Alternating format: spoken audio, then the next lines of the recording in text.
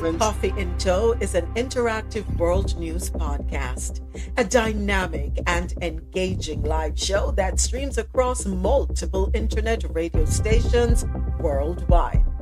This podcast brings you real time news updates, in depth analysis, and interactive discussions on global events, making you a part of the conversation no matter where you are. With a diverse range of expert guests and listener participation, it's your go to source for staying informed and connected to the world. Coffee in Tow is brought to you in part by Lormel Skin Food. Log on to lormelskinfood.com. Discover the range of natural skincare solutions.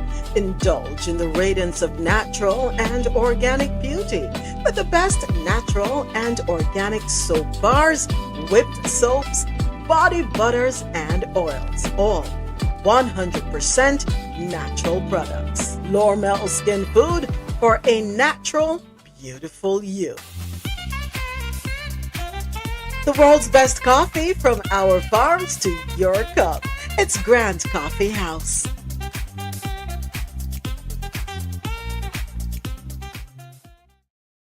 20% off all coffee products. Use the code CoffeeInTow20 at checkout.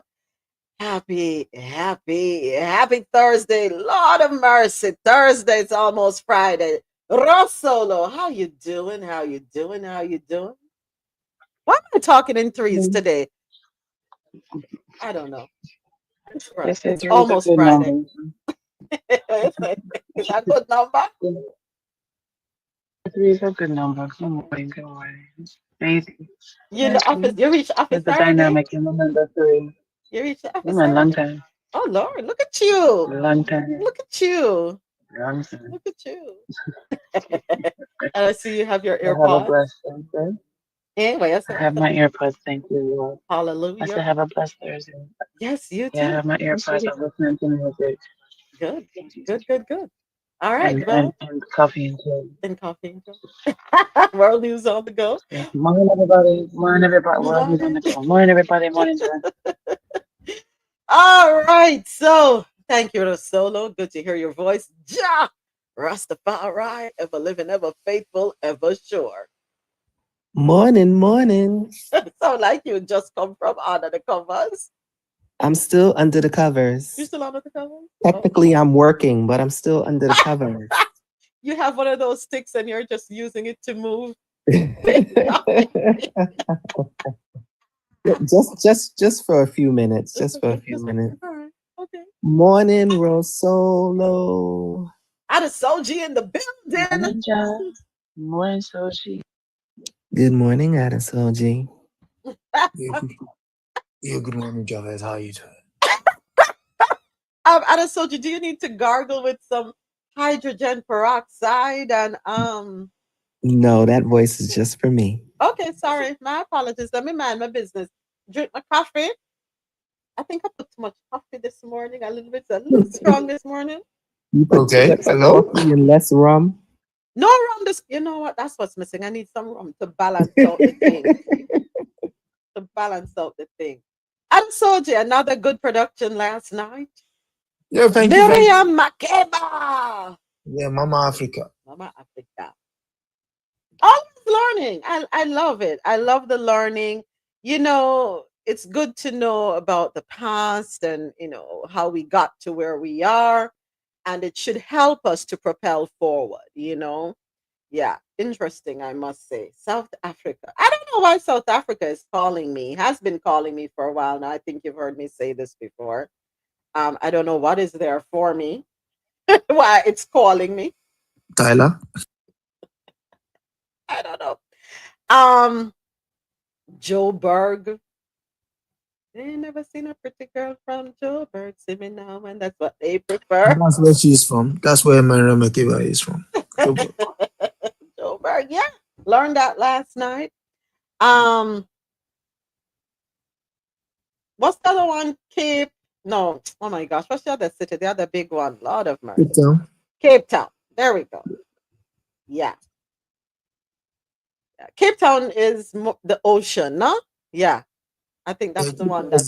And it's where the last of Elon Musk's people have a holdout. It's like how Florida is the retirement capital of the United States. Okay, you're gonna leave Florida alone. We have issues down here. Oops, sorry. Yeah, you're gonna leave us old folks down here alone. Cape Town, that's the more diverse town. Is it more diverse than Joburg, meaning that it's like a melting pot? Truly, you will see all ethnicities there. Joburg is much more. Joburg is much more diverse. Much more diverse. Okay, well, Yeah, Joburg Cape Town has that residue of what used to transpire before. Oh, really? Yeah. Like I said, it's the last holdout for them. Okay. And I was thinking the ocean. The ocean. Yeah, the ocean is there, Cape Coast, which is where they came in through. So yeah.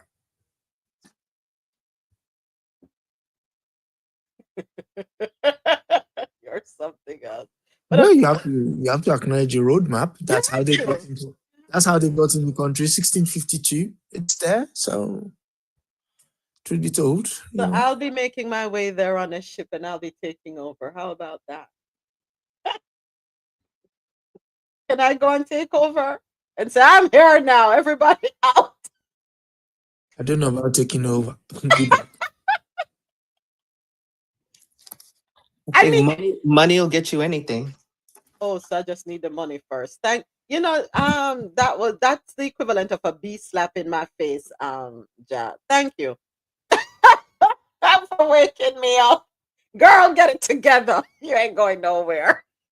You ain't got it yet. Notice I said yet. So I'm speaking it into existence. Yes, I am. I love it. Yes, speaking it into I want a piece of Africa. Me want one a piece of Africa. Yeah. And say me this and nobody is allowed here. Nobody in, nobody out. You want a piece of their land? Of Africa. So I'm not, hold on. I thought I had African roots. I'm not entitled to a piece of Africa. Some people don't want to give up pieces now because they think it's theirs. So that's why I'm asking if you want their piece. No, I want a piece of Africa. Okay. Africa. That's what I want. A piece of Africa.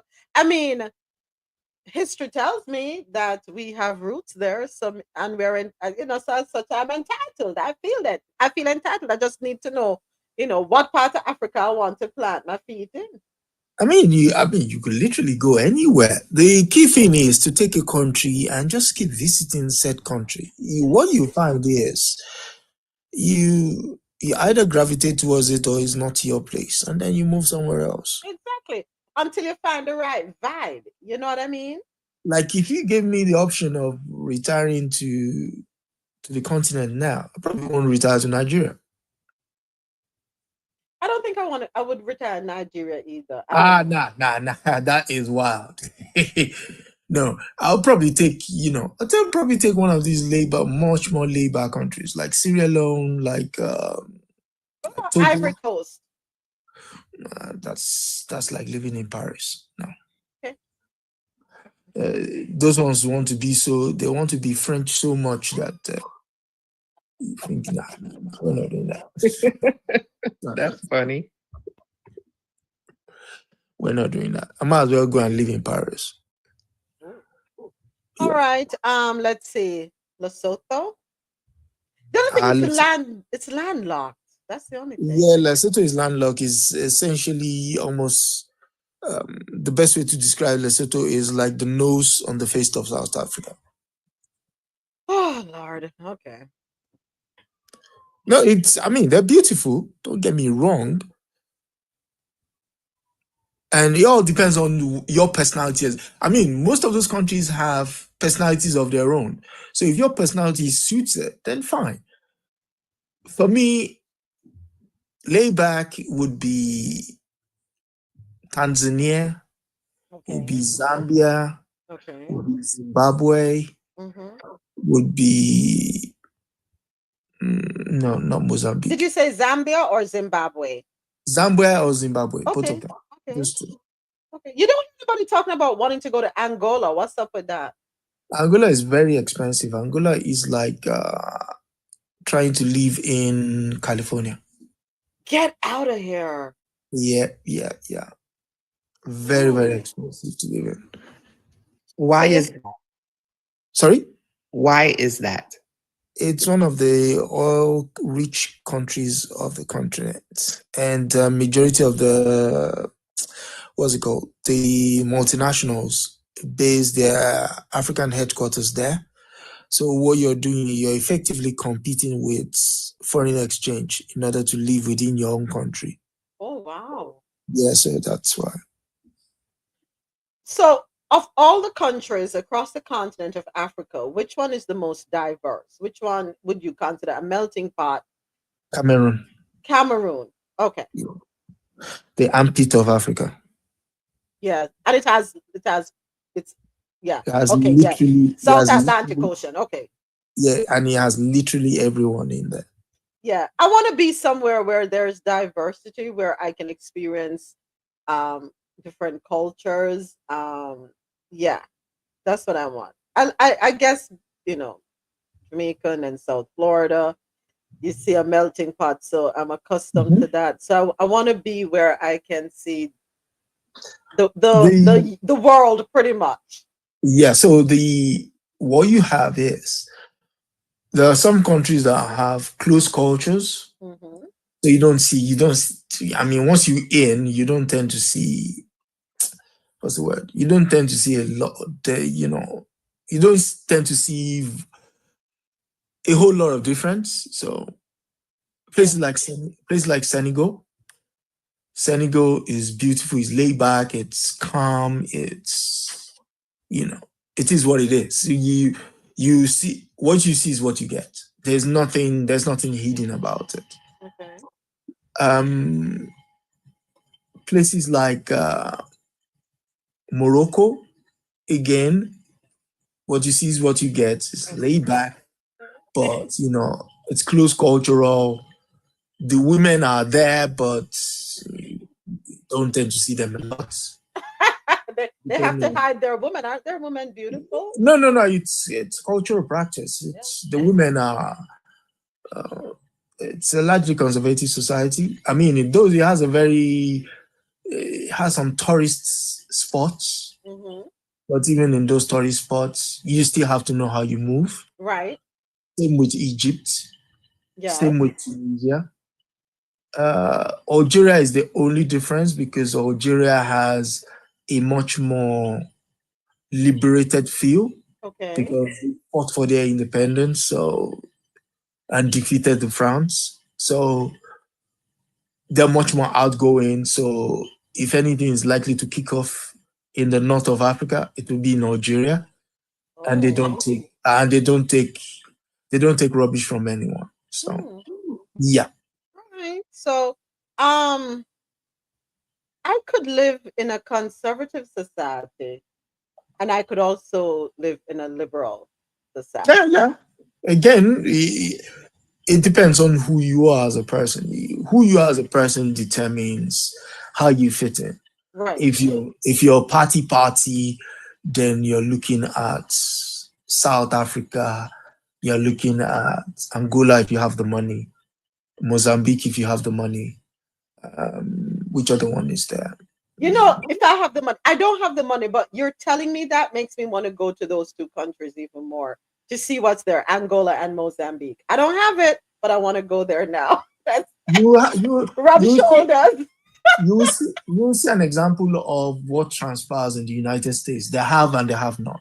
Okay. But even there is more stark because you can clearly just see it and you're wondering why is this so. Okay. Got it. Then for the eastern part of the continent, um, which is where you have to not that they're not open, but you still have to tread very carefully because their cultural practices determines their makeup and is much more they hold on to it much because Europeans don't tend to have too much of what's the word interaction with them. over time. And so they've been able to keep lots of what makes them unique. I'm talking places like Ethiopia, places like Eritrea, and those two are constantly at loggerheads. Djibouti, Somalia, Kenya is, oh God.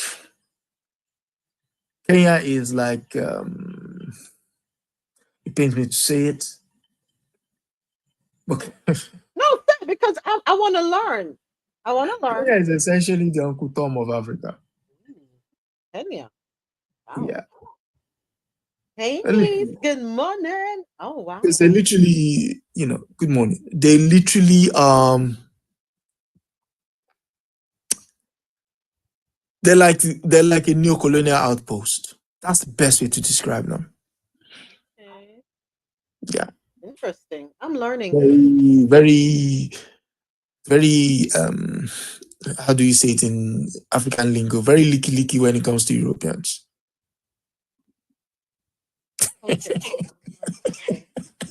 It's my dream one day. I have to go back. I haven't bought a lotto ticket in a long time. I hope one day I can win the lotto so that I can have some money. So I'm able to. I would love to be able to just travel the entire continent of Africa. Go from country to country, experience it all, and yeah, I'd love to be able to do that one day. Now, based on my personality, that you've been around me for so long now, Adesoji, where do you think I would fit in best, personality-wise? Personality-wise, I have to say you have elements of Nigerian in you. Yeah. No, because can I go to Banana Island? Well, all those are. You see, all those spots are they're artificial constructs. I know, that's what I said. Yeah, I mean, I'm from Lagos. Those are not the kind of places that they're artificial. It's like what Miami looks like. Okay.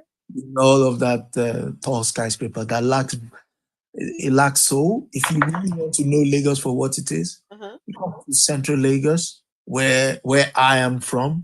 My mom and dad are from. Actually, my mom and dad, grew up on the same streets. So we call them, 9 houses apart.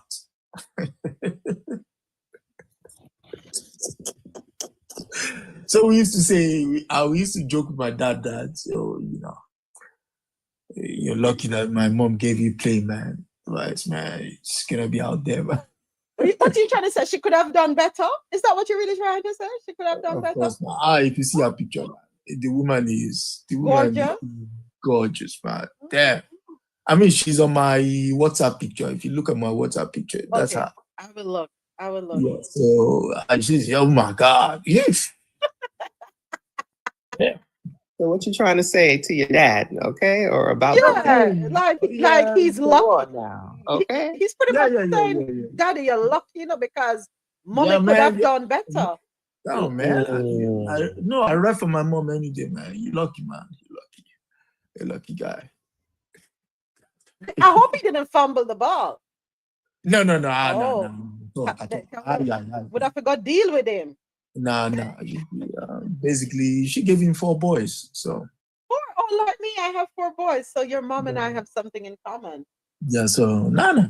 He's good. It's just that we, anytime she is, she doesn't even get angry that much. So anytime she raises her voice, we know, oof. So okay. Somebody is on it. She kept him in check. She kept him in line. Yeah.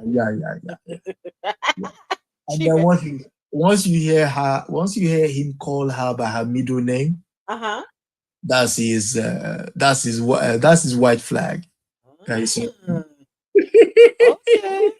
Listen, was she short? She was 5'8". She was 5'8". No, she's tall. Not too short. Tall. She's tall. I'm short, so 5'8" is tall. But once you hear him refer to her by her middle name, white flag. White flag. So, flag. Morning, niece. Morning. Ah, boy, interesting. Love the conversation. So you say Nigeria. What part of Nigeria would I go? Lagos. Lagos. Ẹ̀yìngẹ̀tì. Ah, ah, Èkó àkété ìlú ọgbọ́n. ah. You know Okay. what we call it Èkó àkété, which is Lagos. That's where we're from, right? Mm-hmm. And we call it Ìlú ọgbọ́n. Ìlú ọgbọ́n meaning the city of wisdom. You come there, you're gonna be wise.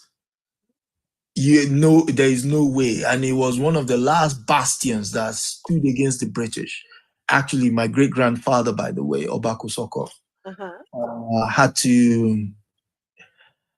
to be dethroned in order for the British to make Lagos a crown colony in 1851. Oh, wow. Okay. Yes. So we don't play. In fact, his Oriki, which is like his praise motto, is Obato Borio Ibo Sole Losongogon, which is probably can't say it on here because if I translate it, you might get clipped. Like everything else. It sounds good. I was going to say it slower. Okay, so it's Obato Borio Ibo Kale Losongogon, which is the king that how can I say it? I want to say it in such a way that you capture what I'm saying. So he doesn't joke around. Even the British knew that if they mess around, they were going to find out. Okay. And so he was just but merciless when it came to the Europeans. And in order to get rid of him, they basically waged a war of attribution, and eventually after like 6-7 years, he left on one caveat, and the caveat that the people be allowed to live where they are in Lagos without them being disturbed. And you know, it's hard to say someone fulfilled their promise when it wasn't theirs to even give up in the first place. Right. But you know, the British kept their side of the bargain. And so if you come to Lagos, you see that particular area is largely untouched. You will still see remnants.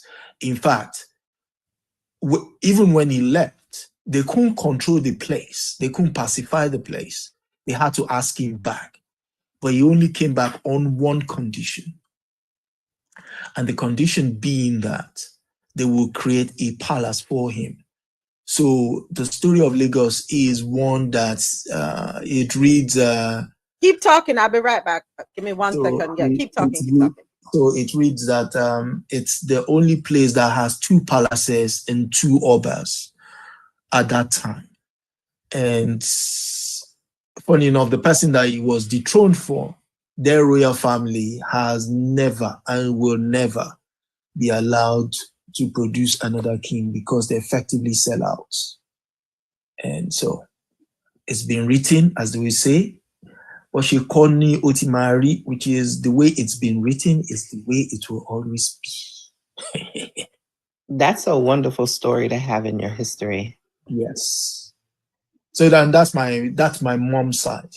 So that's why my dad always throws up the white flag, because he knows our great grandfather never played. So he's only unlikely, he's not gonna get his way. He's a smart man. That's what I will say. Very smart man. Yeah, very, very smart man, He could teach many men, right? Yeah, oh my hey, God. Tasha. Yeah, he could teach many men. I mean, the question we always ask him was, how come he lasts so long with our mom? And you would say, no, I mean, he's humble enough to say. Why are you asking your dad questions like that? Listen, that was our way of helping. That was our way of hoping to understand how to navigate the world, how to deal with women and stuff like that. So you ask him, and okay. He'll tell you. So he will say there is no reason to not respect her because she lets you be who you are. Okay. But that is not, um, how does it say? And that is not a shortcoming on our part. It Right. is just human beings being what they are. When you cohabit, when you live together, you effectively take on each other's characteristics and embrace them for what they are. Mm-hmm. Mm-hmm. And Okay. so, and she would say, your mother has never tried to change me. And I would forever respect her for that. And that's it, So we say, So when you hear my mom call us, you like, whoa, okay. Mm-hmm. We've been summoned. And her mom is almost a complete replica of who she is. Mm-hmm. Oh my God, that woman. In fact, my speaking the language, I got it from her. So I got it from my mom's mom. So she would the proverbs, the language, the nuances, the protocol when you're in the midst of adults, how you when she died in 86, it was a shocker. Yeah. Yeah. Well, I enjoyed hearing your story. I really did. Thank you for sharing. No Thank you for worries, no sharing. worries.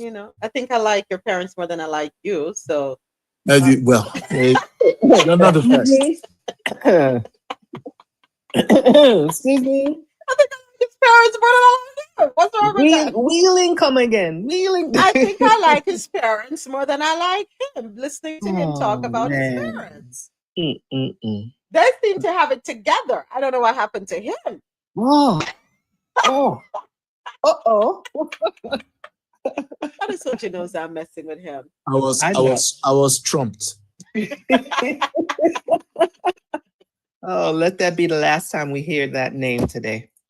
No, get ready. Buckle up, Buttercup. We have it coming. The guy is now selling cars.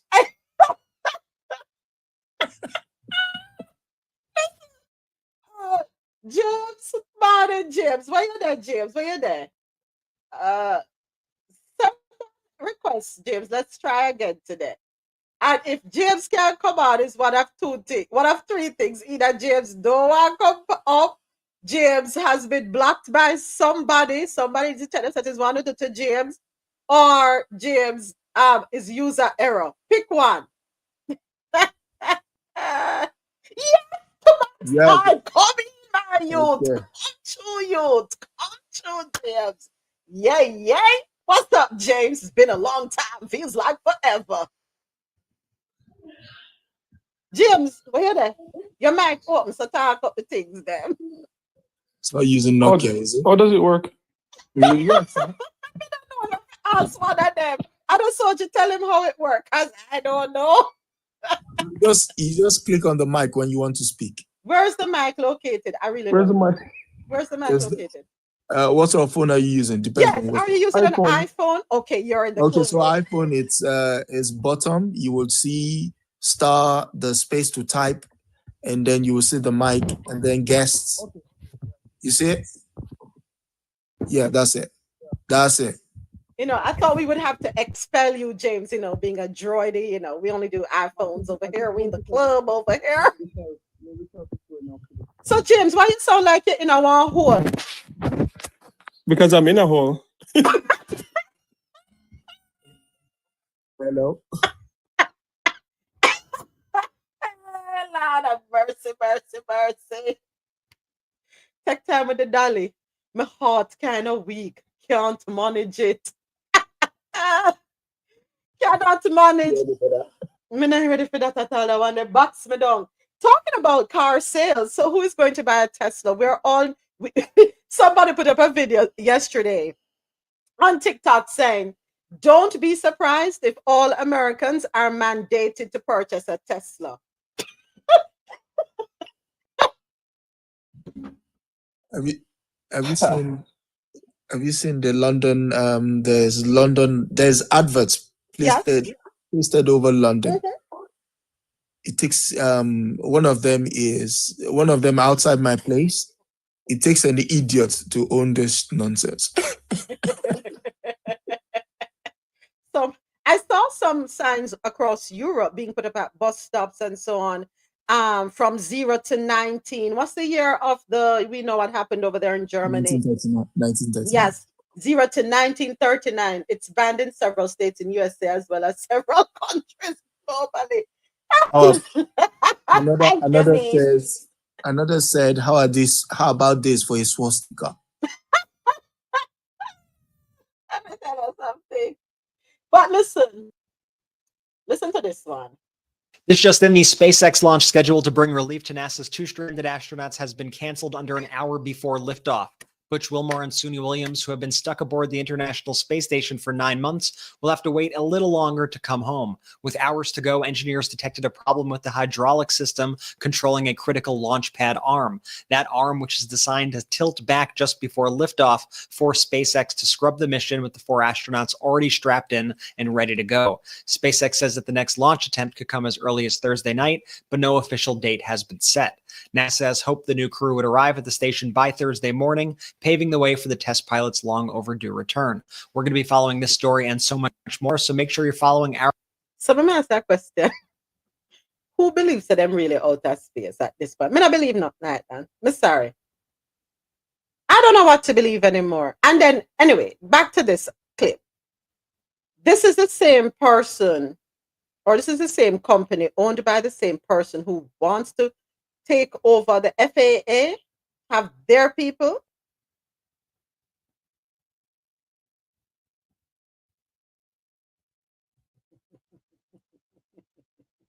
What's wrong with him running the FAA?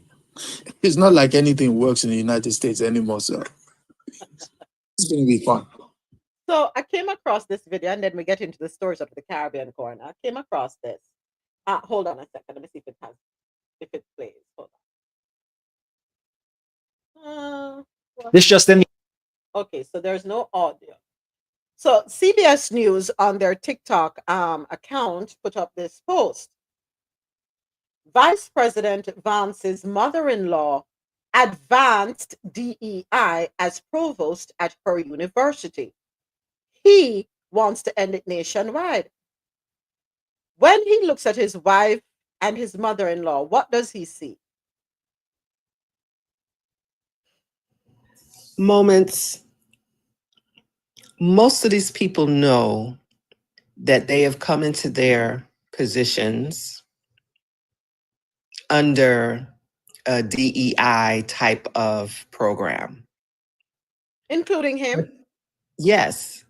But now that they're there, they don't want to. Is it me or? Sorry, turn that down. Go ahead, John. My apologies. Go ahead. They don't want to reach back and help others for the reasoning that there's too many of them. So I guess they're the ones that are supposed to decide when this is supposed to stop and we don't need any more. It makes absolutely no sense to me. Even Hot Wheels. I mean, he would not have been able to get around if it wasn't for that. You know what I mean? I'm sorry. Go ahead, Adesoji. No, when you said Hot Wheels, I said vroom vroom. Don't have moments spitting out her coffee on. Formed into a Tesla showroom. A live advertisement featuring the president and the man he told Congress last week headed the Department of Government Efficiency, Elon Musk. Now, this was, as the president described it, meant to be a boost to Musk and Tesla, specifically encouraging people to buy those cars. They are having sales issues right now, as you may know, and the president was wanting to help his largest donor. The event took place at the same moment financial markets were plummeting for a second day after weeks of declines, hurting investments and retirement savings. Many economists point to President Trump's tariff policies and the uncertainty around them. A much deeper route was avoided today as the White House eventually walked back Trump's early morning threat to double tomorrow's steel and aluminum tariffs on just Canada.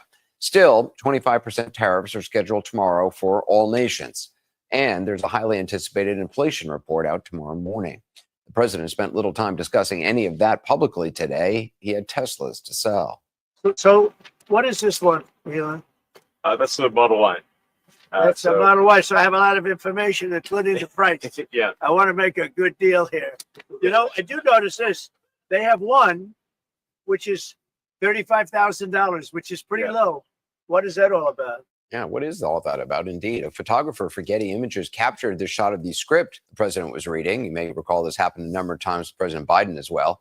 Above the president's thumb there, you can see the Tesla models to mention as well as their prices. And below his thumb, you can see the part about how Teslas can be purchased as low as $299 a month or $35,000. It only got more surreal.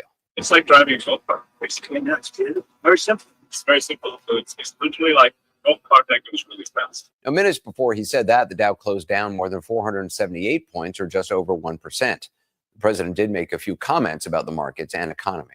Do you and your tariff policies right now bear any responsibility for the turmoil we're seeing this week? Biden gave us a horrible economy. He gave us horrible inflation. And I think the market was going to go very, very bad. Well, keeping him honest, the S&P 500 was up over 23% in 2024. And as for his statement that the market was going to go very, very bad, that's not what he said about how the markets would be if he was elected. And it's not even how he spoke about the markets just last month. We're on the verge of soaring markets. Well, Trump said that on February 19th. On that day, the Dow and S&P were up for the year over 4%. 2 days later, markets declined after a monthly report showing Americans feared higher prices because of tariffs. Markets have continued to fall ever since. Today, he also took a third swing at a question that sent markets tumbling yesterday. I think there will be a recession. I don't see it at all. I think this country is going to boom. But as I said, I can do it the easy way or the hard way. The hard way to do it is exactly what I'm doing, but the results are going to be 20 times greater. For about 36 minutes today, the South Lawn of the White House was transformed into a Tesla showroom. Why are y'all laughing? What's the laughing for? Go ahead, Ja. Why are you laughing? I'm loving it.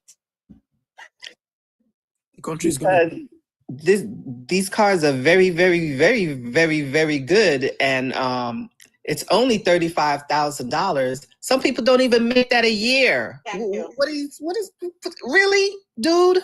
And then the stock market is falling, but the only stock you care about is Tesla. Yep.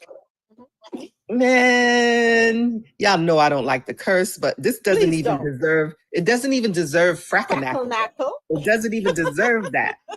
We way Ja, past just frackinackle breathe. now. Just breathe, girl. Just breathe. Okay. No, I'm actually good. It's way past frackinackle. This is like this. I'm not even like stressed. It's just really way past frackinackle. It's way past FAFO. And for me, what bothers me is on Monday you do A. On Tuesday you walk back A.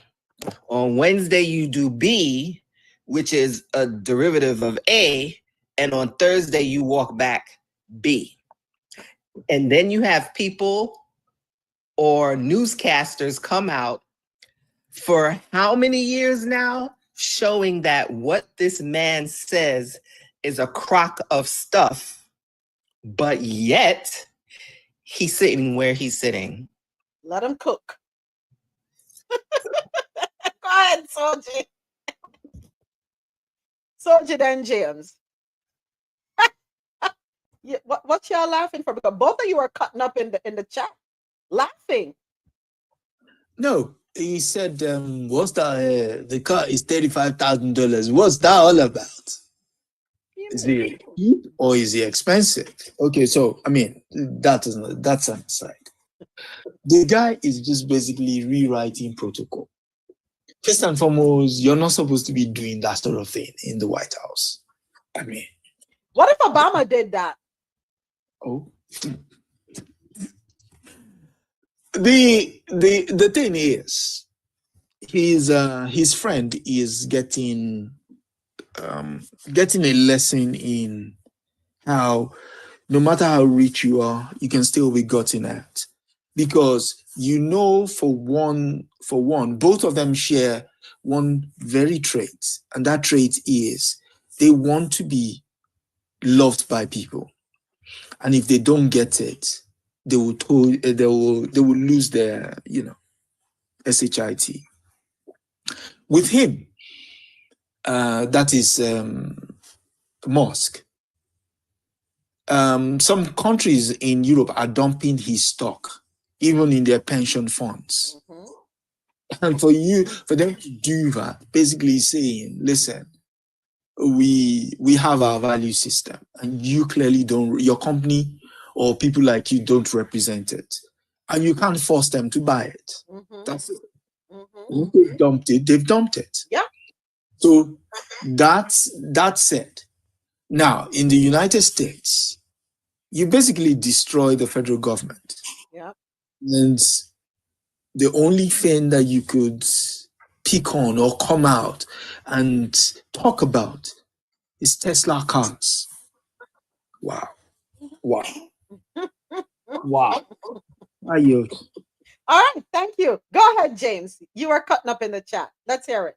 You don't like the new auto, what do you call it, car lot? The showroom. You don't like it? Yeah, I was gonna say, probably because Americans don't know what's going on in Canada, they would not know that all the Tesla showrooms are empty. Like there's nobody going. Oh, they're empty now? Nobody's going in Wow. there. Nobody's, like, people are not even buying American grocery, Right. much less Tesla. So he's going to get a big hit. And the Ontario Premier, Ford, Mhm. he's urging the federal government to fast track a deal that they have with Honda Mhm. to build an electric, to finish some electric plant here. Mhm. So yeah, Canadians are fed up. So the Tesla, I guarantee you that Tesla in Canada is going to be a thing of the past.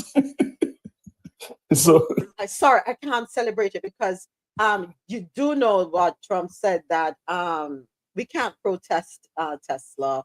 We can't protest anything Elon Musk, anybody who protests Tesla, you're like a terrorist. Okay? well, it's still well. You can say that to Americans, but and even the Starlink thing, they rip up the contract. I the saw Ontario that. contract, I saw $100 million. that. Yeah. I saw So that. so the thing is, like, I did a video with it. Like, all the supermarkets, they label every single supermarket in Canada now. So every single supermarket has the Canadian maple leaf that show you what is Canadian, and then the other supermarket now, they have a T on products that are tariffed. The tariff would affect. So people know, and they have about 5 different apps that show you what is Canadian and what is not. So yeah. Well, not serious up there. No, Well, I'm not gonna. and the LCBO, the alcohol store, I did a walkthrough the other day, and not one American product is on it. And who is gonna feel it the most? The red states. Kentucky, yeah, Kentucky. They start crying in Kentucky already because they have, like, backed up goods Thoughts and that prayers. need to be shipped, and they can't leave. Thoughts and And prayers. and it's just 1 week, and they start crying already. So Thoughts and prayers. And we had a concept of a plan. Thank you, James. Thank you, everyone. What can I say? Yes, we're gonna feel it one way or another. We're gonna feel it. I'm here for it. It is what it is. I don't know if Shinebaum sent over the gas to Florida, because remember yesterday, Florida reached out to Mexico asking for help with gas. I don't know why we didn't reach out to Texas when it's like Texas and Florida, bench and batty. So I don't know why Florida didn't tap into Hot Wheels. They went all the way to Mexico. Mexico said, H to the Izzo. Bye-bye. Gotcha. That just shows you who your friends are. I you. Yeah, but Hot Wheels would need all the gas for his car. Vroom, vroom.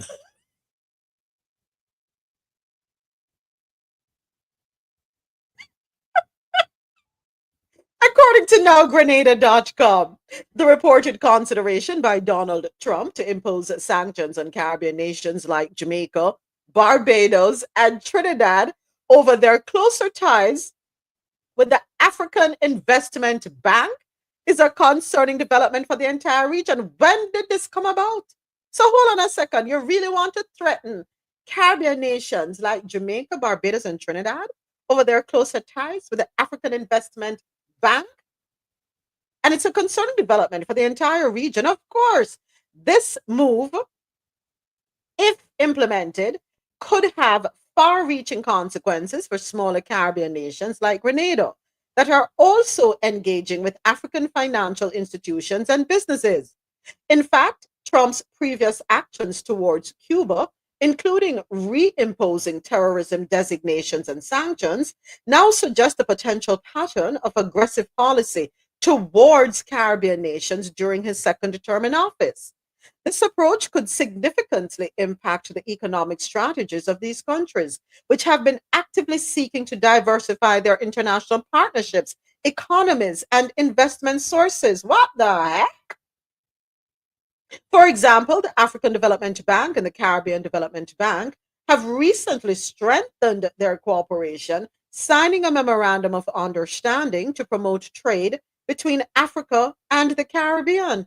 This collaboration aims to foster economic diversification and technological advancement in both regions. Similarly, the African Export Import Bank has signed an agreement with the Caribbean Export Development Agency to increase trade and investment between Africa and the Caribbean. Can the US just manage its business for its own business for a change?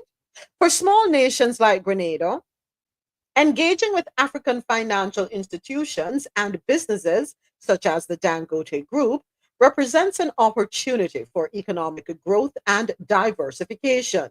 These partnerships could provide much needed investment, technological transfer, and market access. However, the threat of US sanctions could force these nations to reconsider their economic strategies. Okay, now you're really trying to cripple the Caribbean.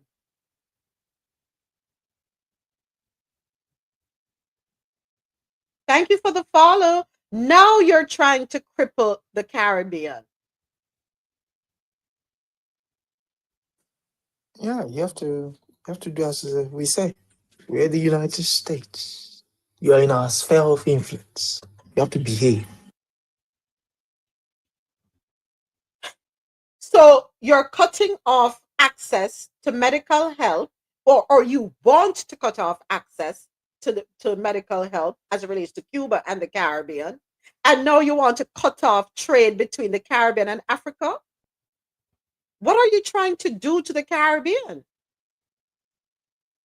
What is the hatred now for the Caribbean? What has the Caribbean done to you? America has lured the best and the brightest away from the Caribbean. What else? What else? What else do you want from us? I don't get it. Me not get it. Me not understand it. Hey, niece. Hey, so yesterday I posted in the group chat. Good morning, everyone, again. Good morning. Yesterday I had posted in the group chat that the Belt and Road Initiative, and I did say that I think that is what is fueling everything, because at the end of the day, the Caribbean used to be reliable. They were very dependent on the USA for everything. That is not the case right now. The Belt and Road Initiative is charting a pathway by China to bypass using or having anything to do with America. If you're playing a game of domino or checkers and you can't read your opponent's hand, what do? Instinctively, we turn that table over, right? So that's what they're doing. I think that's the only way to describe it. He's trying to disrupt the game, disrupt whatever is in place, so that he can see what is going on and get persons to come back to him and say, hey, I saw what you're trying to do. Let's negotiate. He's trying to get people to come to the negotiating table to negotiate with him. And at that point, he's going to say, okay, fine. Anything you're doing, you need to veto whatever you're doing with China. That highway, those highways that are newly built are part of the Belt and Road Initiative. And there are several other countries that have subscribed to it. Mm-hmm. And that is what is triggering the fear, I think, and all of what is going on. I think the Belt and Road Initiative is in the backbone of everything that is going on right now, because then they will not need, a lot of persons will not need the Americas. That's my 2 cents. It makes sense. What you're saying makes sense. Any other perspective? Thank you, niece. Any other perspective? No, just to corroborate that, and the best thing for the Caribbean nations at the moment is to stick to what it is they're doing. Because if they're to go back, what are you going back to? That's the question. What are you going back to? You're going back to the old ways of doing things. You being you being at the beck and call of the United States. Nah, come on. That world is gone. That world is gone. It's gone. It's gone. It's gone. So yeah, stick. Yeah. Thank you, Soji. Go ahead, James. I know you had opened your mic. Yeah, I was going to say, like, I got some information yesterday that what is going on with Cuba is Marco Rubio. It's 100% him. It's not Trump. We know that. Yeah, so I got some information, and like it's mind-boggling that his parents were actually from Cuba, that he has Cuban running through his blood, and trying to suffocate the entire nation of people. Because you cut off the remittance, you're trying to squeeze the doctors, and the thing is, like, when I see Caribbean people or African Americans talking a bunch of nonsense, why are we standing up with our communist government and this and that? It's just mind-boggling, because there are many nations across the world that, women don't have the right to get education. If you try and get an education, you could lose your life. We saw a lot of other countries with things that's going on, whether in Africa, in the Middle East, and America never step in. So for people to think that America is stepping in because the plight of the Cuban people and the Cuban people are being exploited, nonsense. The only thing that they're trying to do is to suffocate the life out of the Cuban people, the Cuban government, until they cave and America can go in and sweep up and take the country. That's the only thing. So for people to sit back and say, why are we standing up? Why are Caribbean people standing up with a communist government? It's just show how either they're uneducated or they're just evil. But I don't get it. But man, for Marco Rubio to do that, it is sad. Beyond sad. Beyond sad. Go ahead, Jack. I think for all this time that I've been on Earth, they've been trying to suffocate Cuba, and they're not winning. So let them keep trying. It's not going to happen. The Cubans are resilient. Yes, they are. They are. Smarter. The entire country, they're brilliant people, Yes. Nobody take none of them for idiots. They're all smart people. They have a good education over there. Well educated. You want to know how smart some of them are? Come to Miami. You come to Miami, and when you talk to interact with some of them there 60 days, never speak English a day in them life before, and you would think they would have been here, and they're quick. Quick. Not because you see some of them working as servers in restaurants and doing menial tasks. Don't think them simple. And some of them that are servers in restaurants were doctors in Cuba. Yes. Were teachers in Cuba. Fact. Because I've had conversations with them. I used to spend my summers in Miami. Okay. Thank you, Jack. Thank you. Yes, James. It's sad to see what you would think that Marco would advocate for them. And we did the history this week as it relates to Marco Rubio. You would think he would do better. Now, let us see, niece, let us see how the Caribbean navigates this one.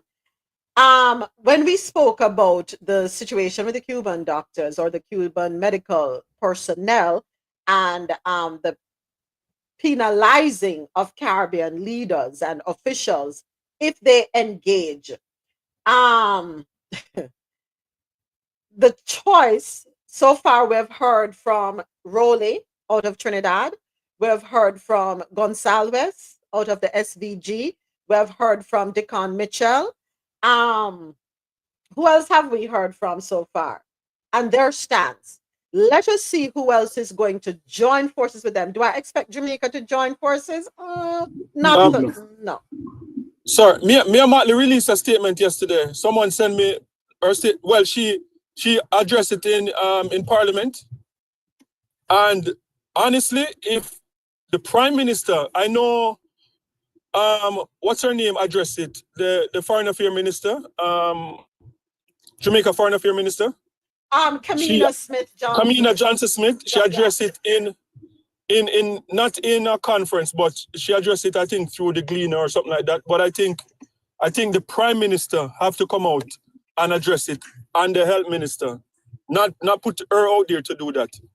So Mia Motley addressed it, and she said there's no Cuban doctors in Barbados right now, but they would not have been able to get through the pandemic without the Cuban doctors. I have the clip. Hold on. Yeah, so let me play it. Yeah. Hold on. Let me play it. Barbados does not currently have Cuban medical staff or Cuban nurses, but I will be the first to go to the line and to tell you that we could not get through the pandemic without the Cuban nurses and the Cuban doctors. I will also be the first to tell you that we paid them the same thing that we pay Bajans, and that the notion, as was peddled not just by this government in the US, but the previous government, that we were involved in human trafficking by engaging with the Cuban nurses was fully repudiated and rejected by us. Now, I don't believe that we have to shout across the seas, but I am prepared, like others in this region, that if we cannot reach a sensible agreement on this matter, then if the cost of it is the loss of my visa to the US, then so be it. But what matters to us is principles. And I have said over and over that principles only mean something when it is inconvenient to stand by it. No, we don't have to shout, but we can be resolute. And I therefore look forward to standing with my CARICOM brothers. I wish I could say brothers and sisters, but brothers, to be able to ensure that we explain that what the Cubans have been able to do for us, far from approximating itself to human trafficking, has been to save lives and limbs and sight for many a Caribbean person. Yep. So, Gaston Brown, you said, hold on, where is it? Let me scroll back. Just said Gaston Brown. I think I sent it to you. Okay. So Antigua is standing. I don't expect, I'm waiting. James, I heard what you just said. Let us see what Wholeness comes out and says. I doubt Irfan Ali is going to be on board. I highly doubt it. So that again, Soji? The Ghana. Yeah, the Ghanese one. You'll be on board with what? With saying take my visa and leave my people alone. I'm gonna stand with Cuba. I doubt it because of the intricate relationship they have with the US as it relates to ExxonMobil, the oil. And remember, we had an article yesterday. Let me go back to it real quick. We had an article yesterday that spoke about Guyana sending oil to the US to be refined, and then it's coming back to Guyana. If anything, he has leverage. He actually should be able to say, you know what? Yeah, he has leverage because they want something that you've got. No, I would. Okay, let's just keep an open mind. But I don't think he would. Not the history of Guyana alone. Nah, he won't. I hope not, because that would be shocking. because I know who would not give up his visa. I don't want to mention names, but Yeah, because it was yesterday, yesterday or the day before, Guyana considers plan to refine oil in US and import fuel. And this one was on Yahoo Finance. Guyana is considering a plan to export crude oil to the United States for refining and to bring back fuel for domestic supply and possibly for sale to nearby countries. That is according to Guyana's president, Irfan Ali, when he was at a conference in Houston on Tuesday. Guyana has one of the world's fastest growing economies, thanks to rapidly rising oil output at the country's prolific offshore oil fields, which are operated by a consortium led by U.S. oil major ExxonMobil. yeah, but you can do that. You could do the same thing you're planning to do with the States. You can do it with Trinidad. They've got a refinery. So I would say, except maybe he has political matters at home that makes it inconvenient for him to act in that manner. I would say he will go along with the plan. He will go along. My fear is, you know who. Sorry. Do you know? Okay, so in the grand scheme of things, because remember, he's been rolling out a lot of initiatives in Ghana lately. The most recent one was and I think it was this week too, we spoke about it. The most recent one being the issuance of a grant to all children born to Ghanaian mothers. You'll get it before you leave the hospital. If you are born outside of a hospital, that grant will be extended to you. I think it's to the tune of some $200 plus US, right? And all of that, I think, is because of the contracts they have been able to sign as it relates to the oil and gas exploration and initiatives there. Now, if he goes against that and runs the risk of losing that contract, will he be able to follow through on that promise to his people? The United States is a shrinking market. To consider that as the only outlet for whatever it is you have is going to be very short-sighted if that is his approach. And it's probably best that, we've spoken about the Belt and Roads Initiative. The world is moving away from this unipolar way of doing things. In fact, the world is now multipolar, depending on who you want to trade with. So I would say that I don't want to hedge my bets, but I don't think he will balk at the idea. My fear, again, the only person I fear is him, yes. Because, dude, that brother moves funny, man. I'm sorry. I'm sorry. All right. Okay, let's see. Just says we need to share the live. Just said we need to share up the live. Go ahead, James. Yeah, I'm with Adasoji on this one. I think he's going to say something. You know, the only person I'm concerned about is the same person that Adasoji is concerned about. But I think he still have leverage, right? Because $50 billion have been invested already, right?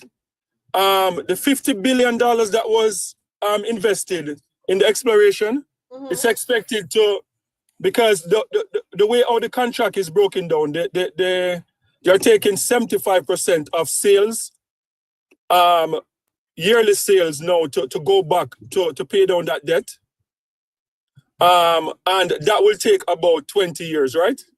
So there's no way Exxon will try to stop, or the government could stop Exxon from their whatever they're doing, their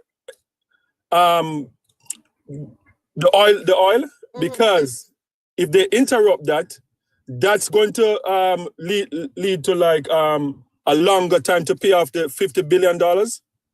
And you know, Exxon is about money. So like the president standing up to the American or the Donald Trump or whoever Marco Rubio, whoever plan it is. Like, I don't think Exxon is going to try to say like, okay, if you don't do this, then we're going to stop production. No. So I think he has the leverage. Okay. Yeah, I think he has the leverage. The only person is just that person, because I think someone got him by the nuts, you know. So can we get a nutcracker? Call out the squirrels. Hey.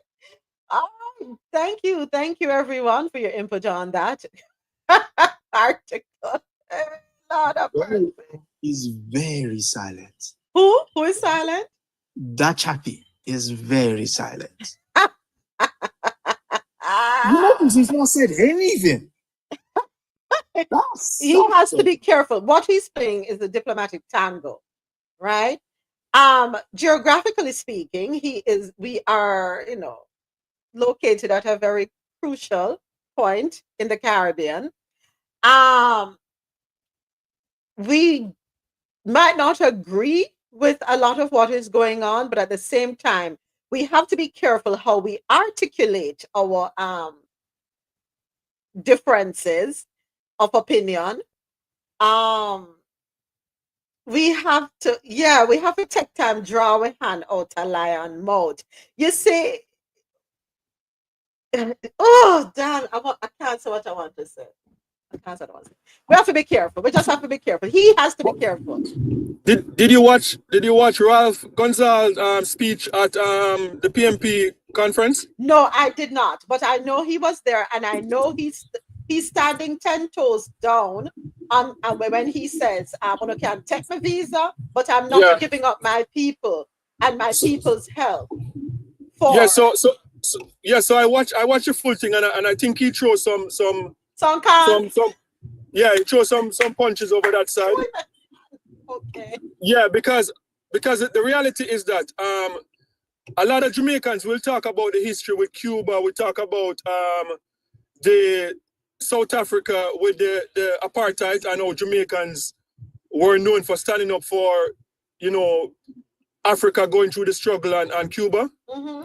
But the reality is that it's not Jamaica was standing up, is a section of Jamaica, and that was the People's National Party, right? Because if you notice, who are the people that stand up to America and whenever they try to go after Cuba? Mm-hmm. Manley and PJ Patterson. Remember they tried this already, and PJ Patterson said, like, take my visa, but I'm with Cuba. And remember Manley's famous speech, and Manley said, look, we might be small, but we're not going to allow even a world power to bully us and push us around. So, but the Jamaica Labour Party at all times have been quiet on the issue with Cuba, on the issue with Haiti, and when it was, South Africa, they were also quiet. It was Manley and PJ Patterson that made up a lot of noise. So it's not necessarily Jamaica. So that's why I'm not expecting him to come out. I wish he would, because right now Jamaica has more Cuban doctors than every single other Caribbean island combined. The foreign minister gave I think it's 400 and something currently in Jamaica. So they have more than every other Caribbean combined. And if Mia Motley, with no Cuban doctors or medical staff in her country right now, is willing to lay it down and give up our visa, then he's going to have to do something. All right. Let's see. Thank you very much, everyone. Moving right along. So the article we just wrapped up was Caribbean in crosshairs as Trump's sanction threat sparks economic uncertainty. And per the article, right now, the countries being mentioned, Jamaica, Barbados, and Trinidad.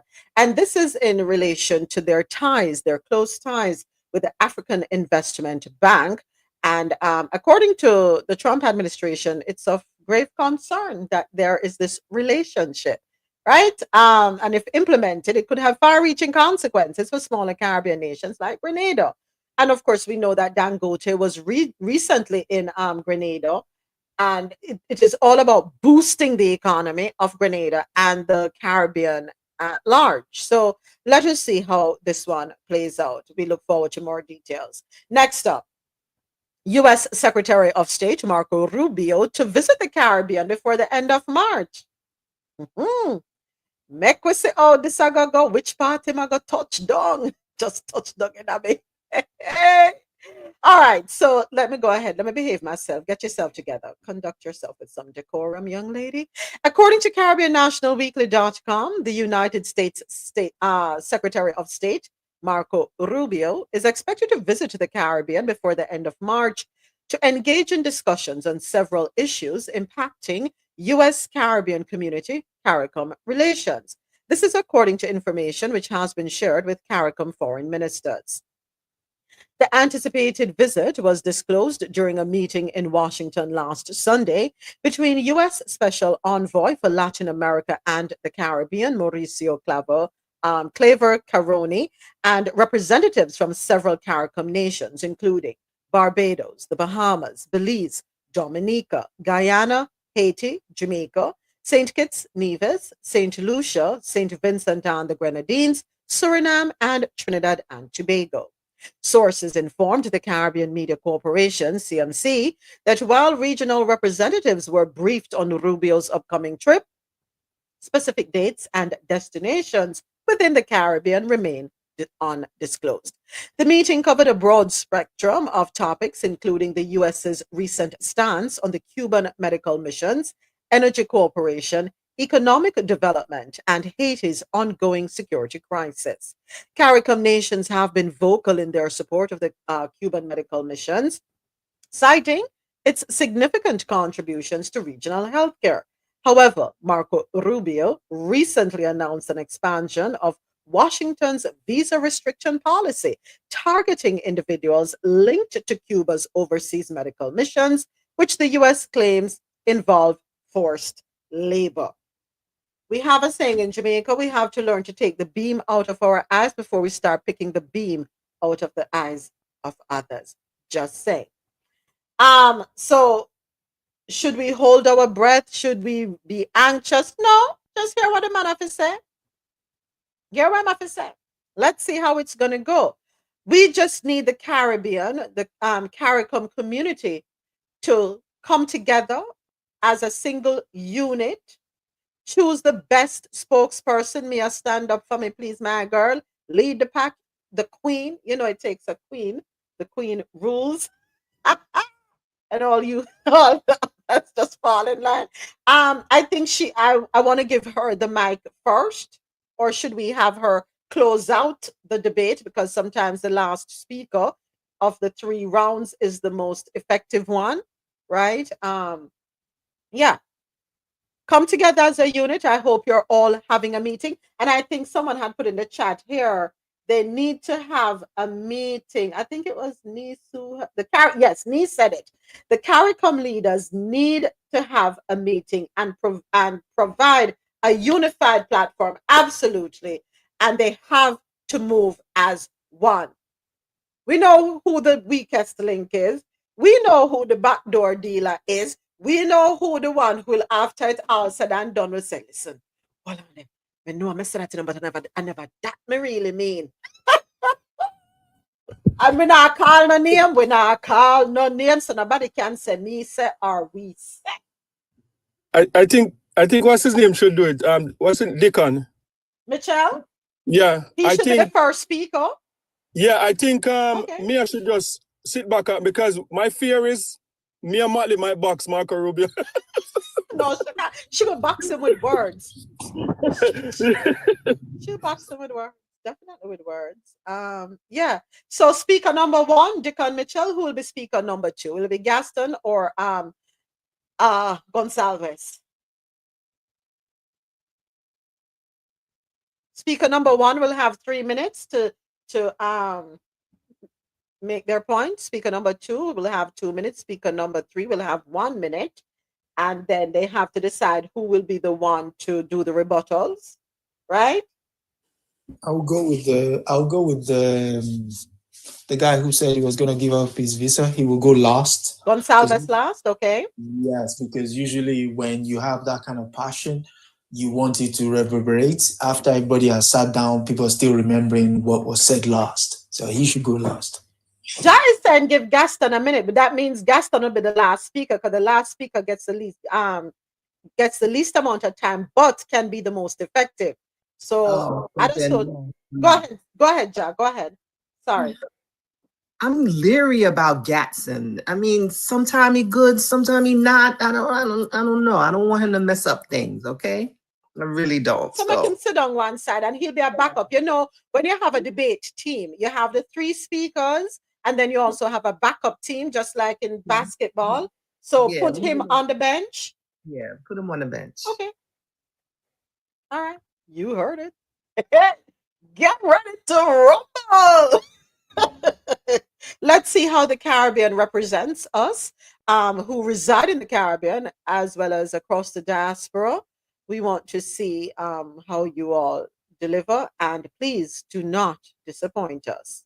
Don't. We're rooting for you. You got our full support.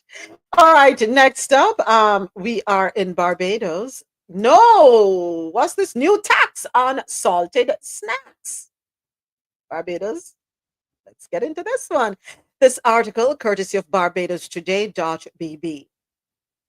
The government of Barbados is launching a fresh onslaught on unhealthy snacks, with a 20% tax on salted treats to be levied starting in June, and this will be on a range of popular items.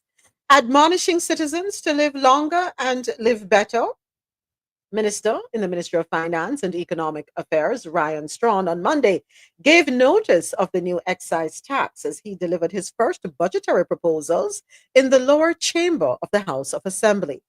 The high salt snacks singled out by the government to be hit with the new tax include Pringles, Lay's chips, salted nuts and popcorn, corn curls, hot balls, cheeses, tortilla chips, salted pretzels, and crackers.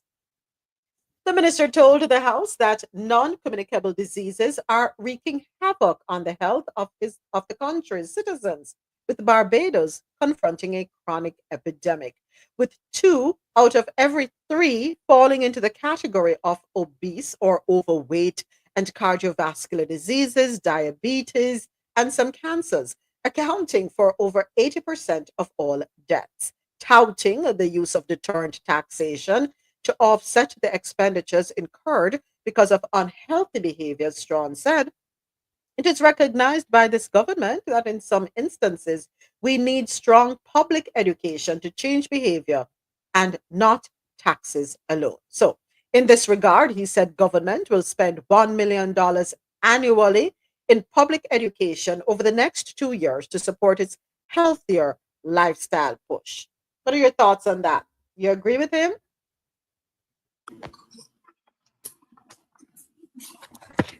So, you know, it's funny. Yesterday in history, Mahatma Gandhi did a 24-day civil disobedience march or protest in India because what Britain did was they prohibited them from harvesting, whatever the term is, from making their own salt in India, forcing them to buy salt from Britain way back. This is way back. And in doing so, they put an excessive tax on it. And it's funny that Barbados is doing this now. What I need to understand, you put 20% excise duty and apply it to salted products. Okay, fine. The market, we're science driven. They're going to find salt alternative products, which may be worse than salt.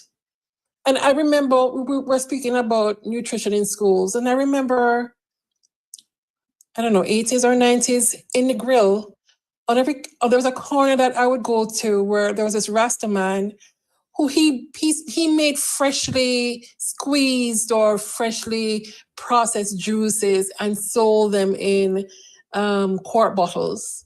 And I remember stopping there every morning to get my freshly done juices.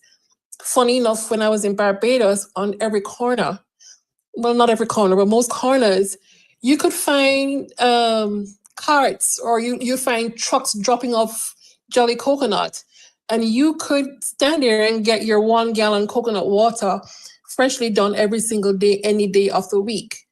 So it's accessibility and it's availability. I don't think any parent who can afford to buy natural fruits and vegetable is going to bypass that and give their kids the salted products. Even when we go in there, if the produce is more expensive and more accessible, right, they're going to do that. What I need to probably say, salt is a mineral. Salt is a mineral that the body needs.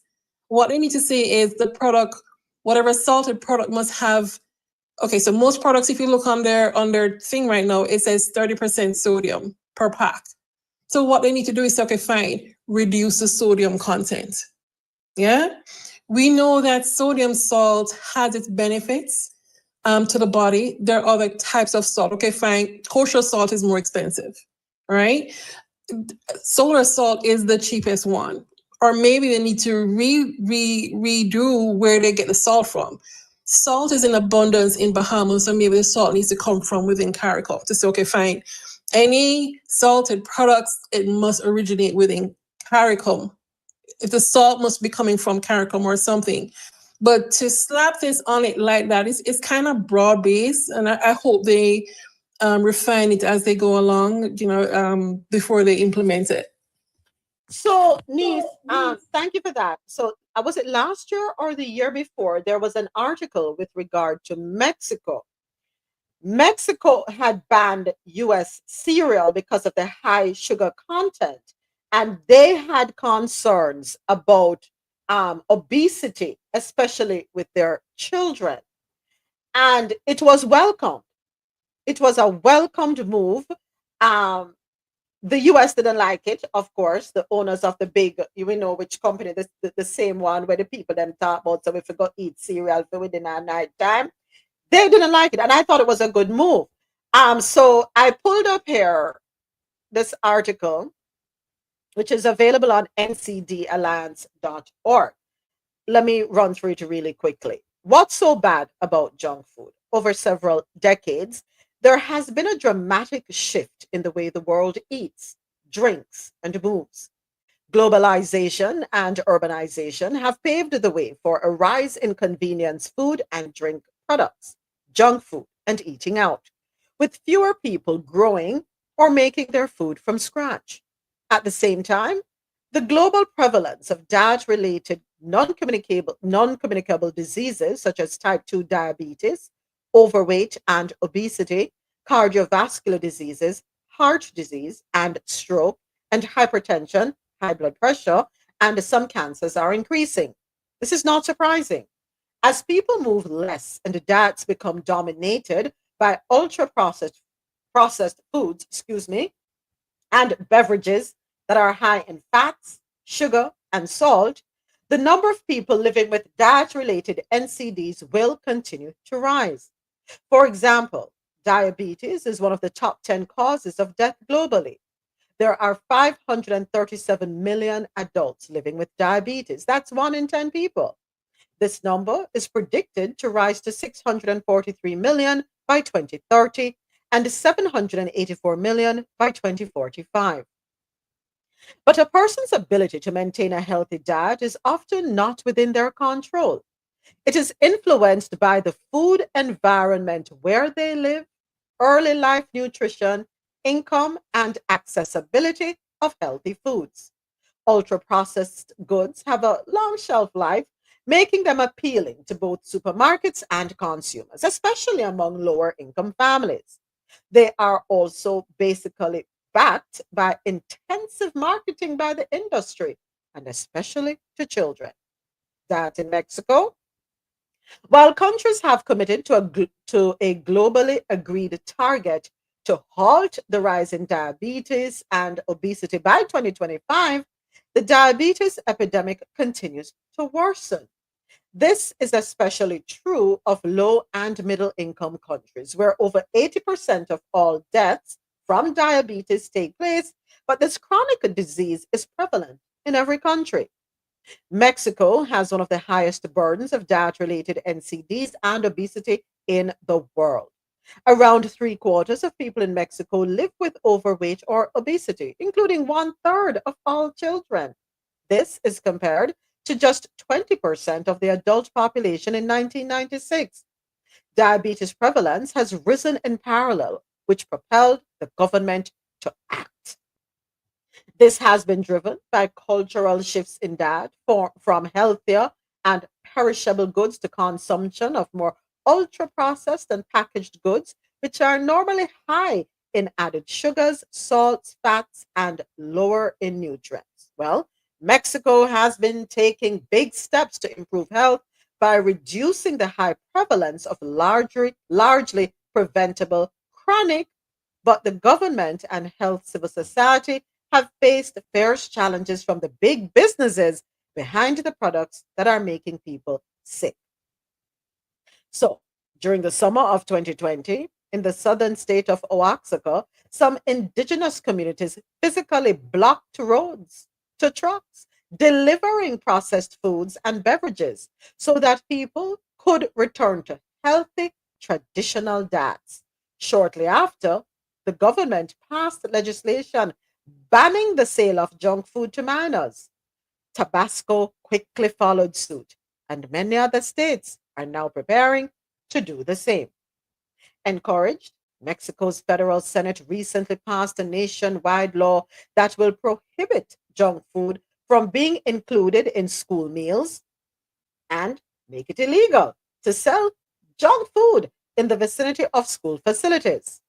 The new law will also proactively support the establishment of healthy food outlets, and other countries like South Africa are being urged to introduce similar junk food and drink sale bans in schools to promote healthy environments which nurture children's bodies and brains. So that is what I initially wanted to say when you asked the question. So taxing someone on food that you say is not good for them, it has never stopped. Never. That has never stopped. Even I think here in Texas, they wanted to start taxing those super drinks that Yes. people, for obesity. It has not stopped. I mean, I've seen doctors smoking. Okay. That is not going to stop it. So yes, I agree. Why not get rid of it? Why sell it at all? Exactly. Okay, so I'm glad you read that article. Why do we need it? If you're saying that it's that detrimental on children's bodies, even just a human being, why sell it? Get rid of it. Get rid of it. Get rid of it. That's my thing. Taxing it is not going to curb the behavior. It's similar to illicit substances, right? No matter what you do, people are going to find a way. Going back to what Nee said, what you should do is rip it away altogether. And then within the Caribbean, we have Trinidad. Trinidad makes a lot of snacks. Put measures in place, put mandates in place for the companies in Trinidad that produce the snacks, for them to, put a cap, a limit of how much sodium can be included. We understand that sodium is necessary. Salt is necessary when you're talking about packaged foods, right? Because it works as a preservative.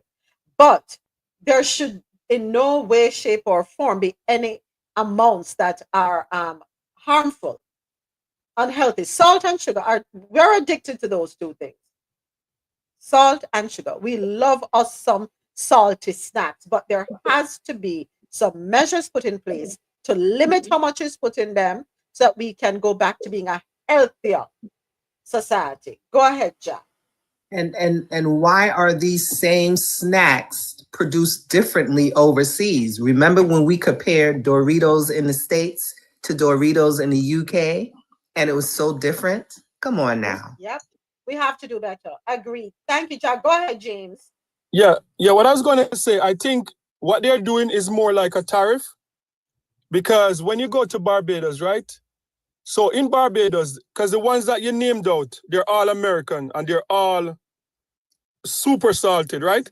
So when we went to Barbados and we were looking at the prices, that was the Lace and the Pringles. Those two things kind of stick out like a sore thumb, right?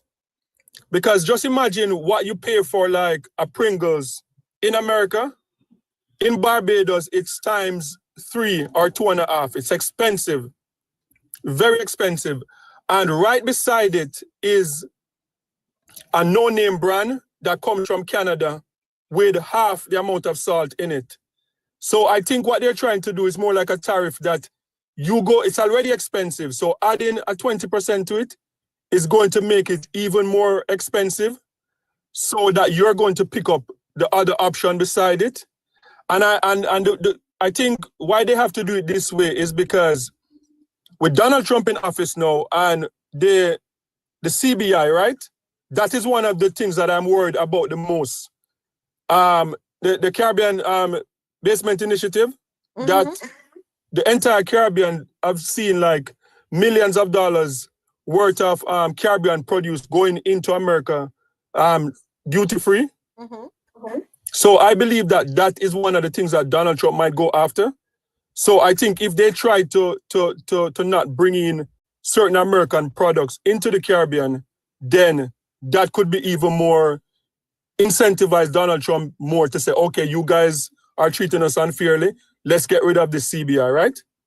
So I think it's more like of a tariff, like to kind of, discourage people from buying it and buy the because Trinidad, there's a lot of Trinidad stuff in Barbados. All the Trinidadian snacks that you can find, they're in Barbados, and they're healthier than the ones that you pointed out. Okay. And me personally, stop importing them or limit the amount that is imported into the country. That's how I feel. We have to really get a grip. And if our citizens are not going to make the best choices, we have to make the choices for them, because our healthcare infrastructure cannot manage all the diseases and illnesses that comes with poor eating habits. Niece, you said something in the chat. The red dye, farm to school projects. We need more of those programs, those initiatives across the Caribbean, especially in the schools. Yes. Let the children eat what is grown, healthier options. We have to change our habits. And in the Caribbean, most homes have like a fruit tree. We have fresh fruits.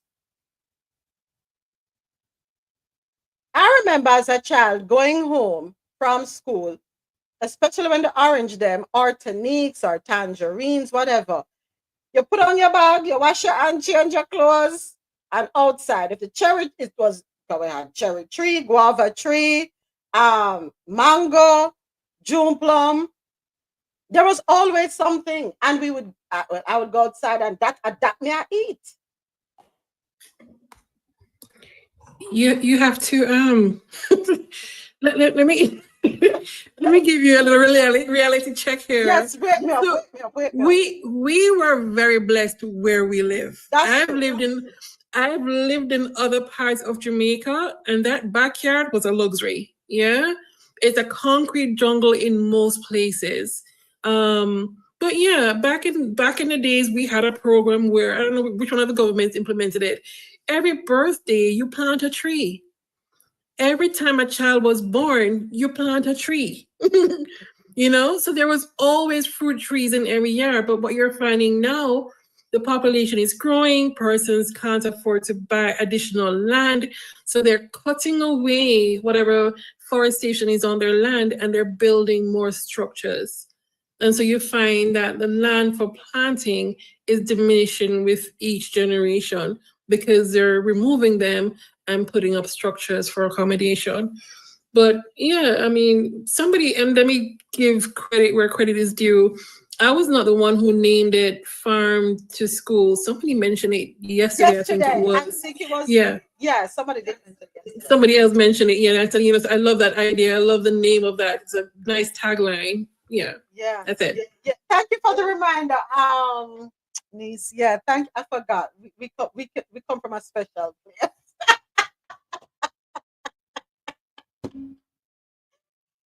Gosh, forgot. But we have vendors, right? Because I remember the days, for example, going to Kingston, and my father used to go to Kingston every single week. And if we didn't have oranges or if our otite apple trees weren't bearing, he would stop in Bagua. There was one particular woman that he would go to, and my mother used to go to her too whenever she was going to Kingston. And that's where he would buy the oranges, both Ortonique or Parson Brown. That's where he would get the apples, any fruit. So are we not supporting our local vendors the way we used to back in the day? Or is it that the local vendors are pricing the things out of range? So what you know that True Juice has pretty much taken over the citrus industry in our country. Mhm. Right. And also what has happened is that if you try and buy fruit trees from anyone, when you take it home, it infects not only the tree that is grown, but the other trees that are in your home. So there's something going on where I don't know what kind of disease is on the citrus trees right now. But when you buy them from RADA, if you don't buy them from the assigned source, you're getting something that is already infected. I don't know where these infected plants are coming from or how I don't know. It doesn't even make any sense. It's the same thing with the coconut trees. I remember we had a Sahara Desert storm that came over, and after that, all the coconut trees on the eastern side of the island just started rotting at the top and rotting from the top coming all the way down. And that's why we don't have as much trees anymore on the eastern leg of the island, as well as, I don't know if you remember, Draxhall used to be a whole hub. That's the same disease affected them. So is Jamaica investing in seedlings or whatever they're called, baby trees, baby fruit trees, so that these can be disease-free trees can be planted throughout the island? I don't know. But I know they sell trees. I don't know if they're disease-free or if there's any longevity to that program. Okay. Thank you for that, Niece. Thank you. Morning, Mr. President. So this is where research comes into play, right? And this is why research and science is important and it's necessary in agriculture. Definitely necessary. But I know the disease you're talking about because we lost quite a few of our orange trees. We did a lot of our citrus trees. The tree would turn black and have the all up and down the bark. Yeah, I know what you're talking about. Yeah, our coconut tree is good though. Thank God for that. But I know exactly what you're talking about. You lost a small, yep. Mm-hmm. And say enough tree we have around we. All right, but we have to find a way to change the lifestyle choices that our folks in the Caribbean indulge in. So we just wrapped up the conversation about a new tax on salted snacks over there in Barbados. And now it is time for us to head on over to Jamaica for our stories. And the first one, Mocha arrests 2 more people linked to multi-million-dollar NCB fraud. This article comes to us courtesy of Nationwide Radio JM. 2 more people have been arrested by the Major Organized Crime and Anti-Corruption Agency, MOCA, in connection with a multi-million-dollar scam at the National Commercial Bank, NCB. This takes to 4 the number of persons arrested in connection with the matter. The latest 2 were arrested during an operation on Wednesday morning led by MOCA in collaboration with the St. Andrew North Police and the Specialized Operations Unit of the Jamaica Constabulary Force. The operation was carried out at about 5 a.m. The Director of Communications at MOCA is Major Basil Jarrett. MOCA has been investigating for some time now a $47 million online banking scam involving customers at NCB. This morning, our agents went to 2 locations, one in Portmore and one in Havendale, and arrested 2 more suspects linked to that crime. We also seized a number of evidentiary items which we believe will aid in our ongoing investigations. Both men are believed to be part of an organized criminal syndicate responsible for the scam. They have been taken into custody for questioning, and we expect that charges will be laid later today or possibly later this week. Allegations are that between April and June 2022, over $47 million was phished from 16 accounts held at NCB. Wow. And transferred to a number of beneficiaries' accounts. The monies were then withdrawn or transferred to other banks. Phishing refers to the fraudulent practice of sending emails or other messages purporting to be from reputable companies in order to induce individuals to reveal personal information, such as passwords and credit card numbers. Major Jarrett says Wednesday's arrests is another demonstration of MOCA's commitment to tackle sophisticated cyber crimes. It highlights our commitment to the task and once again emphasizes the importance of partnerships and collaboration between MOCA and its law enforcement partners, who are equally committed to dismantling organized criminal networks and tackling such sophisticated cybercrimes. We also want to encourage members of the public to remain vigilant in their online activities and to report any suspicious activities involving financial transactions to our tip line at 888 MOCA TIP. All right, that's 888 MOCA TIP. That was Major Basil Jarrett, Director of Communications at MOCA. In December, a Jamaica Defense Force soldier, a JDF soldier, 25-year-old Garrick Lewis, was arrested and charged in connection with the scam. A 33-year-old man, Ramon Thompson, believed to be Lewis's accomplice, was also charged. Just a reminder, and this is something we have spoken about several times, be very careful. You have to protect yourselves. If something comes to you, an alert, a text, or an email comes to you from your financial institution, do not even open it. Just reach out to your financial institution yourself. Do not go to your financial institution yourself. Do not open any communication that comes to you from them. Please and thank you. The scammer them dead. The chopper them a chop the line. Them busy. You have people who don't think they should get up and go look at 9 to 5 and work hard and earn an honest living like everybody else. You have people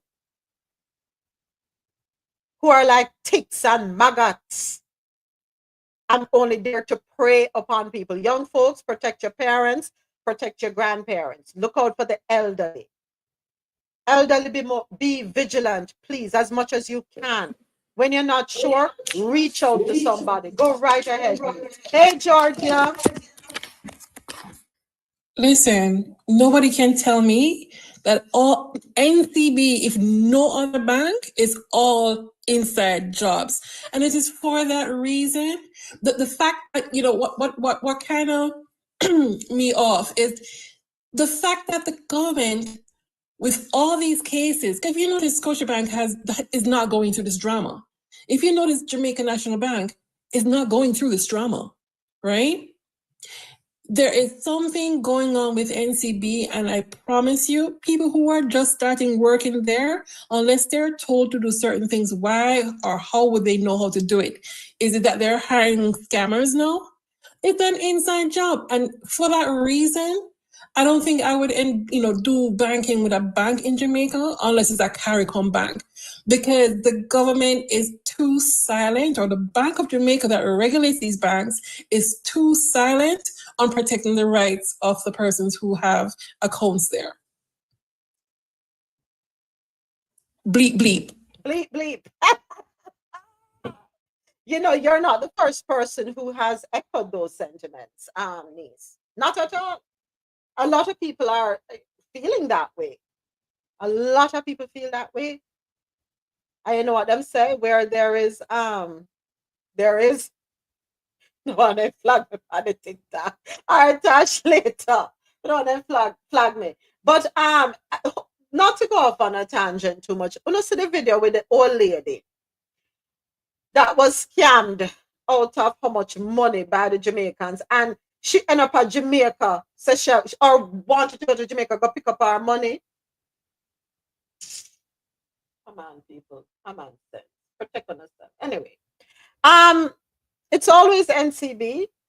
Thank you for sharing the live. Thank you for sharing the live. Thank you. Yes, folks, share the live. Tap up the screen. Thank you. Thank you. Thank you. And thank you for the gifts and the roses and all of them good things there. Thank you. We have to be more vigilant. I don't know what's going on. Niece, I worked at NCB in the past.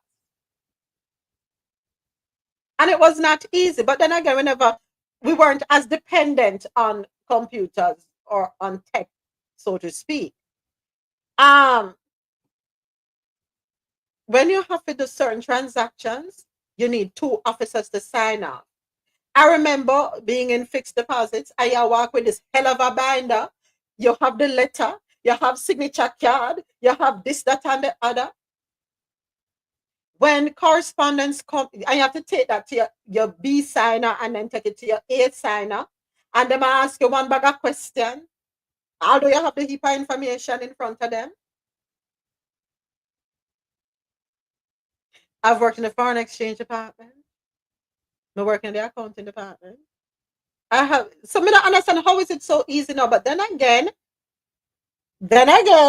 times have changed. Times have changed. Is it that we have loosened the reins? Hi, green-eyed girl, have we loosened the reins on our operating practices? What is it that we don't have an audit? Because I remember you have internal audits before the external auditors come in, and you have to make sure you dot your I's and cross your T's. Oh, okay, don't mention audit in Jamaica, okay? Those two don't go together. But too many people are crying out when we talk about NCB. I don't know what's going on, but probably they need to just do a clean sweep, call in the fire truck, get the hose and just hose it out. Hose it out.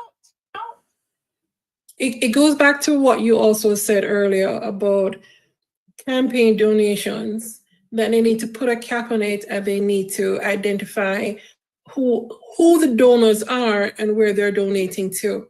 Because if he was not donating to somebody, whether it's off books or on books, he would not be getting away. Because of course it's a brand. Jamaica is a brand. It is affecting our brand. So why would you not effectively and immediately chase doing something about it? That part baffles me.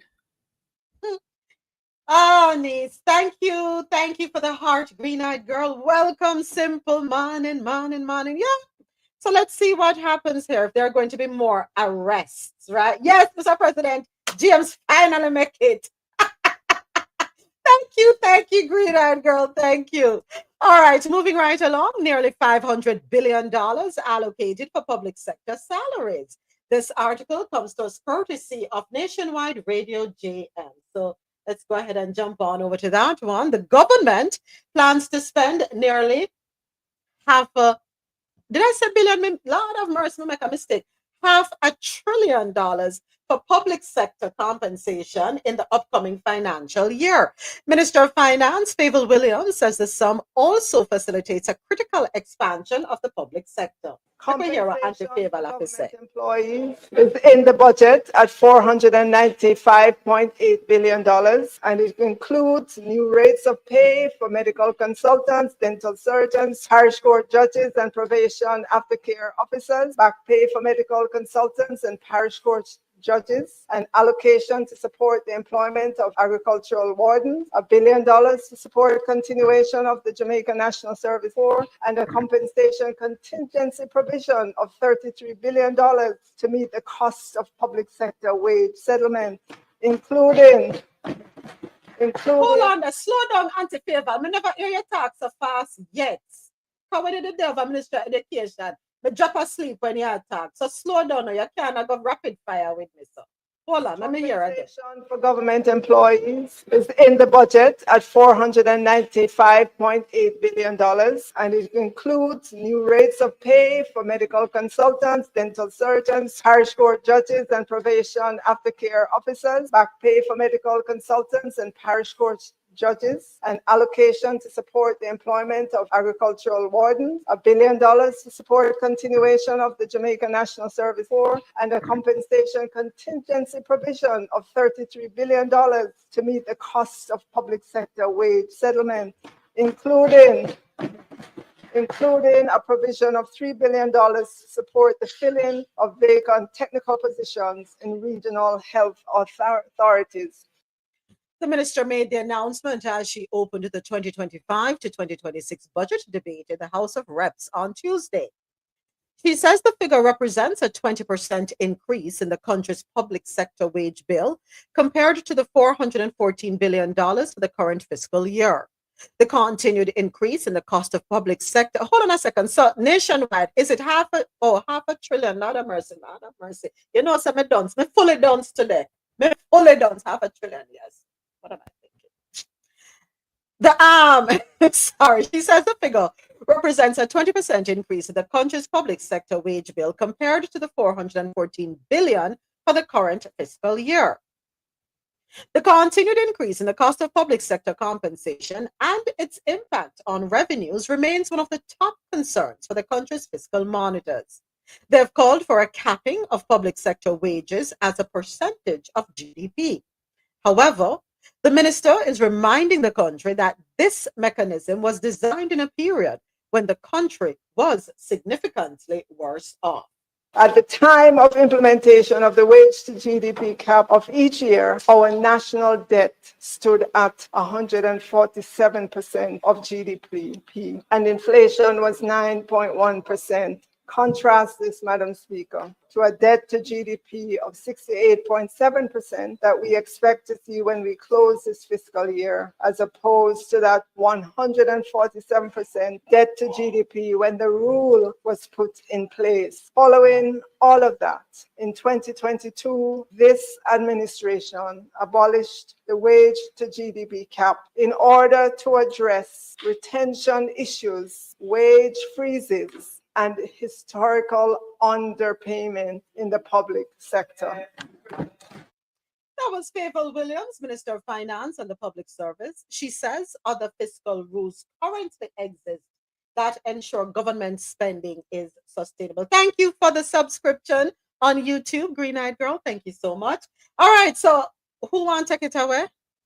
Why should I read so fast? I couldn't keep up with her. Auntie Favour. You're fine, your space, my girl. You're comfortable now. Auntie Favour, wake up. Put your Wharton School of Business education to use, your lady. Got you, Mr. President. Good morning. just one question for Auntie. You're going to leave the Auntie Favour alone, you know. Got No, you. the cap on the wage to GDP ratio, was that removed because it was put in at a time when your fiscal health was not as good, or was it put in effect so that we could have give politicians 100% increase that was retroactive in 2023? I'm just asking. I didn't hear anything for education, and education has been on the top. You have to take time. Remember, the book of the news. Mr. President, take time. You just had to read it. Listen, remember, you're going to get it in chunks because she hold it down, she lego the thing, then can't get everything in a one report. While your ass is man more coming. I just check in, but the cap, that's it. The one concern is it really because you wanted to free up the wages, or if you just wanted to free up the wages for the politician? Because with a wage to GDP cap, if you go and give politicians 100% increase or 200% increase, then people might question how prudent is that, considering you already have a cap in place. They found the $3 trillion. Would the cap have prevented them from giving themselves 100% raise? I'm just asking. Mr. President, they I'm found not the sure. $3 Somebody trillion. on the ground could help me out with that. They found the $3 trillion that was not lost, it was just unaudited. And by the way, I wonder if Ms. Williams would mandate that every ministry actually present an audit, because we have a chronic illness when it comes to audit audit compliance in the various ministries in Jamaica, including the Ministry of Finance. That was, I think, what, almost 2 years behind, or a year and a half. I'm not sure. I'm subject to correction, but she can give us that information. And I will really like to see the Jamaica government put something in place to ensure that even if we don't do it retroactively right now, but currently going forward, okay, you have to at least present the current fiscal year, and we will find a way to go back and fix the retroactive holes that we have, so that the trillions dollars that was unaccounted for. No. Unaudited, get it right. You're not gonna dog up me party. Yes. So the unaudited trillions could be found. It was I yield. Unaudited. Thank you. Ting-a-ling-a-ling-a-ling. Ring the bell. Shower with me. Yeah, Mr. President, I think I have the answer for you, because I know the leader very well. I think the cap was strategically placed and released for the election season. Sweeten the pie and get the vote. You know, see how much free house I give it from 2020. You see why we needed James on stage? James have the inside scoop. Me soon come and keep the conversation going. Me soon come. No, but James, it is interesting. My thing is, Jamaica especially is doing good fiscally right now, right? They're doing good. The GDP, everything is doing good. But I find sometimes there's holes that can be filled easily.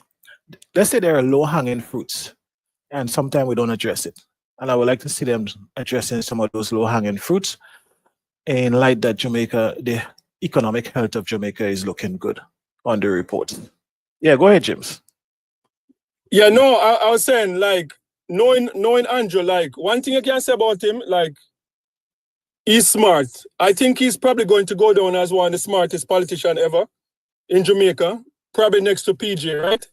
Because he's going after PJ thing, because right now PJ is the most successful in terms of winning politician in Jamaica history. And another win would push him over the edge, Andrew over the edge.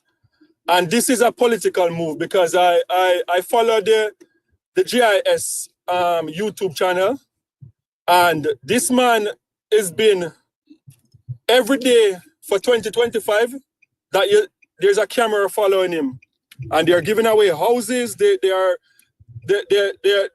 walking around talking about a 30-40% reduction in crime.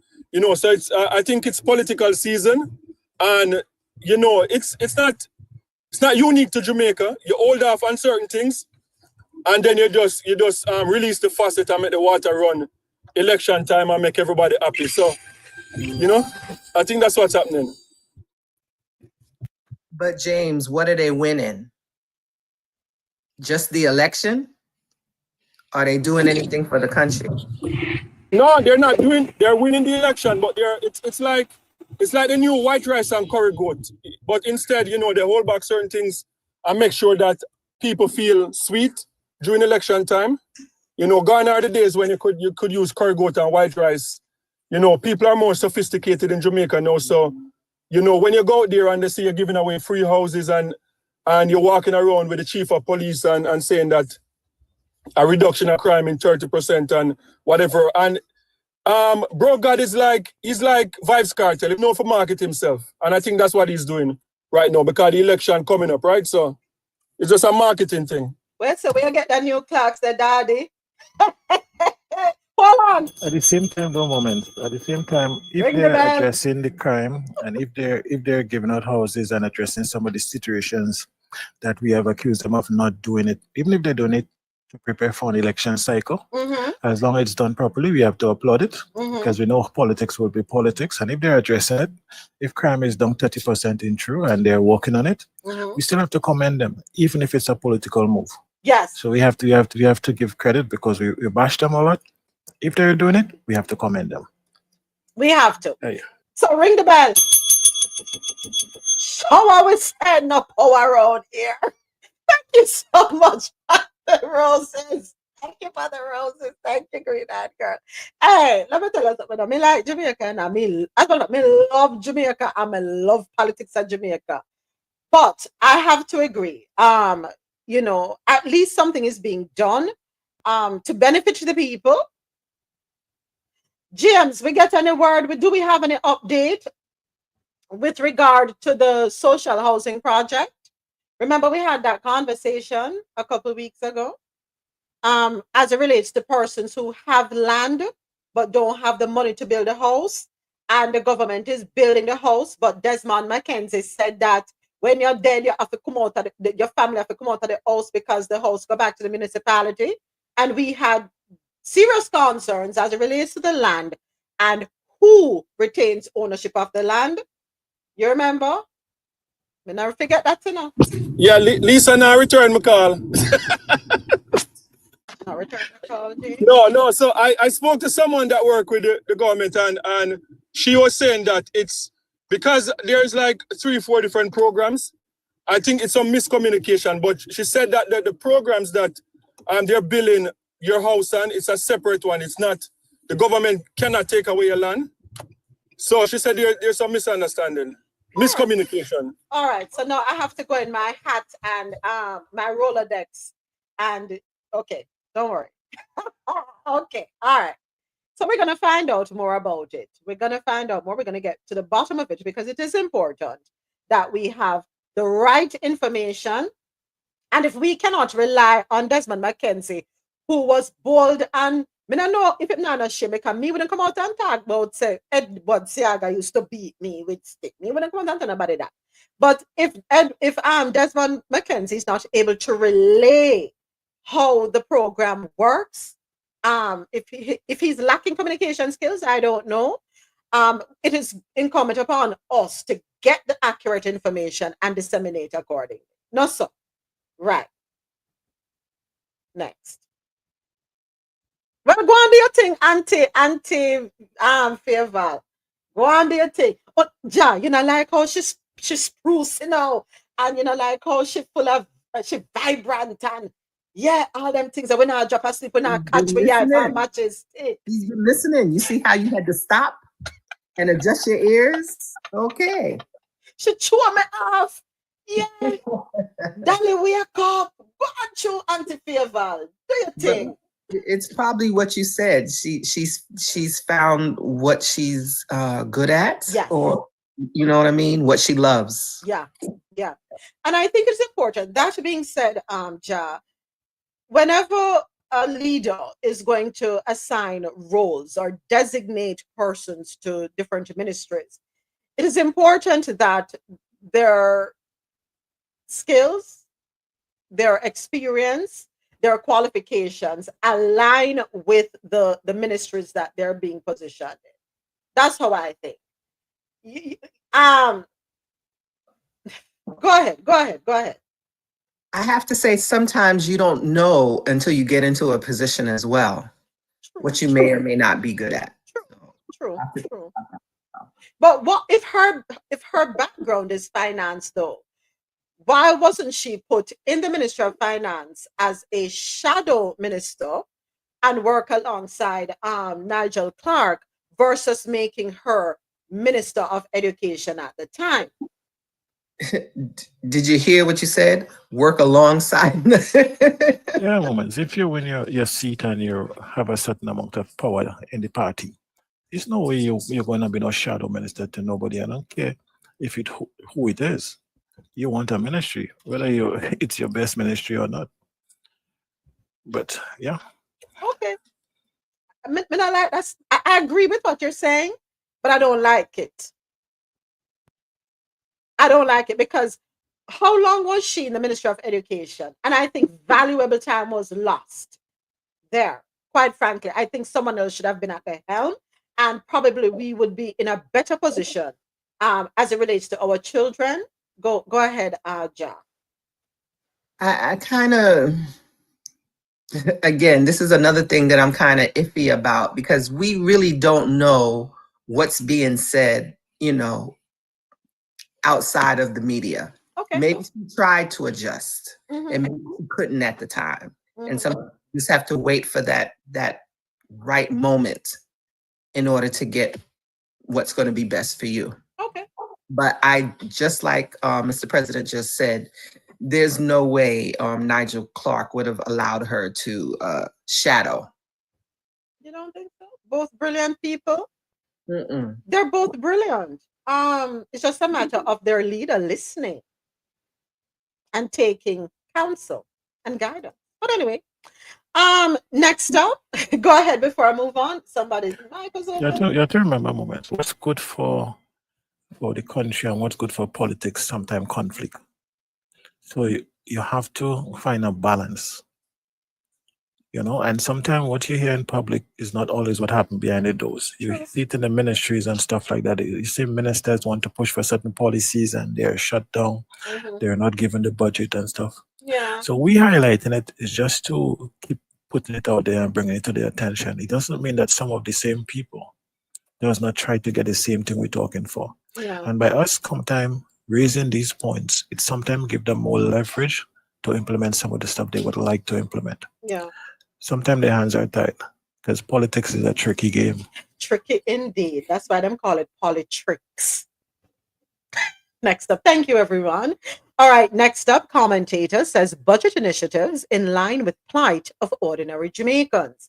This article, courtesy of Nationwide Radio JM. Political and social commentator Dr. Nadine Spence says the initiatives announced by Finance Minister Favour Williams in her budget presentation signaled that she identified with the plights of ordinary Jamaicans and intended to fix them.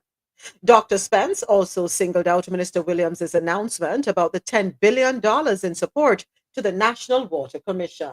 Hearing her talk about emphasis on water as a rural woman, that's important to us. And hearing her connect to that story, because a lot of people in Kingston don't recognize that so many people in Jamaica struggle over water issues. And when you hear a recognition for women and that talk about how you carry water, I never used to carry water because I had a tank in my yard and my tank wasn't leaking. But there were a lot of people who had to carry water on their head, and a government that is emphasizing changing the water dynamics in a very tangible way. Not just talking about it in a very esoteric kind of theoretical way, but talking about putting money behind ensuring that people get water. I think people are going to be excited by that. Dr. Spence also singled out Minister Williams' announced changes to the Student Loan Bureau. This includes overhauling the SLB to provide housing, meals, and a laptop to potential borrowers. The government is also looking to lower the interest rates to make it easier for Jamaicans repaying the agency. The minister also announced that effective September 2025, new borrowers will have the opportunity to repay the SLB for an extended period of 10 years. Dr. Spence says some of her students, who she encouraged to watch the budget debate, were heartened by the announcement about the changes coming to the SLB. One student said, Miss, I think I'm going to go away and cry now because I have struggled so much with trying to figure out school fees, because I manage Mary C. Cole Hall, and Mary C. Cole Hall, which is one of the traditional halls, fees just went to 300,000 for the year. And there are a lot of students who can't afford that. We had to implement a program where students could rent a laptop, who couldn't afford to, would rent a laptop, borrow a laptop from the library. So there are a lot of students who I have forms on my desk now where students are applying for meal grants and bursaries from the UWI to help them to survive on a daily basis. So I think young people heard that yesterday and they felt seen and felt heard. Meanwhile, Dr. Spence says the finance minister's announcement on prepaid electricity was another initiative meant to restore dignity to ordinary Jamaicans. When you can't afford light bill and when you can't see a way out and you'd like to be honest about it and you can't, those are things that make you feel as if you're seen and heard, you know what I mean? And so I think the raising of the income tax threshold, any ways to put money back in people's pocket and to get to talk about dignity, emphasis on transportation and buying more buses. And, I'm now thinking about, will we get to a point where St. Elizabeth can experience some kind of turnaround for transportation? We see it happening in St. Thomas. Is it possible for us? Dr. Nadine Spence, political and social commentator. The government has set aside $1 billion for the program, which will assist 20,000 first-time subscribers of prepaid electricity service from the Jamaica Public Service Company, JPS. The $1 billion will go towards house wiring, inspection, and $4,000 in credit over a 6-month period for the beneficiaries. Any thoughts, any comments on that one? Yeah, I like that prepaid thing. That's an amazing idea. Okay. And what I would say, like Mark Golden. Uncle Mark, yes. Uncle Mark. Uncle Mark, yes. Yeah, me like Uncle Mark, because Uncle Mark take care of my money and make sure so my money safe. So I respect him for that. But I think he needs to step aside now, because like not you drawing the berries ham and pan him. No, sir. I was like, seriously, like I went into depression when I saw Lisa Anna walking her last day, because I'm like, Lisa Anna should be a prime minister. And when I saw her walking her last day out of politics, I was legitimately depressed. So I hope he steps aside and give what's his name a chance. What's his name? My guy with the dread. Damian Crawford. Damian Crawford. You think Damian is ready for that role and responsibility, though? Yes, Damian right now. Damian is at a point where Andrew Holness was when Bruce Golding said, take the wheel and carry it to the, to the next journey. Okay. And I think, even though it came out of disaster with what was going on in West Kingston, I believe that as much as we cuss the Prime Minister every day, that was one of the best political decision in Jamaica history, because we're looking at a young Obama, right? Changing the dynamic, the world looking at this young man taking over the reins for America. And so to make the move at the time with a young Andrew Holness at the time, about 35, I think, at the time, was a marvelous move, because everybody that was fighting Bruce to go in that position was about 234 years old. And it would not have been a good look. So I think, and seeing the how people embrace like Dickon Mitchell in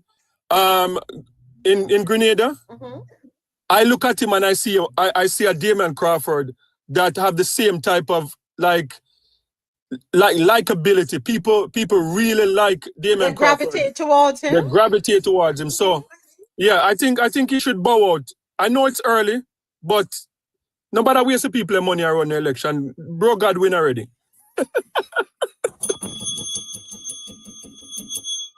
Oh wow, them said.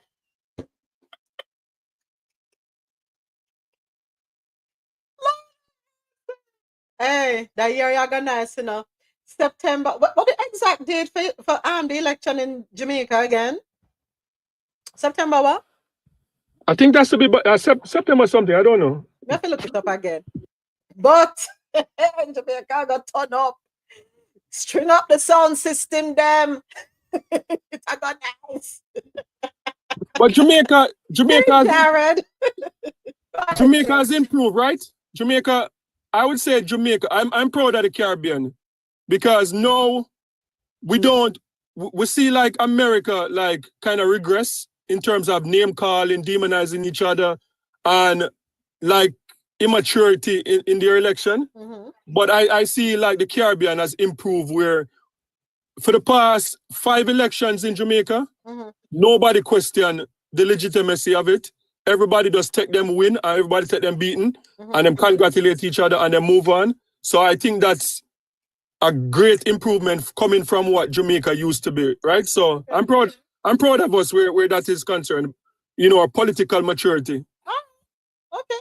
All right. Thank you, James. Thank you. Welcome, Jared. Welcome. All right, moving right along. So we're gonna have more articles as it relates to the budget presentation. from Favel Williams, and I'm sure we're going to hear things that we might question and certain things that we're going to be definitely applauding. This is for you, Favel. Go on, do your thing. Ring the bell. Oh Lord. Next up, United Kingdom imposes visa restrictions on Trinidad and Tobago nationals. This article comes to us courtesy of the JamaicaGleaner.com. The British government on Wednesday announced that it is imposing with immediate effect a visa requirement for Trinidad and Tobago nationals wanting to travel to or transiting the United Kingdom, including on short visits. London Town said this is in addition to established requirements to obtain a visa to travel to the UK for the purpose of work, study, and settlement.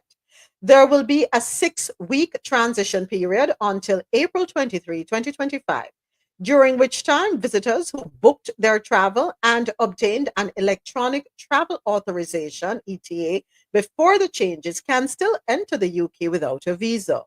There is also a transition period for passengers who are transiting via the UK to an onward destination, London said in its statement. There has been no reaction as yet from the Trinidad and Tobago government to this latest development. But there is a but. The British High Commissioner to Trinidad and Tobago, John Dean, said the new requirement means that all Trinidad and Tobago nationals must obtain a visa for traveling to the UK. Trinidad and Tobago nationals will no longer be eligible to travel under the Electronic Travel Authorization Scheme, and those planning to transit to the UK will now need a direct visa.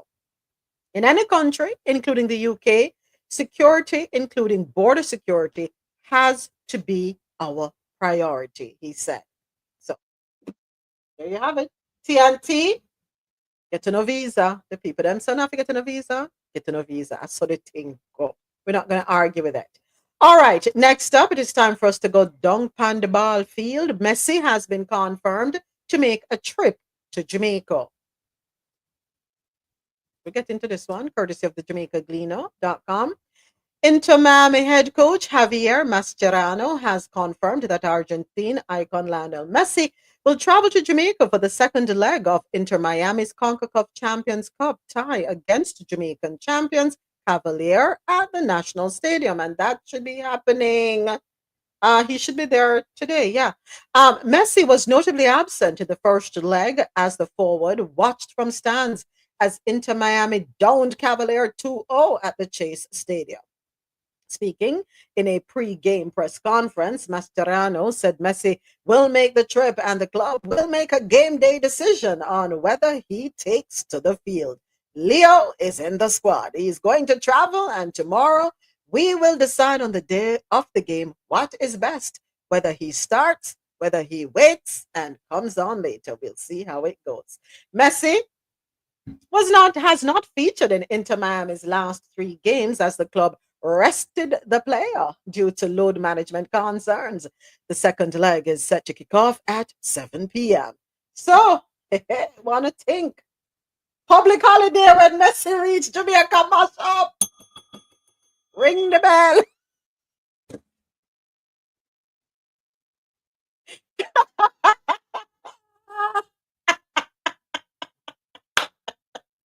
I will say, where Magalan, town, lockdown, where you say, big parade, everybody, I got have up them streets and Messi, the Argentinian. I heard the ticket sold off in like 5 minutes. You're too rotted, like. No, the ticket sold off long time. In about 5 minutes, yeah. How much for the ticket them, James? How much for the ticket them? Hey, Jamaica, no, I'm going to themselves. I want to say Jamaica broke which part? Which part of Jamaica? Hey, I don't like the US. Stop classifying Jamaica as a third world country. We're up there. We think up there. We have it. Where the money come from, James? How much for the ticket them? Morning, Dr. Sharon. You know, when I go up on YouTube, can you take too long to come up with the answer? Me want to know how much for the ticket them to go to the match in Jamaica. How much for the tickets? Lord of mercy. so I go. I wonder if so going. So anyway, them not bad. But them not bad. This not bad. Or is this in US dollars, James? The results for no man, no, that I think it's US.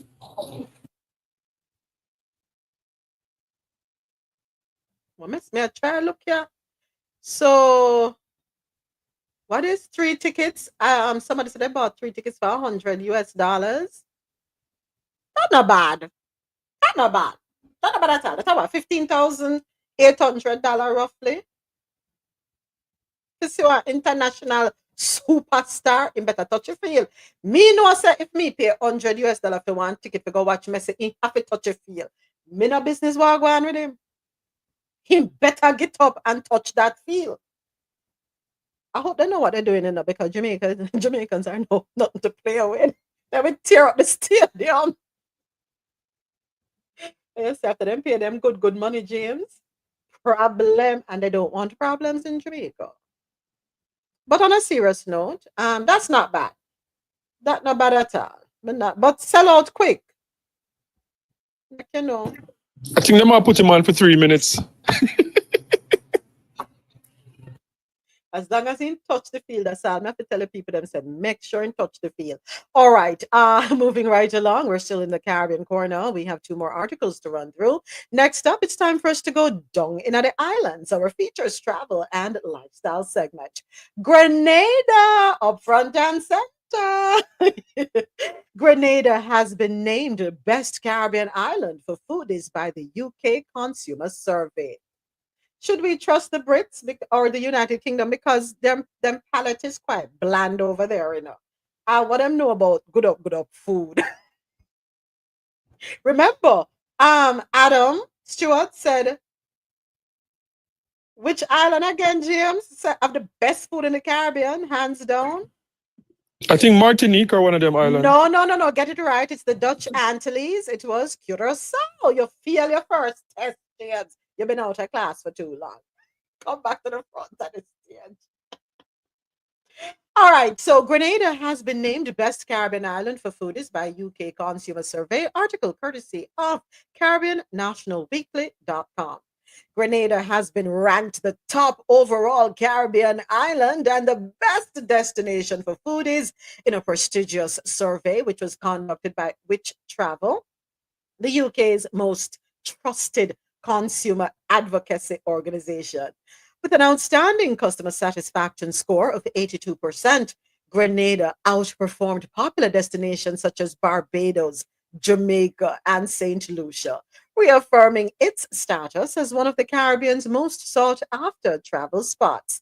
The Which Travel Survey, known for its rigorous and unbiased evaluations based on real traveler experiences, holds significant influence over UK travel decisions. This recognition not only enhances Grenada's global reputation, but is expected to drive increased tourism from one of its key source markets.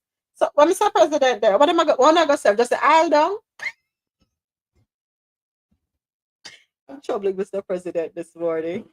Anybody ever taste Mr. President cooking yet? Me not trust that. Me not trust the Brits. The Brits don't necessarily have, a cultured palate to take their word for it. I'm going after Mr. President. Hard for that one, John. Defend your friend, John. All of you over there in the Eastern Caribbean. But I better have the one another back because we Jamaicans stand alone. I don't know why they even put us in this because, we don't need to be a part of the competition. Right, James? Right, niece? Our food, hands down the best. We should be the judge. Please do not come off, Matt, Mr. President. Please do not come off, Matt. As usual, bossy. Listen, you only need to put a Jamaican sign over a restaurant or a flag, and it will draw people. That is marketing in and of itself. Whether it's African food in there or Chinese food, just put the Jamaican sign on the outside or Jamaican themed food, and they will come in. That's how good our food is. It's a brand. That's just because everybody think the entire Caribbean is Jamaican. Don't Okay. hate, Ja. I hear the hate coming through. You see my flag in you right? You see the flag, right, Dr. Sharon? Everybody, put on a flag. Put on a flag. Where I come from? Where I right? Put on a flag. I mean, can you wake up? Can you imagine waking up and not being Jamaican? What Antigua and them quick. Yes, I can imagine waking up and not being Jamaican because I've woken up all my life and I'm not a Jamaican. No matter what I do, I would never be a Jamaican because I was never born there. Oh right? my But I'm gosh. quite comfortable and happy with where I'm from. One Caribbean, one love, we say. No, Our food is so similar. That is But you know what? So part of it that I was told by my dad is that Jamaica, they had specific slave trade between Antigua and Jamaica, and that's why the accents are actually so close. Mm-hmm. And there's some people from Barbados too, you know. I remember a young lady that I worked with some years ago. Her accent, I was like, "Are you sure you're from?" Me, I question that woman, and I said, "You sure you come from Barbados?" She sounded Jamaican. Yeah. And you know another island too. There was a young fella that I work with. So, oh my God, he was so nice. I think he's from Guadeloupe. Guadeloupe. Mm-hmm. Yeah, his accent sounded like Jamaican. It was when the conversation we going on, and after a while you hear the accent chipping. But you may question them and say, "You sure you're not Jamaican?" But on a serious note, we're just having fun, folks. We don't do the Caribbean word thing at all because It's unnecessary. It is unnecessary. We share the same stories. We share the same history. Our islands are very similar. Of course, there are vast differences nonetheless. Excuse me, our cultures are very similar, right? And as long as you're in the Caribbean, whether in the Eastern Caribbean or yes, Antigua sounds similar to Eastern Caribbean, or if you're in the Western, Greater Antilles, Lesser Antilles, it doesn't matter. We're one Caribbean, right? And our culture, the food, little variations, but they're the same. You're okay going across the Caribbean. And even in Latin America too. Hold on, my youth. Mr. James, come forward. You see this kind of disrespect on a public forum about my cooking? I message you that I'm coming to visit you to try your food in Canada. You shut down the entire restaurant. What kind of thing is this, Mr. Man? Moments. Oh, going on with Mr. James. But anyway, brother, I missed a couple of stories, right? Because I couldn't talk. One, Messi will play in Jamaica. Also, it's really good for Jamaica. Yes. Not just tourism. There's a lot of Jamaicans here, for instance, that is going back to Jamaica just for that game. Mm-hmm. So the tourism, they had to move the game from where it was to the National Stadium to accommodate the fact that Messi is available. So that's big money for the club down there. Yes. And it would be a win-win. All the way, check it out. On the thing with the UK instituting visas for Trinidad, I was wondering if in the Caribbean we decide to take away the power of the UK and the US with their visa programs. If we decide, listen, we don't necessarily have to come to your place. Don't worry, we don't really need your visa. We will travel other parts of the world. You understand? Sometime we go get a transit visa. I wonder what that will do with the dynamics of the relationship between us and the former colonizers, because they use their visa program as a tool, to silence us, to coerce us into doing things. And thirdly, Miss Williams, when she was in education, we were saying it was not a good fit, but it's nice to see that she came up with the loan program and the restructuring of the programs to allow at least students in tertiary education to be able to get a decent loan at a reasonable rate to be able to purchase stuff like laptop and stuff, and that she's looking at the issue of the food availability and stuff. So we have to commend her in that respect, and I presume this is one of the things she took away from being education minister. And James, when you go to your stories in Grenada, like you go Vinci and Barbados, you're not going back when they eat that oil long. So But look as though that's all them have to offer, James. Just look at oil dung. Can I get Oil some? dung. What's a, can I get iguana in my oil dung? James, me and you can't talk. Iguana. Yeah. Or the whole way you're in a staying at because we're not Mr. here. President, you could get what? iguana, you could get What? iguana, you could get armadillo, you could get manicu.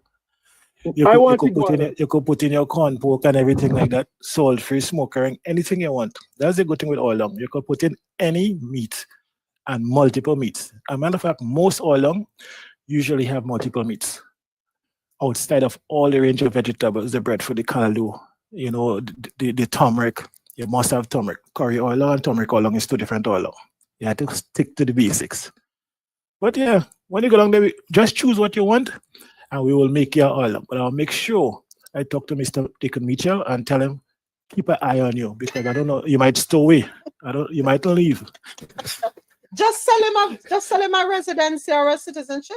How much is it for the citizenship in Grenada again? We don't do that for the Caribbean people. In Grenada, always us. Okay, all right. We could just call you, okay, is a Vinci or a BJ, whatever. But we don't worry about the whole migration thing. It's not a big thing. Not a big thing. Unless you ain't get in trouble, you don't come up. Okay. But if you get in trouble, quick fast, they get rid of you. Because unlike Jamaica, when they do crime in Grenada, people are stalking her. You know this thing about don't snitch? Well, you know, snitches get people stitches. calling the police, they're calling the police live and say, they hey, right here, know where he's staying, come. That's probably one of the reasons why the crime rate is so low. People will talk. Yeah. People hate you disrupting the entire society with your crime. People are taking it personal, I can tell you that. Yeah. But other than that, he good to go, man. All right, I'm gonna say welcome to Driana Bia. Thank you for coming through. Thank you for being here with us. Thank you for tapping up the screen, folks. Continue tapping up, and thank you for the gifts. Thank you for the shares. Appreciate it. Thank you for the follows to everyone on TikTok. My family here on YouTube. Thank you so much. For being here with me on YouTube. Thank you. Mr. President, you said something real quick before I wrap up this article with regard to the education sector and her being over there and I guess having the insight. Yes, we want to applaud that, definitely. So sometimes it's not where we start, but it can help us to help them later on. That's it. Another point, the Student Loan Bureau, giving them 10 years. Can we give them 20 years instead? And that would probably ease the burden because I think 10 years is still a short time frame within which to ask someone to repay a student loan because the figure that was thrown out of 300,000 plus a year. And of course, I'm sure it increases annually, but that $300,000 a year for the University of the West Indies to pursue your degree, it is high. And I think, you sure the 10 years is for that tenure or it's for something else? No, it's 10 years. They moved it up to 10 years. For those loans? Yeah, or something for the SLB, okay, for student loans. Yeah, I think I would say give them 20 years to repay. It would ease the burden. And when you think about this too, Mr. President, not everybody who graduates from university is able to pick up a job quickly, right? We have attorneys and nurses who have let me leave the nurses alone. We have attorneys who have graduated from the Norman Manley Law School and cannot find work as attorneys. So they have had to venture into other avenues. They have become content creators. Some of them are hustling, doing little odd things here and there. So give people a chance to pay back. Give them a little ease. That's what I would say. 20 years at least. But with the 20 years, it's 20 years of interest. I think a couple things need to be factored in. The minimum wages right now in Jamaica is $720,000. No, on top of that, they have a Jamaican dollars. What is that in US? I don't know what that is in US. 15,000. Yeah, 15,000 per week. Okay, yeah. What is the exchange rate? 158 approximately. Okay. 720,000 divided by 1. That's 4500. Right. So that's minimum wages for the year. And then what they've also done is that up to $2 million, you're tax exempt, you're tax free. But also what they've done is even for persons after that, you can go online, just like as in the US, you can go online and you can file your taxes and you're entitled to a refund depending on whatever it is. And I say that to say that what the Student Loan Bureau need to do is to also create a job, what do you call it? A thing where persons can, like business owners can tap into it. They can tap into it for persons who are, graduated and who are, that should be the priority, especially for government companies, that is where their first thing needs to come from. They need to check the SLB platform to see persons who are available. And then that will help bring down the amount of persons who are educated on the market and are job hunting. Niece, I want to believe, was it this year or last year? There was some initiative being put in place.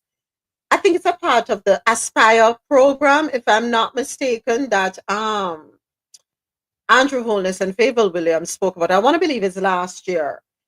And we covered it on one of our episodes. And I want to believe it's the Aspire program, where they're going to create a job bank, so to speak, where it will be the go-to source where people, employers and potential employees can go to find jobs, and employers can go to find qualified candidates. So if it has not yet been rolled out, I know they're planning something like that. So I forget my ring. How I was saying that. I think that's coming out. They're rolling it out if they have not already done so. Yeah. Order up. Yes. Go ahead, James. You know who reached out to me? Who? You know the madman. No, maybe I should say madman. The man of unsound mind. the third party, Jamaican third party. The guy I know that who came you're from, from out of St. Elizabeth. yeah, the Canadian guy. Yeah. So my wife told me, when was it? Yesterday, that someone emailed the channel, the email, talking about that they would want to, like, us to reach out to them, and something about federation.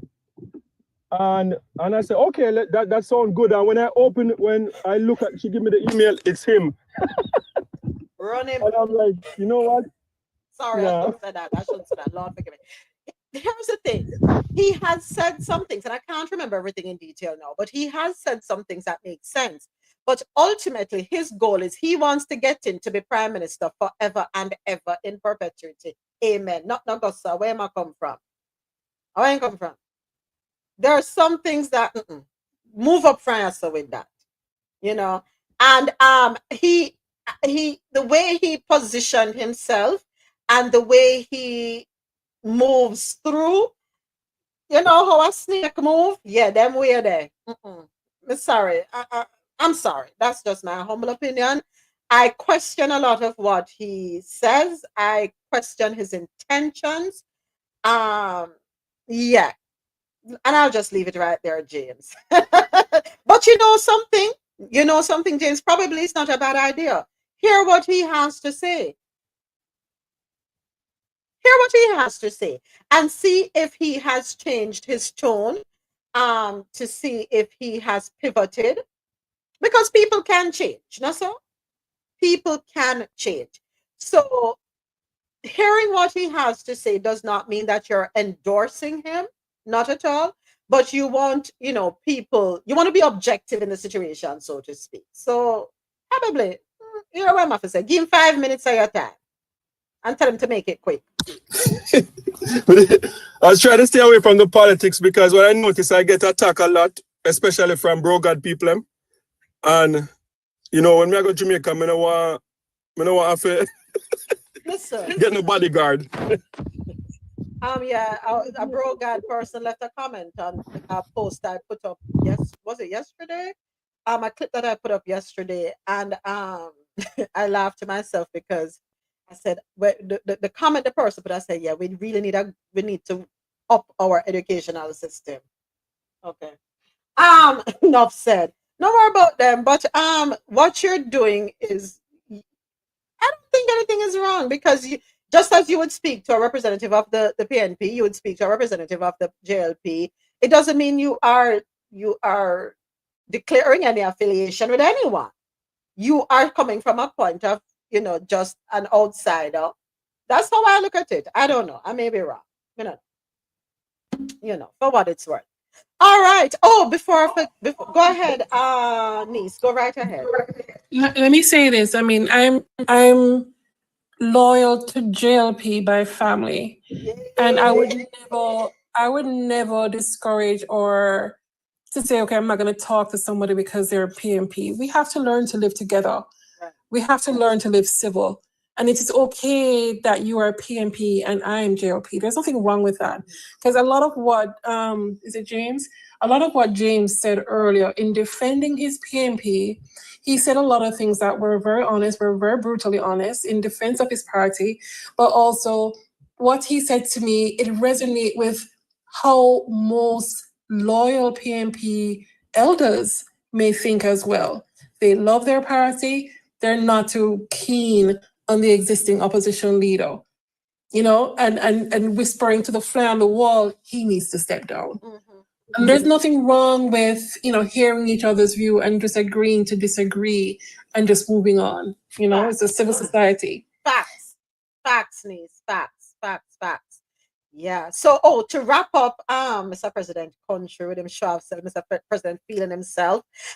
Grenada's rich culinary heritage played a key role in securing its top ranking. As the Spice Isle of the Caribbean, the island is renowned for its abundance of nutmeg, cinnamon, and cocoa, which have contributed to its reputation as a food lover's paradise. The survey highlighted local restaurants, street markets, and immersive farm-to-table experiences as must-visit attractions. Among the standout recommendations was the Bean to Bar tour at Belmont Estate, where visitors can participate in hands-on chocolate making while learning about the island's traditions in sustainable agriculture. So, congratulations. Big up yourself, Grenada. Big up yourself. All right, moving right along. Time for us to go down in our coffee pot. And this morning in our music segment, we played some of his songs. Maxi Priest moved beyond words following induction into Jamaica Music Museum Hall of Fame. This article comes to us courtesy of JamaicaGleaner.com. So let's get into it. Reggae veteran Maxi Priest was filled with gratitude following his admittance into the Jamaica Music Museum Hall of Fame at the 2025 Reggae Gold Awards. Reflecting on his profound connection to Jamaica and the significance of this moment in his remarkable career, the British-born reggae artist was moved as he accepted the honor. In speaking with the Sunday Gleaner, he said, to receive anything from Jamaica, any award at all, my parents' ground, my home ground, it's spiritual. It's beyond words for me. I grew up in England, one of 9 siblings, but our home was always Jamaica. So to get that connection and recognition from the Jamaican people means everything. Priest's contributions to reggae music, especially his innovative role in fusing the genre with R&B influences to produce the widely accepted reggae fusion sound, were recognized by the Reggae Gold Award. Throughout his decades-long career, Priest has continuously produced timeless music that transcends cultural boundaries and introduces reggae to a global audience. He also told the Sunday Gleaner that he dedicates the honor to his late parents, his siblings, and his entire family, underscoring the personal significance of this achievement. He said he wished his parents were alive. The newly inducted artist has a long history of success and it does not appear to be slowing down. The voyage is far from done, with a full touring schedule and new music in the works. There's a lot more music coming out this year, he said. So congratulations. Congratulations. All right. So that article wraps up the stories out of the Caribbean corner. His voice is so smooth and calming. Oh, baby, baby, it's a wide world. I used to be in love with him. You know, when you're a picnic and you used to fuck. I don't know about the men. What if the men used to goo goo gaga over the ladies? Hey, Dr. Keisha. But the us ladies, young, when we're young, especially in our high school years, and all these artists come out, I would say, rare, yes.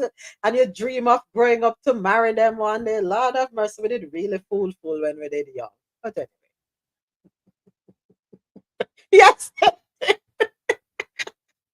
We had our crushes. Who remember the magazine? What was the magazine again? Right On magazine. But there was another one when we were in high school that was quite popular.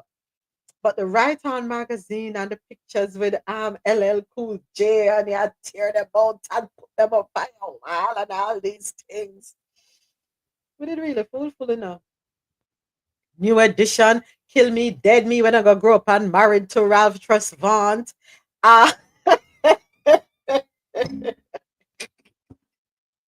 Who are your crushes? Make me know who your crushes were. Put your crushes in the chat. Make me hear how it did go. I loved Maxi Priest. I loved of course LL Cool J. I loved Ralph Tresvant. There are a few more. I'm still in love with LL Cool J. Ladies love Cool J. And see? That and now. Who else me did like of? Who else me did like of as entertainer? I think. You know who me did like to from the group DeBarge, El DeBarge. I used to like him too. I'll be sure no. No. I can't think. Who else again? There are a few. They will come back to me. My crush was River Phoenix and Johnny Depp. They both had the Elvis Presley thing going on. I know somebody who did like off River Phoenix too. Yeah. Mm-hmm. Who else again? Can't think of nobody else. Will Smith, nah. Jazzy Jeff, nah. Cool Muddy, no. Lord, may I run through. How is Sharon going to tell my crush about her on? All right, we could keep it moving. Okay, stories out of what about Latin America? Yeah. First up, El Salvador defies the IMF and continues the Bitcoin purchases amid a market downtrend. Woo! Everybody bad. Everybody get big and bad. I'm noticing a trend, on a serious note. I'm noticing a trend across Latin America. Lord, my at the ring light them I kill me plus menopause. I'm noticing a trend. AT say he's still waiting on the patties and the rum. Listen, AT, you're gonna get it, you have to calm yourself. Calm down, you're gonna get it. Don't worry. We'll cook up something. All right, so I'm noticing a trend here in the Latin America and Caribbean region that we're being a little more bold. We're becoming a little more unfazed. We're straightening our spines a little bit more. We have a little more gumption. Is that what's going on, Caribbean and Latin America? Anyway, make me go ahead and get into this article. This one comes to us courtesy of CryptoSlate.com. El Salvador defies the IMF. Okay, El Salvador has reinforced its commitment to Bitcoin despite repeated cautions from the International Monetary Fund, otherwise known as the IMF. On March 9, El Salvador's Bitcoin office confirmed that the country acquired 6 BTC for around $500,000. According to the statement, the Bukele-led country added 5 BTC to its reserves while purchasing 1 BTC daily. Following this acquisition, the country has accumulated 18 BTC valued at approximately $1.4 million over the past week. Also, according to official data, this brings El Salvador's total Bitcoin purchases in March to around 19 BTC. The country now holds approximately 6,111 BTC, worth over $504 million at current market prices. Anybody have any thoughts on this? I'm not a BTC person, but I understand cryptocurrency. Not trying to wrap my head around it either. Is this a good move for them? Yes, no, maybe so. Let us know. Put it in the chat. Whether you're on YouTube or you are on TikTok, make us know how you feel about that. All right. 20 minutes after the top of the hour, I want to say thank you to everyone listening on QMCRadio.com for quality music while you work or play, JanoRadio.com, your non-stop party vibe station, everyone listening on MadMusicHouse.com, any genre, anytime. And I got to say a big thank you to our co-sponsors, Lormel Skin Food, for a natural, beautiful you. Head on over to Lormel Skin Food, LAURMEL, skinfood.com. Also, want to say thank you to our other co-sponsor, grantcoffeehouse.com. Enjoy 20% off all coffee products. Head on over to grantcoffeehouse.com and use the code COFFEEINTO20 at checkout. All right. So Mr. President says very risky. That's very risky moments. Okay, so the whole crypto coin or Bitcoin thing is risky. All right. Dr. Keisha said, hold on, let me see. Not versed. Okay, Dr. Sharon said, I'm not versed on Bitcoin. Okay, neither am I. I don't know. I know it's talk. I know everybody talks about it, but I have not done any research. Will I? I don't think so. Sorry. All right. Our next article out of Stories Out of Las Noticias, apnews.com, is reporting that they crossed oceans to get to the U.S., fleeing conflict, religious persecution, poverty, and government crackdowns in countries such as Afghanistan, Somalia, Cameroon, China, Pakistan, and Iran. After flying to Central and South America, they bust through countries where they didn't speak the language and walked through unfamiliar jungle to get to the US-Mexico border. Within days, they were detained and put on military aircraft that flew nearly 300 of them to Panama, as US President Donald Trump sought to accelerate deportations to more complicated destinations. Panama was supposed to be a stopover, but for those unwilling to return home, mostly out of well-founded fear, Panama sent them to a guarded camp without access to lawyers in the same Darien jungle many had crossed months earlier on their way north.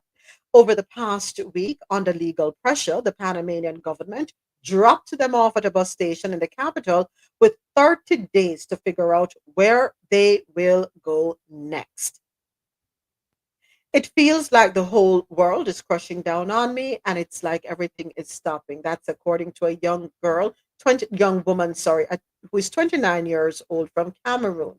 I risked everything, my life, everything, crossing the Darien Gap just to be sent back. And there are so many stories of persons, families too, which include children who are sharing their stories, and there is confusion. They don't know what they're going to do. They don't know what their next step is going to be. They feel abandoned. They have lost hope. Not sure what the government of Panama is going to do, because now you're telling them they have 30 days. Many of them are saying they do not have the funds to make the next step. I'm not sure if they're able to get in touch with family members to see if family members in any country or friends can help them out. I wouldn't want to find myself in a situation where I have lost hope and there is no one that can come to my rescue. You know? Let's see what happens. Should I be of the mind that Panama should be a little more compassionate? Not just give them 30 days, but see how they can probably help them set up life there. I don't know. I don't know. I don't know what the government of Panama is doing. I don't want to make any assumptions. I don't want to feel that they're not doing anything. I don't know if they're speaking with other leaders across Latin America to see how accommodations can be made. I don't know. Let's see, what information comes forward in the coming days. All right. All right. Now it is time for us to move on to stories on the international scene. First up, BRICS 2025 expansion, de-dollarization, and the shift toward a multipolar world. Let me go ahead and pin this headline on YouTube. Bear with me one moment. Okay, so this article comes to us courtesy of the dailyeconomy.org.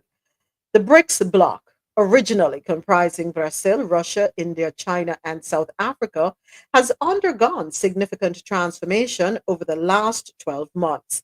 In August 2023, the group extended invitations to 6 nations: Argentina, Egypt, Ethiopia, Iran, Saudi Arabia, and the United Arab Emirates, the UAE. By January 2024, Egypt, Ethiopia, Iran, and the UAE had officially joined, while Saudi Arabia and Argentina selected different paths regarding their membership. The BRICS 11 ultimately wound up the BRICS 10. Saudi Arabia's potential membership has been a subject of considerable discussion. Despite receiving an invitation to join BRICS, the kingdom has taken a cautious approach, opting to assess the implications thoroughly before making a formal commitment. As of February 2025, Saudi Arabia remains engaged with BRICS activities, but has not yet formalized its membership, reflecting its strategic considerations in balancing relationships with both Western nations and BRICS members. In contrast, Argentina experienced a significant policy shift regarding its association with BRICS. Initially invited to join the bloc, Argentina was set to become a full member on January 1, 2024. However, following the election of President Javier Milei in November 2023, the new administration reassessed this decision, citing a realignment of foreign policy priorities. Argentina officially announced its withdrawal from the BRICS membership process on December 29 of the said year, just days before its membership was to commence. Beyond its full members, BRICS has established a network of partner countries, granting 9 additional nations a special status. These include Algeria, Nigeria, Uganda, Kazakhstan, Malaysia, Thailand, Uzbekistan, Belarus, and Bolivia. Nigeria's inclusion as a partner country in January 2025 underscores the bloc's growing focus on Africa, a continent rich in resources and economic potential. With its vast population and increasing political influence, Nigeria could become a full member in the coming years. The expansion of BRICS carries significant economic implications. Collectively, the BRICS members now account for a substantial portion of global GDP and represent over half of the world's population. By expanding its membership, BRICS is positioning itself as a more inclusive and powerful alternative to Western-led financial institutions. Member nations have increasingly expressed interest in reducing reliance on the US dollar, exploring alternative payment systems, and strengthening trade relations within the bloc. Efforts toward de-dollarization have been a focal point for BRICS nations. In October 2024, during the BRICS summit in Kazan, members discussed the development of BRICS Pay, a decentralized payment messaging system aimed at facilitating transactions in local currencies. This initiative seeks to reduce dependence on the US dollar on international trade. In tandem with these efforts, central banks worldwide have been increasing their gold reserves as a hedge against dollar exposure. In 2024, central banks collectively added 1,045 metric tons of global gold reserves, marking the third consecutive year that annual purchases exceeded 1,000 metric tons. Notably, the National Bank of Poland led with an addition of 90 tons, while emerging market banks also contributed significantly to this trend.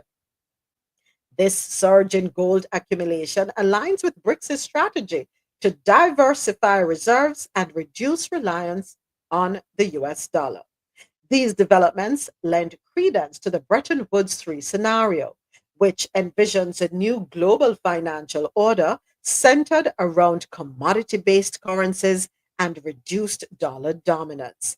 Three factors contribute to this plausibility: diversification of reserves, where BRICS nations and other countries are actively increasing their gold holdings, signaling a shift towards commodity backed assets and away from dollar centric reserves. Number two, alternative payment systems. With this, the creation of BRICS Pay exemplifies efforts to establish financial infrastructures that bypass traditional dollar based systems, facilitating trade in local currencies. And number three, geopolitical realignments. With this, the expansion of BRICS to include diverse economies indicates a collective move towards a multipolar world, challenging the unipolarity of dollar hegemony. What do we see happening in the next 10 years, let us say, when we talk about BRICS? They have expanded with the associate nations, so it's not just Brazil, Russia, India, China, South America. Do we see other countries coming on board to join Algeria, Nigeria, Uganda, Kazakhstan, Uzbekistan, Malaysia, Thailand, Belarus, and Bolivia? Where's my crystal ball? Per my crystal ball, I see an expansion happening in the next decade. If the US or the West, not just the US, but the West, let me just say it this way: the West does not change how they operate, their MO. If they don't strip away certain things, remove certain things from the playbook, and have a more diplomatic approach, I see that there's going to be the moving away. It's bound to happen. Times have changed. Times have changed. Go ahead, Mr. President. It's not necessarily a moving away in all moments. It's a hedge. With the weaponization of the dollar, a lot of people is trying to find alternatives so that they don't depend so much on the US dollar. Remember, the US dollar was never used as a weapon before. That's why it gets security and stuff. But more and more, it's used as a tool. People want to sort of protect themselves from, for instance, changes in the US government. As for Argentina rejoined, that's not surprising. Remember, it is the same Malay who gifted Elon Musk a chainsaw in a conservative gathering not too long ago. So he sort of considered the Donald Trump of Argentina. So it's not surprising that he pulled away from BRICS. You understand? And the de-dollarization, I like to look at it differently. Why people, because the way de-dollarization is portrayed is as though people is making a deliberate effort to try to get away from the dollar, which is not the case. What people are doing is they're finding an alternative mechanism by which they could do business that is not too dependent on the dollar. You understand? So it's not like they're anti the dollar, they're just pro themselves. Right. That's why you see an increase in bilateral trades, especially for China, Russia, India, and stuff. And then people is more and more questioning now why, for instance, we have to use the dollar to do all of our trades as it used to be before. I don't expect Saudi Arabia to go on board in BRICS quickly, because you have to understand how the House of Saud came to be, how they are today. They were the one that was instrumental in actually implementing the US dollar as the common currency in oil trade. They had a big part to do with that. And remember, if I'm correct, the House of Saud was protected by the US government for the role they play in that. If you notice, Saudi Arabia plays both sides very well, and they're very close to the US, to the point where they are not even criticized. They have some of the harshest laws when you look at human rights, and nobody says anything, including the killing of that journalist. The unaliving. Unaliving of that journalist not too long ago. So I don't see them jumping on board quickly. If they go on, it will be something. But I see them more as an affiliate member, not a full member. All right, fair enough. Fair enough. Thank you for your perspective, Mr. President. Appreciate that input. Absolutely. All right, we have a time check from, and the time check is for the Internet Radio live stream. As you know, we do stream live on 3 internet radio stations: QMZRadio.com, JanoRadio.com, and MadMusicHouse.com. All right, so moving right along. Next up, EU retaliates against Trump's trade moves and hits beef, whiskey, motorcycles with targeted tariffs. Let's go ahead and take a listen to this one. This story comes to us courtesy of the APnews.com, the Associated Press, via WSVN. Well, in the news today, tariff troubles continue this morning as several countries retaliate against President Donald Trump's trade policy. Let's get right to 7's Dale Garcia live in the Newsplex to explain. Danielle. Tavares, good morning. As concern grows over what the president's trade war will mean for Americans, there's a stalemate on Capitol Hill. The federal government is on track to run out of funding and shut down by Saturday.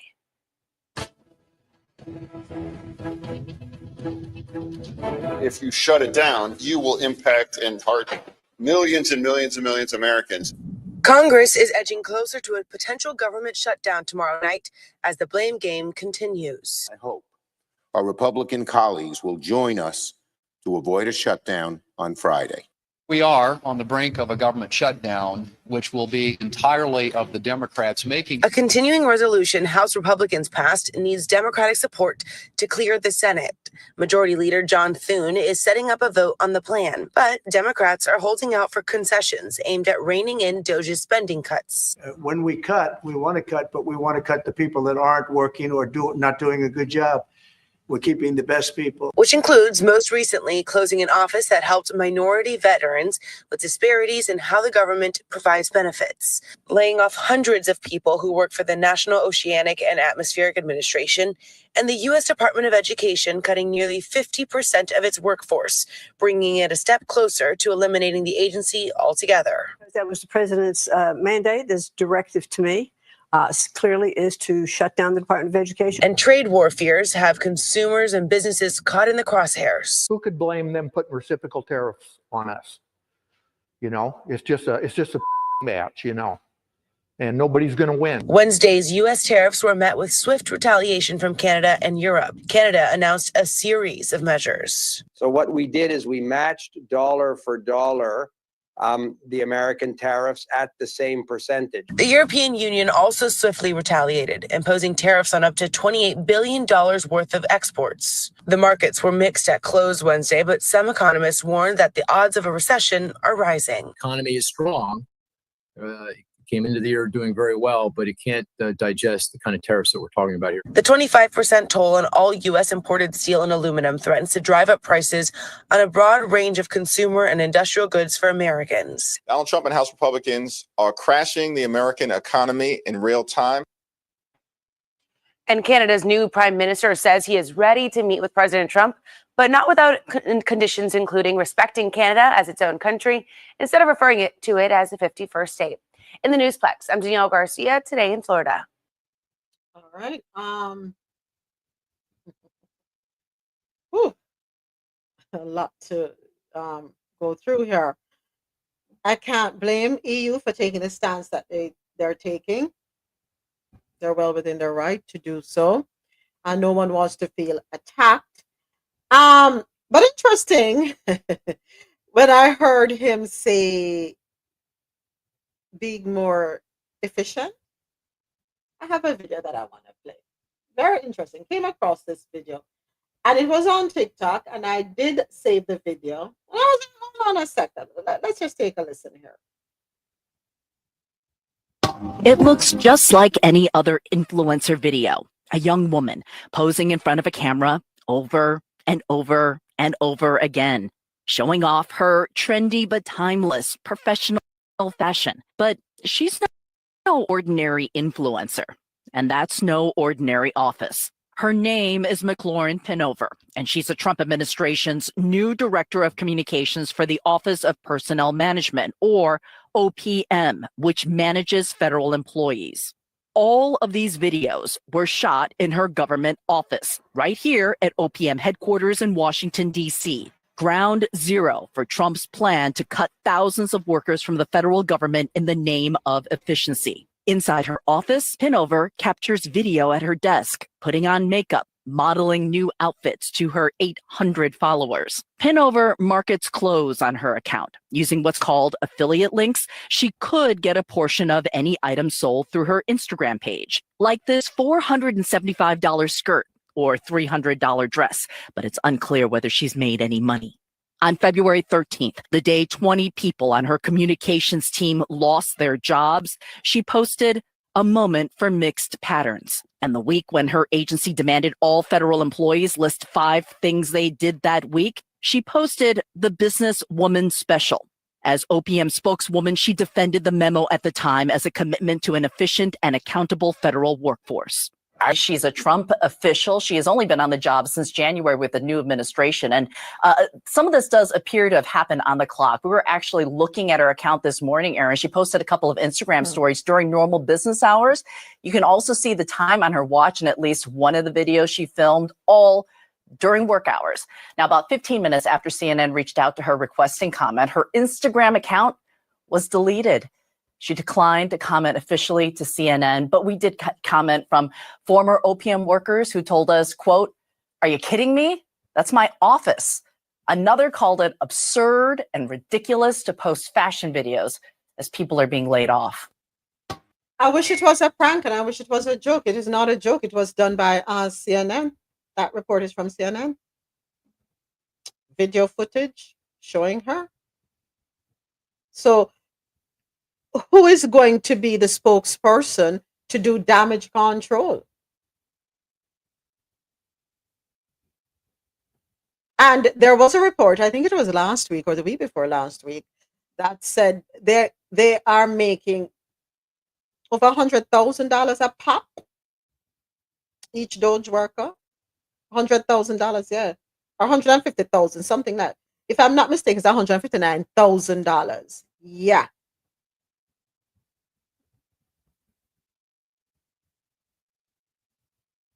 And she's so dumb.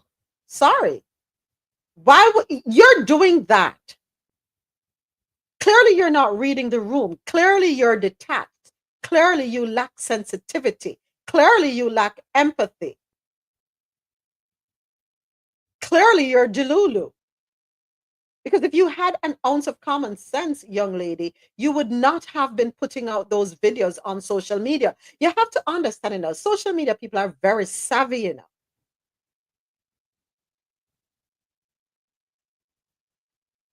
Them quick pan it, you know. I guess you're not paying attention because you're busy modeling $400 skirts and $300 dresses. Not realizing that there are people who are going to capture what it is that you're posting, do their research, and then send it on over.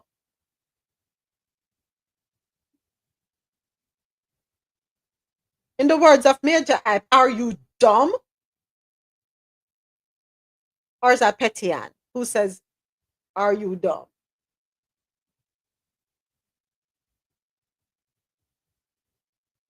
So who is the head of Doge? What are they planning to do about this person? Isn't it a woman? Or is it I'm confused. I don't even know who is the head of Doge. Because I know if I were doing that on the job, I'd be out of a job. So what are we going to do about this? Her. Do want to have to do EU. That's all I'm going to say. Do what you must. France remains the world's. Isn't, Go ahead. moment, before you move on, isn't that ironic coming from the Office of Government Efficiency? And you in the Office of Government Efficiency with this high ranking role doing videos selling skirts. You can't make that stuff up. Trust me. It's ridiculous. It's ridiculous, Mr. President. When you think that you are in a department determining what happens to a person, a family. But she's making the videos in her office, on office hours, videos. It's not that like it's a post. She's making videos, advertising stuff for sale, endorsing products in her office and posting it on social media. And she works for the Office of Government, Efficiency or whatever it is. How efficient? What? Anyhow, you. Thank you, Mr. President. Go ahead, Dr. Sharon. So I hope that will be on the list of what she accomplished this week. Right? Since they're sending out email asking people to list what they've done all week. But how is it? I mean, it's just, it's cruel. People don't see, I mean, I don't know if everyone understand or get it. It's cruel. You're there slashing people's job, right? And this was, for most people, unexpected. They didn't think that they were going to walk into 2025 and then with a new administration, just, you know, you have a federal job in whatever, the CDC, who are, you know, whatever agency, and next thing you know, you're terrorized. Right? I even had a client last Friday. She works for the VA, and she says she's one of them who got that email. List 5 things that you've done this week. Yeah, so she's like, I'm putting out my resume because I might be on the chopping block. You know, yeah, nurses, physicians, healthcare professionals have actually been terminated in part of this also. In a time when the VA doesn't even have enough doctors and nurses, you're terminating them. She's modeling. She modeling. She busy a model. Not even model like model. But yeah, that's cruel. What she has done is actually truly cruel, because you're working for Doge, making 6 figures while you're there cutting people's livelihood, but you are on the internet modeling and selling skirts that are hundreds of dollars. That's really tone deaf and cruel. Out of touch. Out of touch. And she's the one, she should be on the chopping block. I hope they get rid of her. Yeah, it's cruel. Me personally, I think that's just going to make an excuse for her. They're going to make an excuse. They're probably going to say, oh, she was on her lunch break. Oh, she was on her coffee break. I don't know. And she's free to do whatever she wants on her lunch break. I guarantee you. So people have to realize that sometimes, even if you're on your lunch break or coffee break and you're on somebody's property, you're on your employer's property, they can still... You're still at work. Yes, you're at work. You're in somebody's facility. You're not in your own private home. Exactly. Okay, let us see how this one roll out. France remains the world's 2nd largest ARMS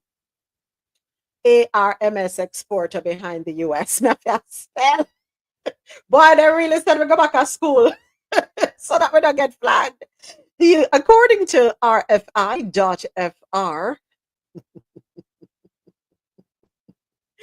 Forgive me laughing. Yeah, the United States maintains its position as the world's #1 ARMS exporter, followed by France. According to a report released by the Stockholm International Peace Research Institute on Monday, it also showed that Ukraine became the world's largest importer in the period 2020 to 2024. The findings by the Stockholm International Peace Research Institute coincide with an announcement by European Union states that they intended to strengthen the continent's defense capabilities. This comes after US President Donald Trump said Europe should become less dependent on the US. Well, there you have it. So them a ramp up, do what them have to do. Okay, moving right along. We don't have anywhere to go in Ghana. Rising seas and powerful waves sweep away homes. This article comes to us courtesy of apnews.com. Pieces of this coastal Ghana community disappear into the sea when heavy waves batter the shore, sweeping away houses and land, threatening to unearth bodies buried in cemeteries and devastating parts of the town where generations of families have built homes and lives.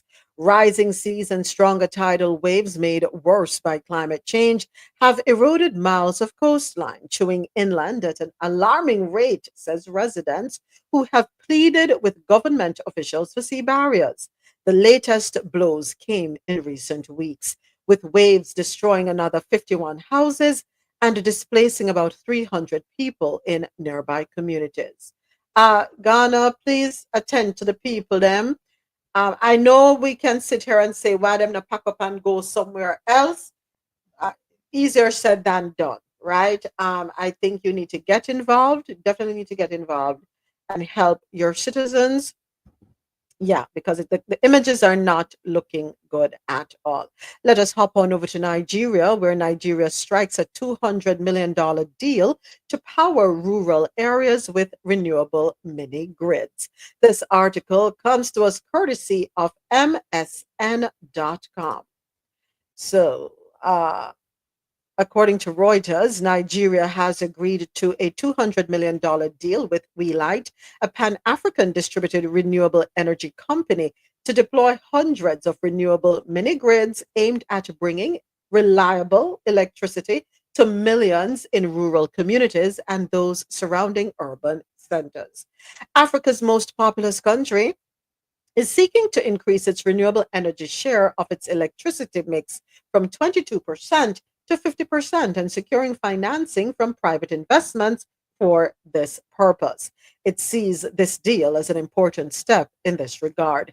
The project is backed by the World Bank, and the African Development Bank will develop and operate 400 mini grids and 50 metro grids across Nigeria's mostly rural areas to improve electricity access to an estimated 1.5 to 2 million people and boost local economies.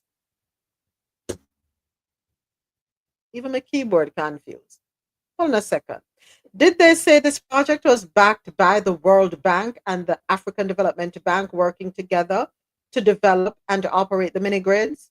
Okay, stick with me for a second. Hang tight for a second.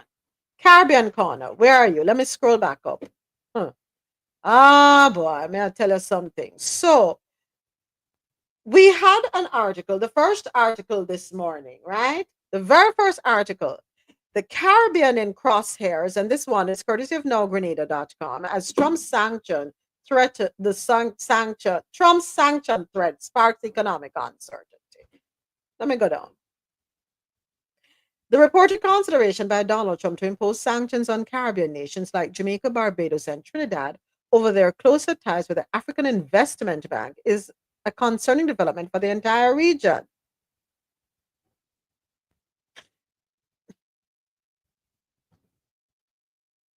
So the administration has an issue with the ties that we have with the African Investment Bank. But here in this article, the World Bank, which we know who really runs it, is okay with an agreement with them and the African Development Bank. No, I'm confused. I'm confused. So the left hand is saying we don't want the Caribbean working with Africa or striking up any type of relationship. But the left hand is saying we're okay as it's okay as long as it's we who have the relationship with Africa. Is that what I'm gathering? Okay. All right. Ah, boy. Africa's unfinished bridge that's been abandoned for 50 years. This one comes to us courtesy of the express.com. You see hypocrisy? Let me say this. There are some of us who do um, pay attention to news on the global platforms, not just what's available to us here in the West. And it is important that we get our articles from various sources. But not only that, what is even more important is that we pay attention. Pay attention.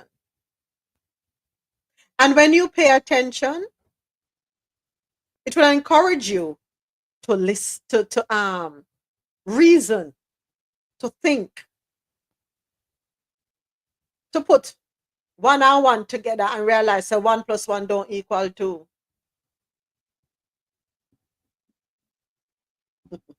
Thank you for the time check, Ja. Thank you for the time check. Yeah. So let me run through this article real quick before we have to get off internet radio, and then we'll just be on YouTube and TikTok.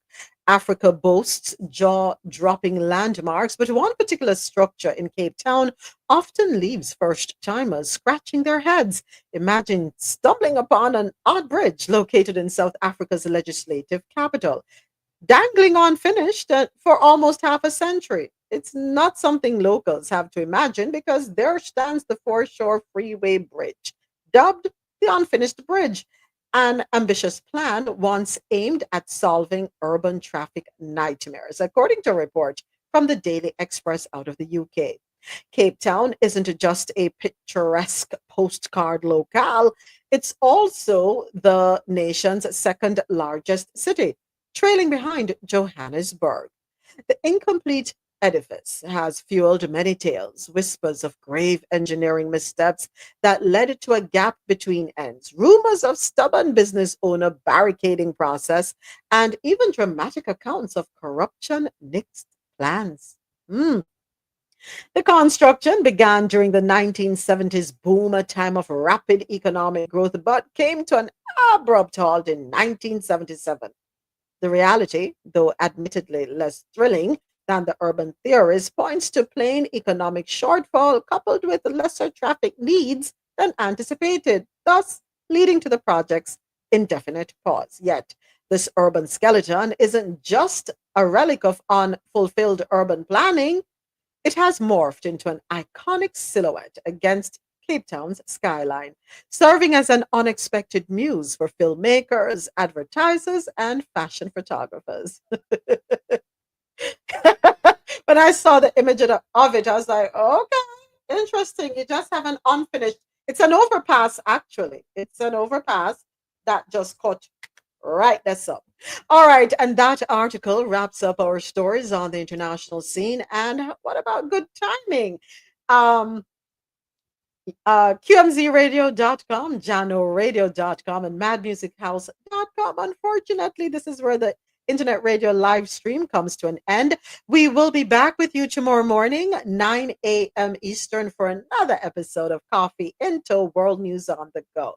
Everyone listening on QMZ Radio, Jano Radio, and Mad Music House, I invite you to join us on YouTube, Coffee Into YouTube, because we're live there. Or you can hop on over to TikTok, where we are also live.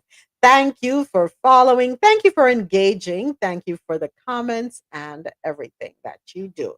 Have yourselves a wonderful rest of the day. And again, tomorrow, 9 a.m. Eastern. And let me close this out. Okay, and we have come to the end of our internet radio live stream. Next up on Coffee and Toe, World News on the Go, we have stories. Oh, it's Women's History Month. Yes, Women's History Month. It is time to honor some women, and for that, we head to the Caribbean. Okay, so I'm running way behind on my runner show here with where I need to grab my stories. Okay. 5 inspiring Caribbean women you should know this Women's History Month. Article comes to us courtesy of barbados.loopnews.com, and it's Women's History Month. Sorry, no, this Women's History Month. I don't know why I keep saying Women's Day. Number 1, Mia Mottley, trailblazer and Prime Minister of Barbados. Mia Mottley is the first female Prime Minister of Barbados, known for her bold leadership and strong advocacy for climate action, economic development, and regional unity. Since taking office in 2018, she has become a global voice for small island nations, championing sustainability and social justice. Number 2, first female Governor General for St. Lucia, Dame Perlette Louisi. Dame Perlette Louisi served as St. Lucia's first female Governor General from 1997 to 2017.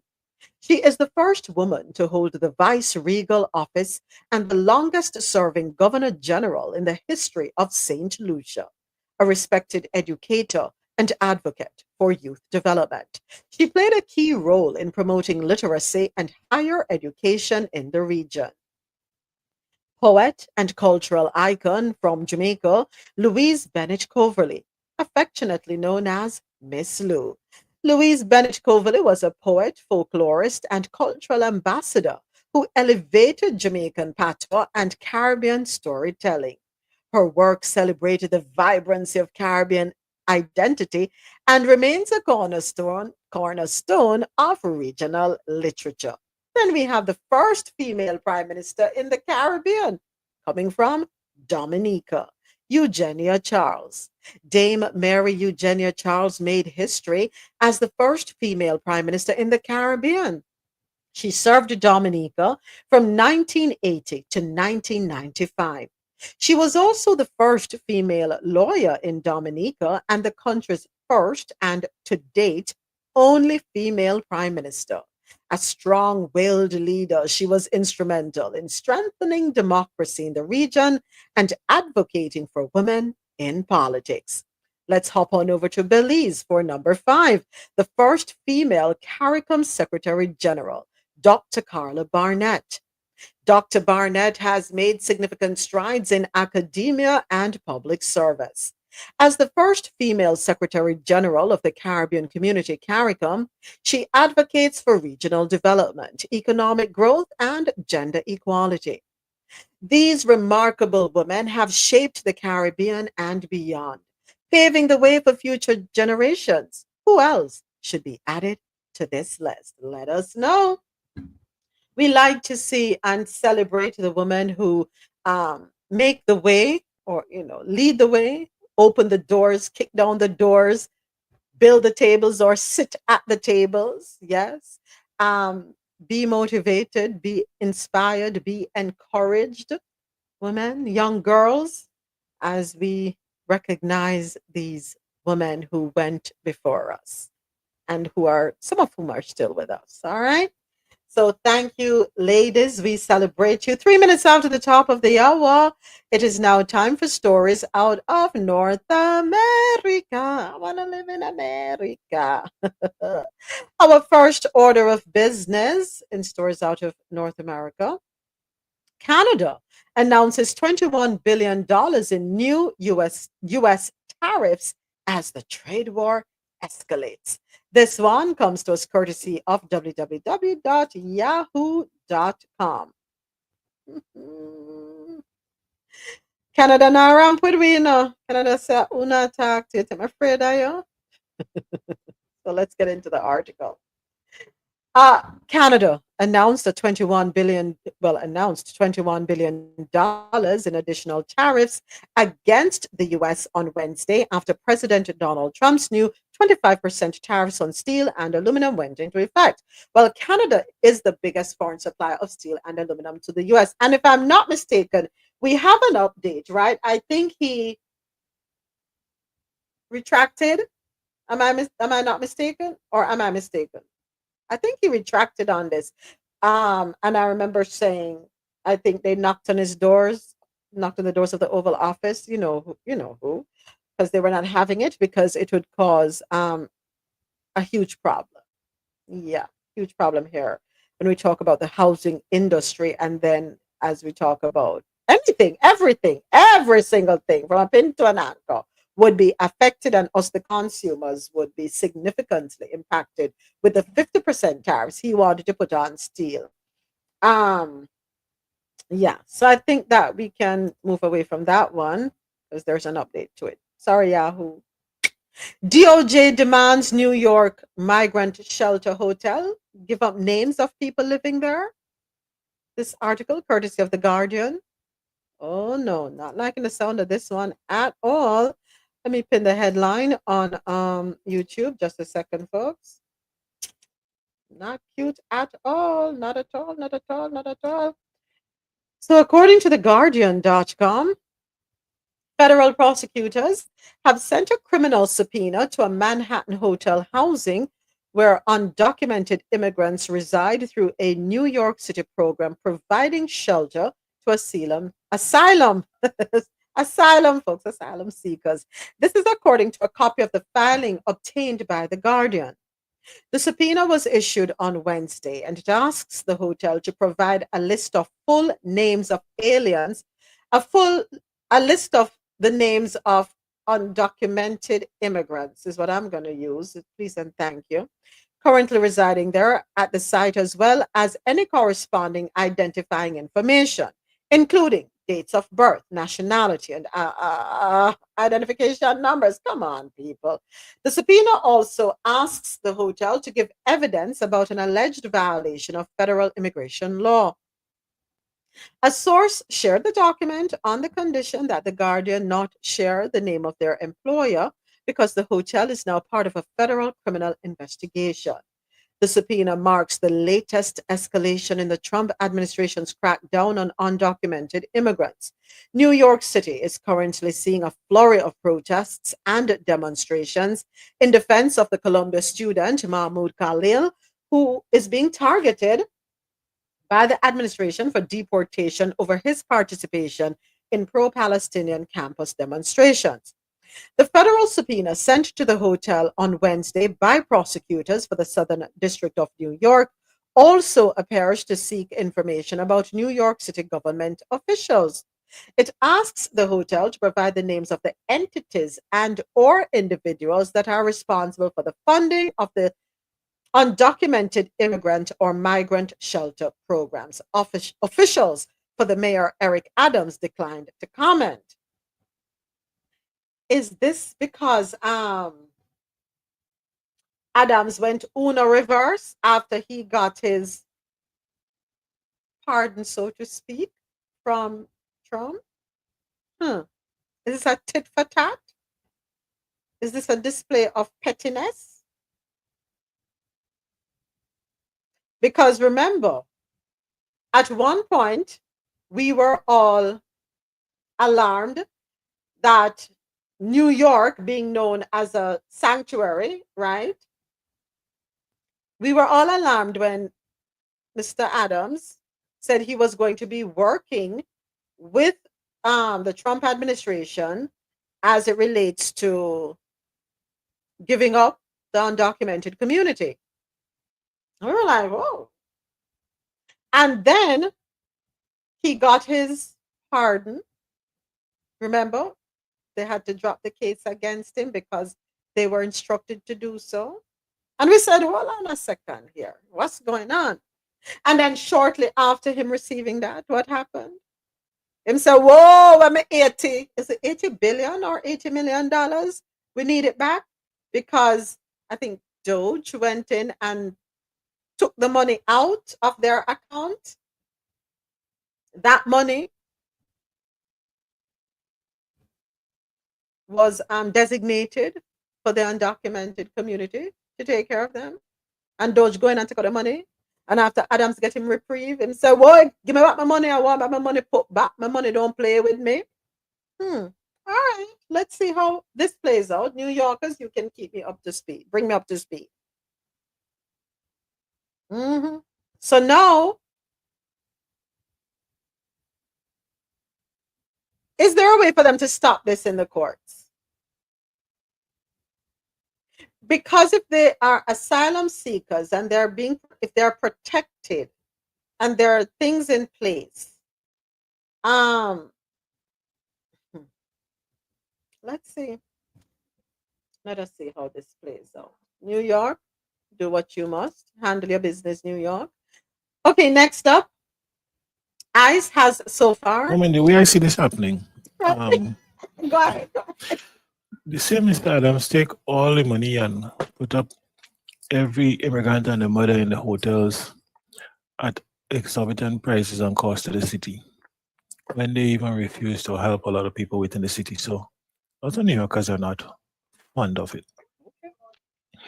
You understand? So as much as New York is a place Trump probably gets the most pushback, when it comes to the way these migrants was dealt with, I think the Adams administration has a lot to answer for. It was very poorly handled, very, very poorly handled, and they spent an exorbitant amount of money hosting them when there is a lot of programs and people in the city who need help. So let's just see how that play out. Fair enough. Fair enough. See, I'm not up there in New York, so I have to take it from the New Yorkers and how disgruntled they are about the handling and the operation. So fair enough. Fair enough. All right, let's head on over to this next article, and I do believe we have a soundbite for it. Yes, we do, and it is titled "ICE has arrested over 32,000 migrants in the U.S. illegally in the first 50 days." Let's go ahead and take a listen. Oh boy. Oh, where are you? Where are you? Here you go. ICE enforcement operations have rattled cities like New York, Denver, and Chicago. And the White House has publicized photos of alleged criminals being taken away by agents with the acronym ICE emblazoned on their jackets. So what is ICE?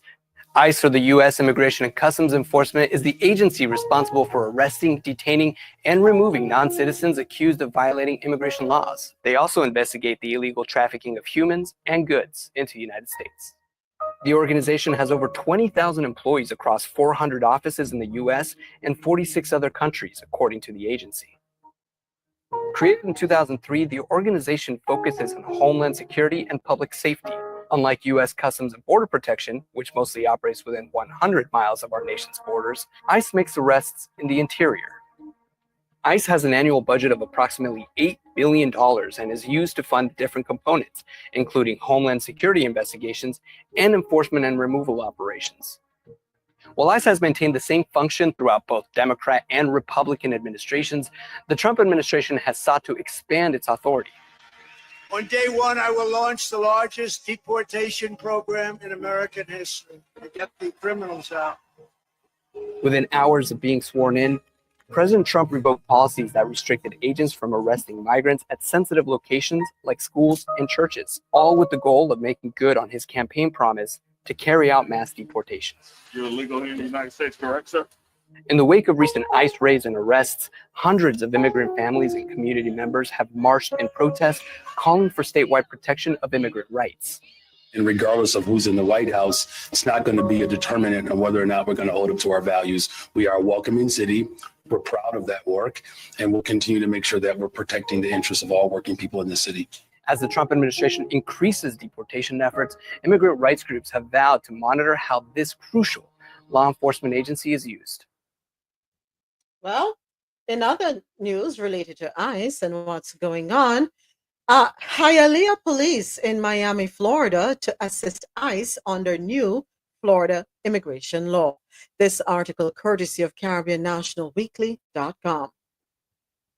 Hialeah police officers will soon assist federal immigration agents in enforcing immigration laws as part of a controversial new state policy signed last month. The decision aligns the city with Florida Governor Ron DeSantis' push for greater local federal cooperation Should be cooperation on immigration enforcement.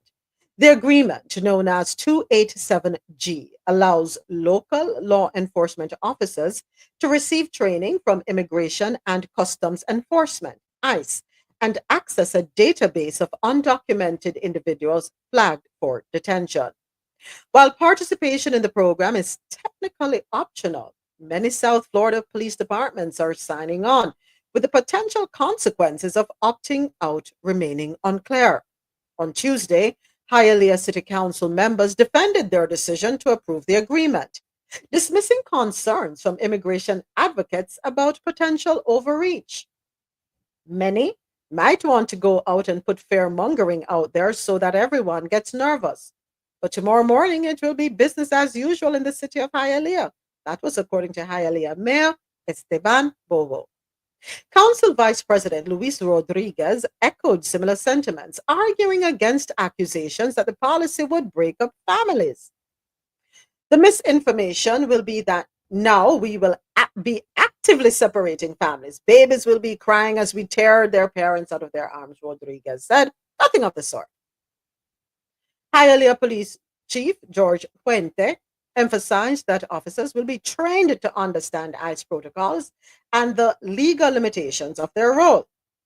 This agreement will have me select however many officers I select to train, to allow to be trained by immigration, to understand their protocols and what can and can't be done when it comes to certain operations that they perform, Puente said. Hialeah joins other Florida cities, including Davie, Sunny Isles, Palm Beach Gardens, and Coral Gables, in agreeing to assist federal immigration authorities.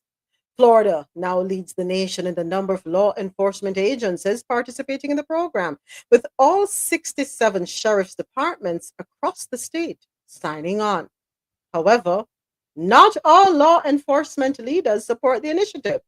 Broward County Sheriff Gregory Toney made it clear that his department would not expand its role in immigration enforcement. He said, I didn't sign up to be ICE. My patch doesn't say ICE. My patch is Broward County. Similarly, Palm Beach County Sheriff Rick Bradshaw stated that his department would continue its existing practice of cooperating with ICE regarding undocumented individuals in county jails, but would not dedicate deputies to proactive immigration enforcement. You don't need to be afraid. If you're not a bad guy, you haven't committed a crime, or you're not one of the people that's here illegally, that's a convicted murder unaliver, there's no problem, Bradshaw told the Sun Sentinel. Toney warned that expanding immigration enforcement could damage relationships between law enforcement and immigrant communities, making residents less likely to report crimes or cooperate with investigations. Asked if he would create a task force dedicated to working with ICE, Toney's response was clear. The answer is absolutely not. Hialeah.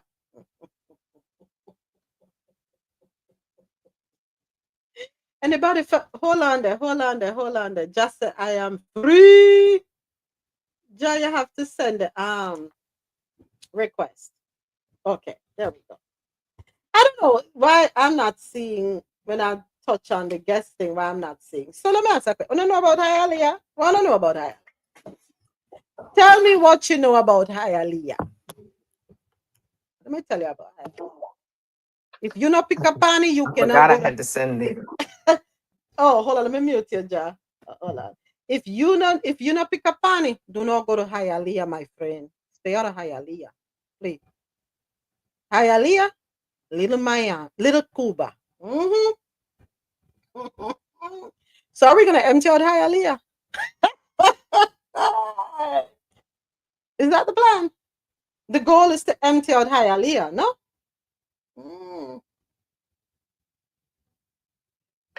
So go ahead, yeah. What can I do but I'm laugh? I'm trying to remember what's in Hialeah right now. Okay, because like I said, I spent my summers. I'm Empanada trying to remember. pequeño. Go ahead. Okay. A reason for doing that, you know, is there any important buildings there, land?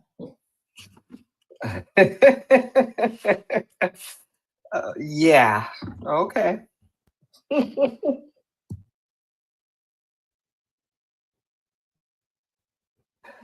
I yield.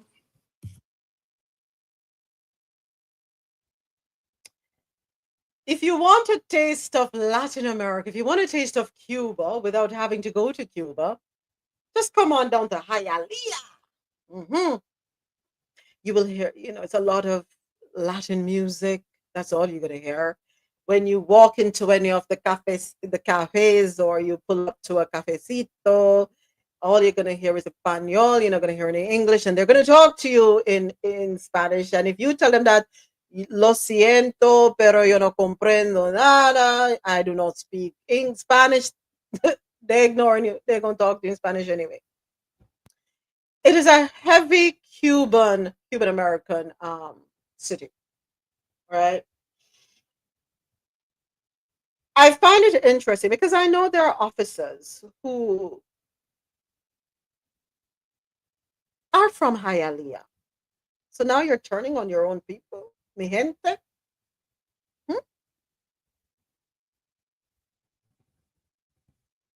Yeah. Many Cuban exiles fleeing Fidel Castro's 1959 revolution. They settled in Hialeah. They settled there. Many of them who leave Cuba still settle there. And we're talking about in recent times. It is a diverse, culturally diverse and dynamic place to live. I would say that. Yeah. Ja. Why? What you say? What you say? What is there, right?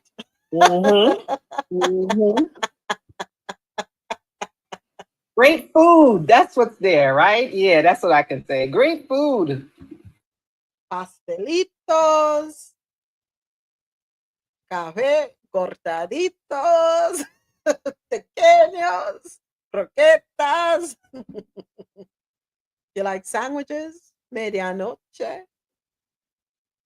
If you like pork, go get yourself some masas de puerco or lechon, which is shredded pork. If you like your carne, your beef, go on, get your steak there. Papas, your potatoes with garlic, go on. Good food. Moros or congri, whichever one you call it, depending on which Latin American country you're from, which is their version of rice and peas. Only thing, if you don't eat pork, don't eat the moros or congri because it is cooked with pork. I'm giving you a heads up. They cook with a lot of pork fat. Yeah. Cuban bread made with pork fat, actually. So you might say you don't eat pork, but you're gonna eat a piece of the Cuban bread. You're eating pork. Yeah. Yeah. Let's see how this one plays out. And I know people are saying, well, that's what they voted for, like the Venezuelans. I don't know. Marco Rubio, how you feel about Hialeah? Oh, no, you didn't grow up in Hialeah. You grew up in Southwest Miami-Dade. I forgot. So you may not even be bothered with that. But a lot of those who started out in Hialeah moved outwards and ended up in Southwest Miami-Dade. Yeah. Just wondering. Okay. Tony has a valid point here. He has a valid point. You have to be careful, because what you don't want to do is turn the police against the people in the community. You don't want to do that. Not at all. So I understand his stance. The man said never signed up for work with ICE. Gregory Tony, that is the Broad County Sheriff, is who I'm referring to. He has a valid point. Let ICE do their job. Is it that they don't have enough ICE workers? Is that the case? Huh? They don't have enough ICE workers. So we're biting off more than we can chew. Is that what I'm to assume? You have a mandate, but you don't have a concrete plan in place. You only had a concept of a plan. You don't know. You give out these quotas. If you hear the lawnmower in the background, I apologize. Let me ask anybody listening on here with me on TikTok or on YouTube, when you're going to do something, don't you have a plan? Dr. Sharon said, no true plans nor any policies. You have to have a plan. I cannot be telling people to arrest so many people per day, and I know I don't have the personnel, the assets in place to do that. Come on now, because you're trying to compete. I mean, yeah, we understand it, sizes. We get it. But we have to be practical. We have to be practical. But anyway, concepts of a plan. Kansas farmers react to Chinese tariffs on agricultural products. And I do believe we have a soundbite for this one, as they don't even have the facility. Exactly. They don't. They are busy trying to turn spaces and places into facilities that are not properly outfitted. And some of the spaces and places that they're trying to convert, they're doing so because they want to put families there. Because remember, what's his name said, no issue, families can be deported together. They arrested 600 people last week in Texas. Wow. I see, Mr. President sent an email here. Hold on, let me check my inbox real quick. The U.S. arrests more immigrants in February 2025 than any month in the last 7 years.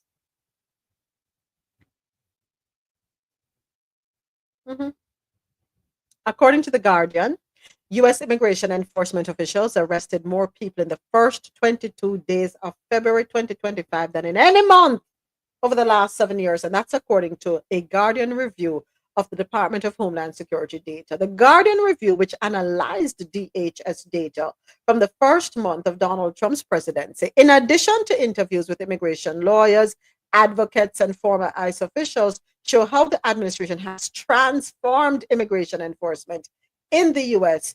within just a few weeks. In a rush to meet Trump's goal of mass deportations, the administration has moved to quickly close the U.S. southern border, suspending the asylum program and other Biden-era programs that offered humanitarian relief. Simultaneously, it amped up immigration enforcement in the interior of the country. Immigration officials are not only arresting more people, but also placing increasing numbers in detention. DHS announced on Tuesday that immigration detention had been filled to capacity with 47,600 detainees. The Guardian analysis also reveals that while the administration says it has been targeting criminals, ICE enforcement instead has become more indiscriminate. And it shows that as the administration tries to ramp up arrests, it is reshaping the relationship between federal immigration authorities and local law enforcement. Thank you for sending that over, Mr. President.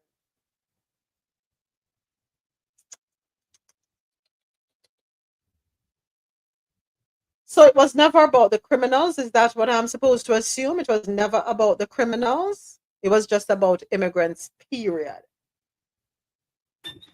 We've already knew that.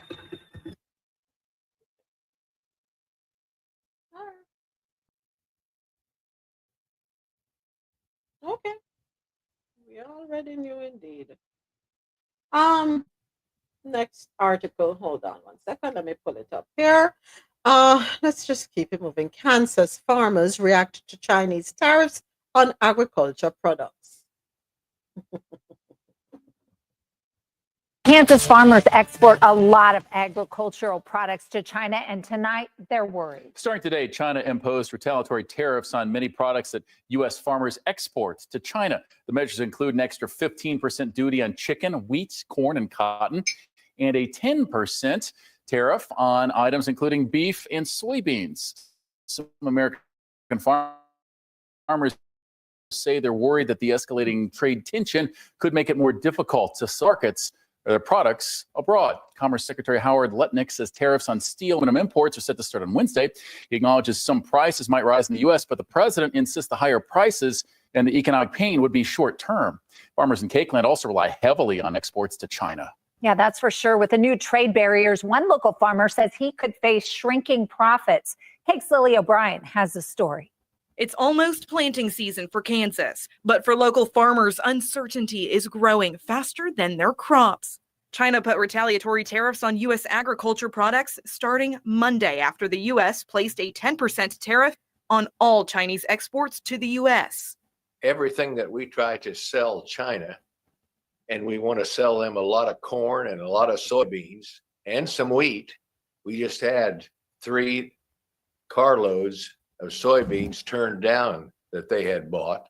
The tariffs include a 15% duty on wheat, corn, and cotton, as well as a 10% tariff on soybeans, pork, beef, produce, and dairy. Larry Steckline farms in south central Kansas. He says China is one of the largest buyers of U.S. soybeans, and tariffs will encourage China to turn to other suppliers.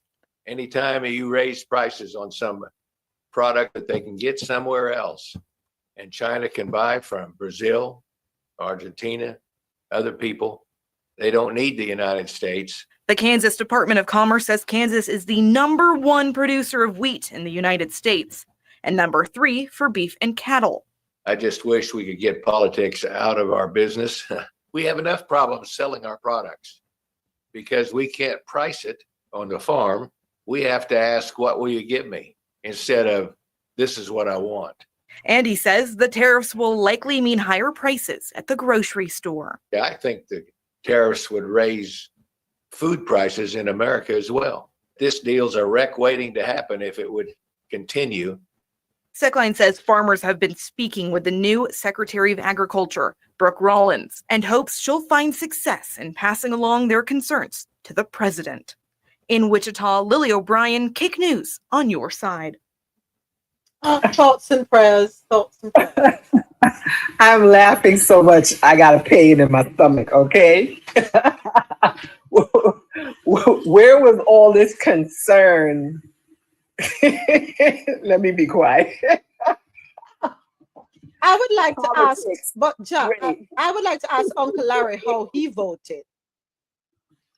You don't even have to ask because you already know. Now you're going to say you wish you would get politics out of Foreman. Man, do I look like Boo Boo the Fool? Come on now.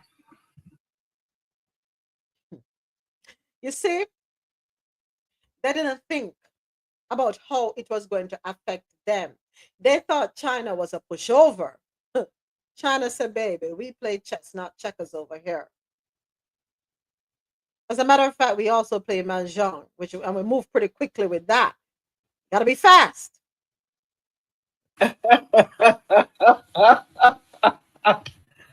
Oh, this is hilarious. But like we've been saying, it needed to happen. It had to happen. Just in, the judge, courtesy of the Washington Post, this just came in 26 minutes ago, a judge has ordered Trump officials to offer jobs back to fired probationary workers. Now, does that mean they're going to? Because I have seen where the courts are ignored. So how effective is this going to be? Is he going to obey? And I've been saying this like forever. It does not matter that they're blocking it. He ignored them from since the first time he was in office. So what makes you think he's going to listen now? I don't know. I don't know. I don't know, sir. I don't know. I don't know. Don't know. Hold on 1 second. Let me fix something here. Okay. Oops. Oh, hold on 1 second. 1 second, folks. 1 second. Trying to fix something. Okay. All right. All he care about is us purchasing ugly looking jets and cars and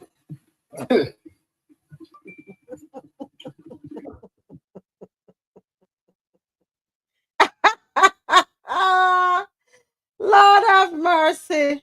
Oh, they have a protest at the towers, or we should go and protest at the towers. Which one, Dr. Darren? Yeah, I just saw the ticker on CNN that there's protests at the Trump Towers. They are protesting the detainment of that student from Colombia. Mm-hmm. Yes, but you know what? Thoughts and prayers. Our thoughts and tariff, because these same Palestinians are the same ones who voted against VP Harris, right? Thinking that Trump would do something better for Gaza. Now he wants to level Gaza, make it into a resort, and he's detaining people who protested, saying that they were a danger to the Jewish students and calling anti-Semitic. But these are the same ones who didn't vote or protest voted for Jill Stein or voted for Trump, thinking that he wasn't gonna be different. Okay. Okay. What is it? Popcorn season? It is popcorn season. I'm taking popcorn, and anybody come with their long cocky argument, I take out the volume. And because I really don't have the sympathy, because we could have been in a different place. What? Thoughts and Because I did not vote for myself.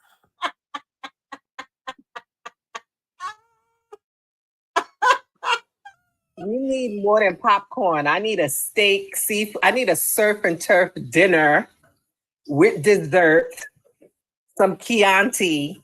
Oh, hold on a second. Nobody talk about the Chianti unless you're going to get it here in the US. Because just in, Trump is currently threatening a 200% retaliatory tariff on European wine after the EU proposes an American whiskey tax. I'm done. I don't know where he think that this is going to lead, because this is not helping anybody. Okay, so even if you want to have this quote unquote America first agenda, that's not helping any Americans. It's not. You've done nothing since you've entered that Oval Office, since you've been sworn in on January 20th. You've done nothing that will help the American people. Maybe I'll wake up tomorrow and find out that he resigned as president, but we still don't want JD back. But sorry, I mean, this can't be life. This just cannot be life at all. He has helped the American people, Dr. Sharon. He's gotten rid of the immigrants. Yeah, and people who depend on immigrant labor and the undocumented migrant workers who are afraid to come to work, or their businesses are folding. Okay, so yeah. That's what they wanted. That's what they voted for. That's what they wanted. He got rid of the immigrants, and he's still getting rid of the immigrants. Okay, he has made it great again. Absolutely, we are so great. The people like us. United States up. Foreign done. That's all I can say. Well, I said foreign no good again. Foreign no good again. Foreign done. Dolly all smash up. Dolly all smash up. Take one yourself. Oh my goodness. Welcome to the space, Amy FDT. Welcome and thank you for the follow. Foreign mash up. The house not good again. The thing turned down. And when you huff and you puff, be careful because you will blow your own house down. It will happen. You remember, I think at the end of the story, doesn't the house fall on the wolf or something? I think. Careful, people. Careful. Ah, boy. All right. Time now for our business and tech news. And our business and tech news is brought to you by grandcoffeehouse.com. Head on over to www.grandcoffeehouse.com. Shop today and get 20% off all your coffee products. Just use the code COFFEEINTO20 at checkout. All right, let's see what we got going. I don't know if I tell you, Mr. Farmer, Uncle with Larry. I don't know if I tell you, no, my friend. Think a little more next time. Think with your heart, not you. Well, then again, your heart may not be in the right place. Think with your head next time and not your heart. Crunch the numbers. You've been farming for a long time, my friend. Crunch the numbers. Exactly. You should have had a plan B, right? Or C, D, E.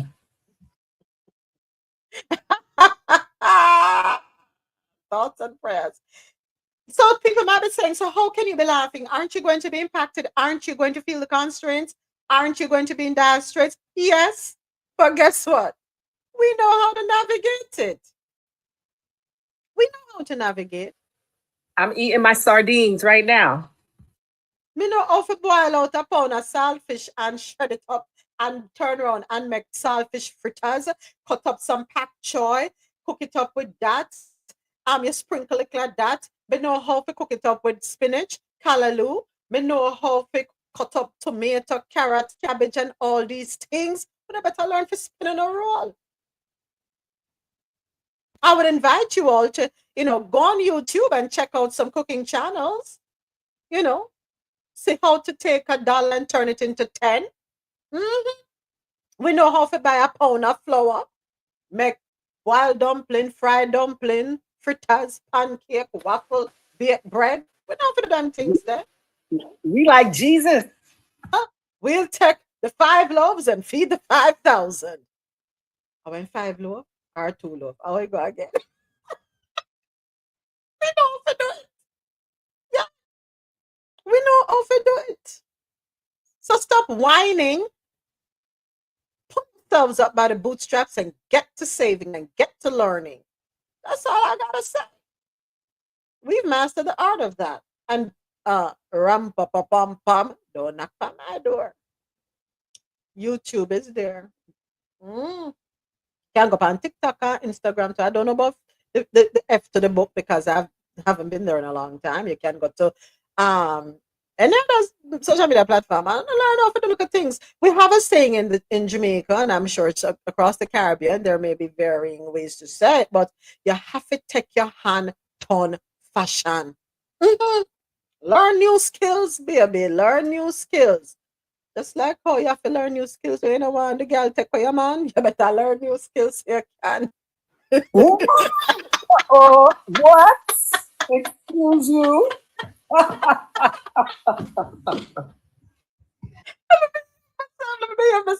myself. But sometimes you have to give it to them like that, Sometimes you have to say to them like that for them to grasp what you're saying. Changing lanes.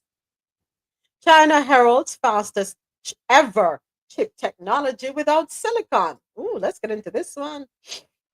According to scmp.com, a team of researchers at Peking University claims to have shattered the chip performance limits and proven that China can use new materials to change lanes in the semiconductor race by circumventing silicon-based roadblocks entirely. The researchers, led by physical chemistry professor Peng He-lin, said their self-engineered 2D transistor could operate 40% faster than Intel and TSMC's cutting-edge 3 nanometer silicon chips. If I said it right, don't come for me, IT people, while consuming 10% less energy. Look at that. It is the fastest, most efficient transistor ever, according to an official statement, which was published last week on the PKU website. Well, China, I don't know if I said do nothing because we have other things that we're more concerned with over here. We don't know if we'll catch up. Maybe in 10 years. Just kidding. Maybe in 4 years we will pivot and we will, change our focus and take off our horse blinders, probably widen the tunnel vision, and maybe in 4 years we will be able to catch up with y'all. But for now, Go on, do nothing. Yeah, go on, do nothing. Also, out of China, China will lead the world in smart manufacturing by 2030. And this is according to a report that was submitted or seen by scmp.com. China's ambitious Made in China 2025 industrial strategy has put the country on track to become a global leader in smart manufacturing within the next few years. Though breakthroughs are still needed in several bottleneck technologies, this is according to a new report by Beijing's Renmin University of China. The Made in China 2025 project, which was launched a decade ago, aimed to propel China to the forefront of a slew of high-tech industries, including aerospace, electric cars, robotics, and telecommunications. Though Beijing has become reluctant to publicly check the policy in recent years amid global pushback, especially from the United States, the strategy nevertheless helped China achieve remarkable progress in several key areas. Yes, Beijing has not published an official statement regarding the assessment of Made in China 2025, but a calculation by the Post last year found that 80% of the targets laid out in the plan had been achieved. You see, this is what happens when we are focused on the things that matter. Not the things that don't serve us. You see, them not focus on racism and discrimination and division and peddling backwards like, Project 2025. They're focused on education, research, science, technology, the advancement of those areas. That's what they're doing. So them gonna lead still. And remember, they also have a plan. They have a plan. You see, while we were busy fighting wars or inciting wars, they were busy buying ports. Because they know the importance of ports across the globe. Oh, yeah. While we are busy worrying about arms and everything related to arms, ARMS, they were busy improving infrastructure with loans, taking a soft approach, drumming up support. Yes, yes, yes. They had a different way of doing things. They were more diplomatic, should I say? Way more diplomatic in their approach, in their when you talk about globalization, global dominance. Them sit back in and I go some them lick them finger before them start count them coins. Yeah. Them have them chopsticks and they are chowing down, baby. And who do we blame? We can't blame them. Because remember, what was that thing that we did some decades ago where we allowed our own manufacturing sector to crumble? Because it was more profitable to ship manufacturing overseas because manufacturing would be done cheaper. And if it's done cheaper, what happens over here? We are able to have a larger profit margin because of that thing called what? Capitalism.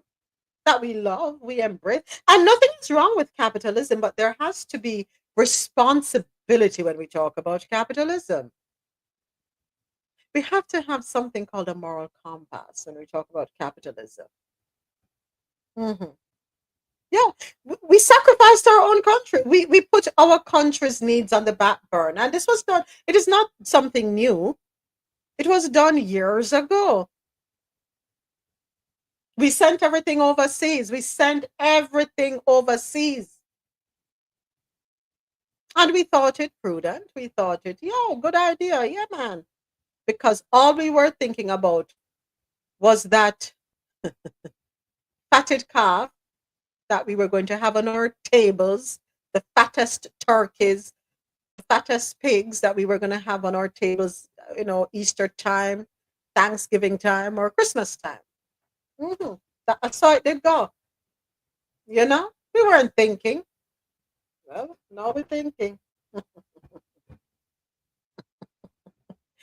By the way, them a thief coffee. Coffee theft surges in the US as prices for the beans soar. I wonder who is stealing these coffee beans.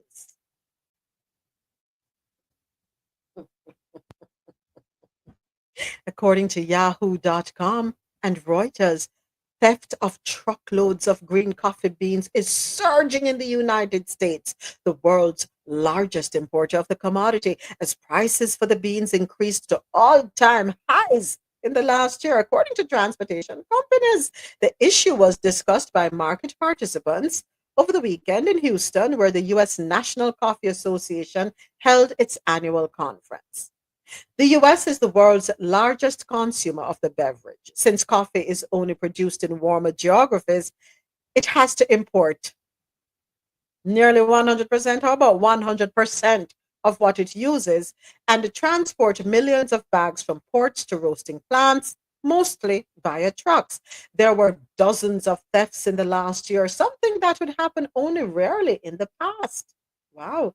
Theft of coffee has been reported in producing countries such as Brazil and Vietnam, usually in farms where the beans are temporarily stored after the harvest. But why are we taking it to Brazil and Vietnam when the headline clearly stated in the US?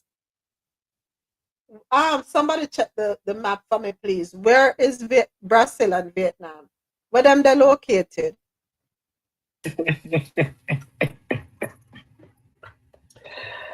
You know, I was wondering why we had so much traffic here this week. I thought it was just a rodeo, but this is the second thing that you said happened in Houston the past week.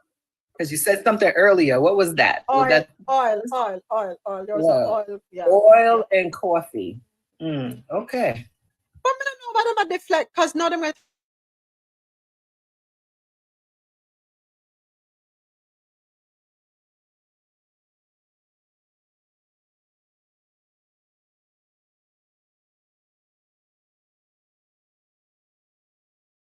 US a thief. So we're going to talk about the US.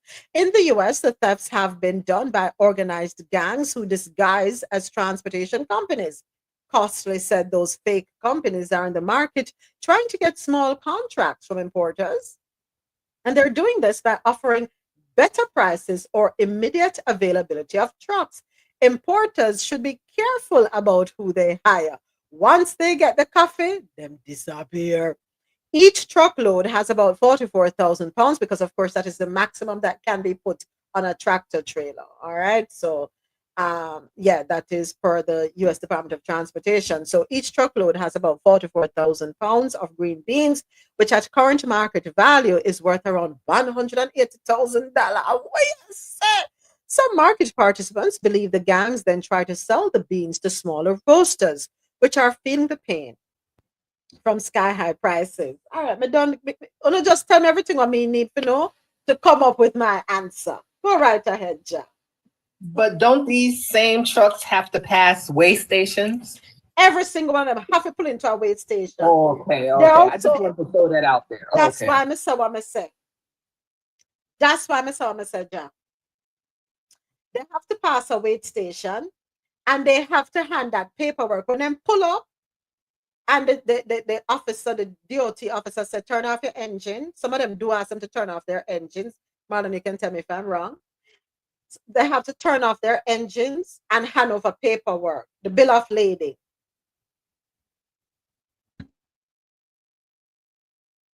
Do I have to say anything else, Jack? I don't think so. No, you don't. Okay. No, you don't. When I move up prayer, so with this article, yeah. This when trying to what you call it, distract us? Deflect. Yeah, all of that. Yeah. Too. We look like idiot to the people then. Mm-hmm. We ain't born yesterday. We never born yesterday. And that, ladies and gentlemen, was our final story in our Nah, we got some very smart people. Absolutely. Go ahead, Jack. Go ahead. Nah. Oh, okay. All right. I'm sorry. I'm in my kitchen. I was saying that we have some very smart people in our space. You can't pull the wool over our eyes. Sorry. We have a saying, been there, done that, meaning we are fully aware of everything that's going on. We have heard these stories before. And yeah, we know we can read through and we can sift through the nonsense. You know when you have to take weevil out that flour? We know if it's in the flour. Oh Lord, don't remind me.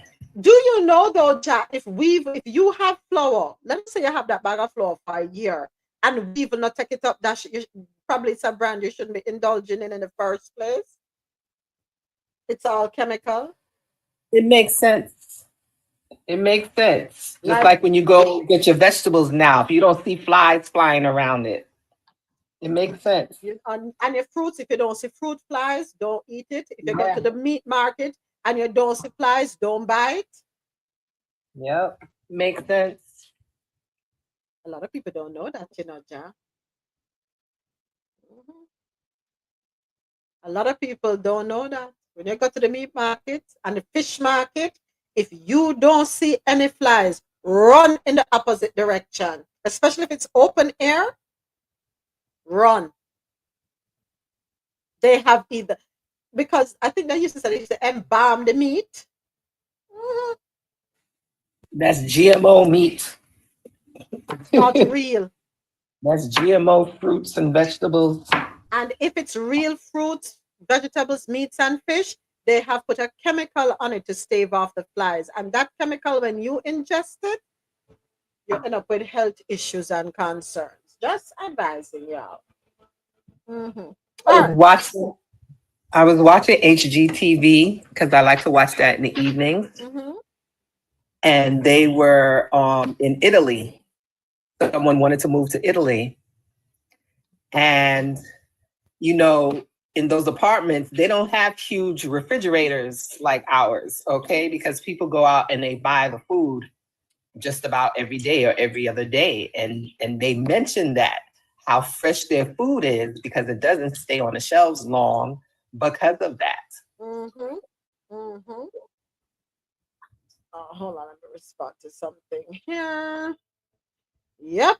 All right, so that was, so we're done with the business and tech news brought to you by grandcoffeehouse.com. Head on over to grandcoffeehouse.com and use the code COFFEEINTO20 at checkout and get 20% off all your coffee products. Now it is time for health and science news brought to you by Lormel Skin Food.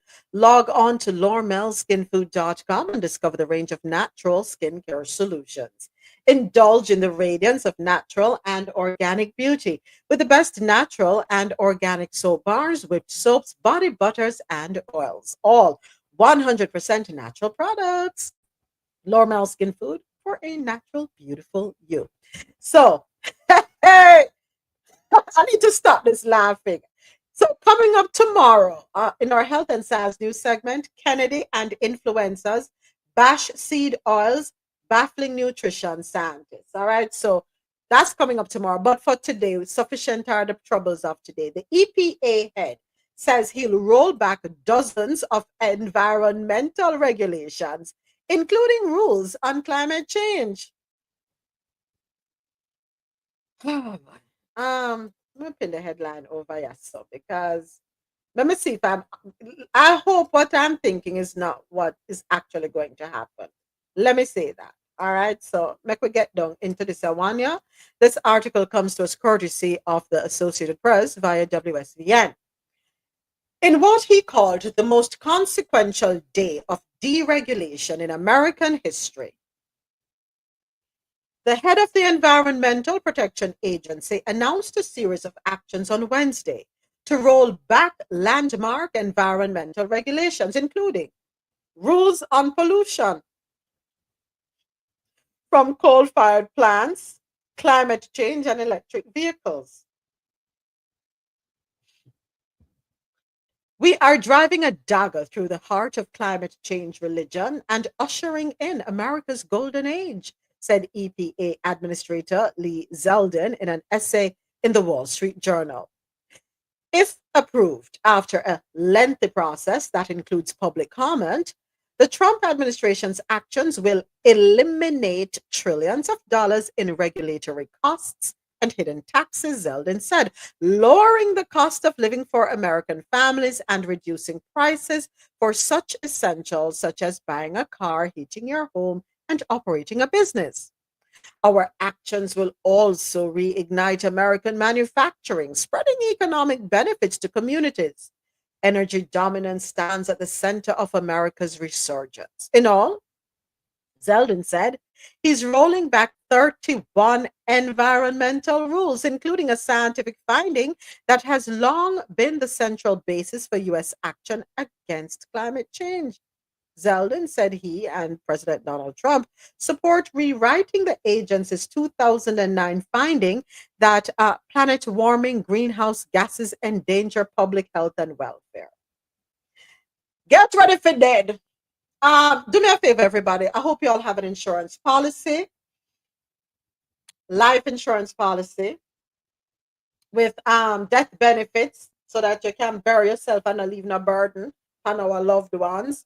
Can I strongly recommend that we go into cremation versus burial because we're going to run out of space? Right? Yeah. Hold on, I have to verify my live. Hold on, folks. I have to do a puzzle to verify the live.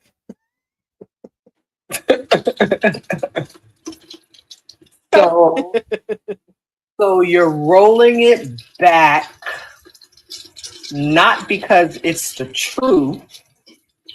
You're rolling it back so you can make it easier for people to what? So you now that we're gonna have a muggy environment, don't worry, breathe in the bad air, but you'll be able to buy a car and you'll be able to heat your home and you'll be able to operate a business in exchange for your health. Pick one. You want your health or you want the car, the home, and the business?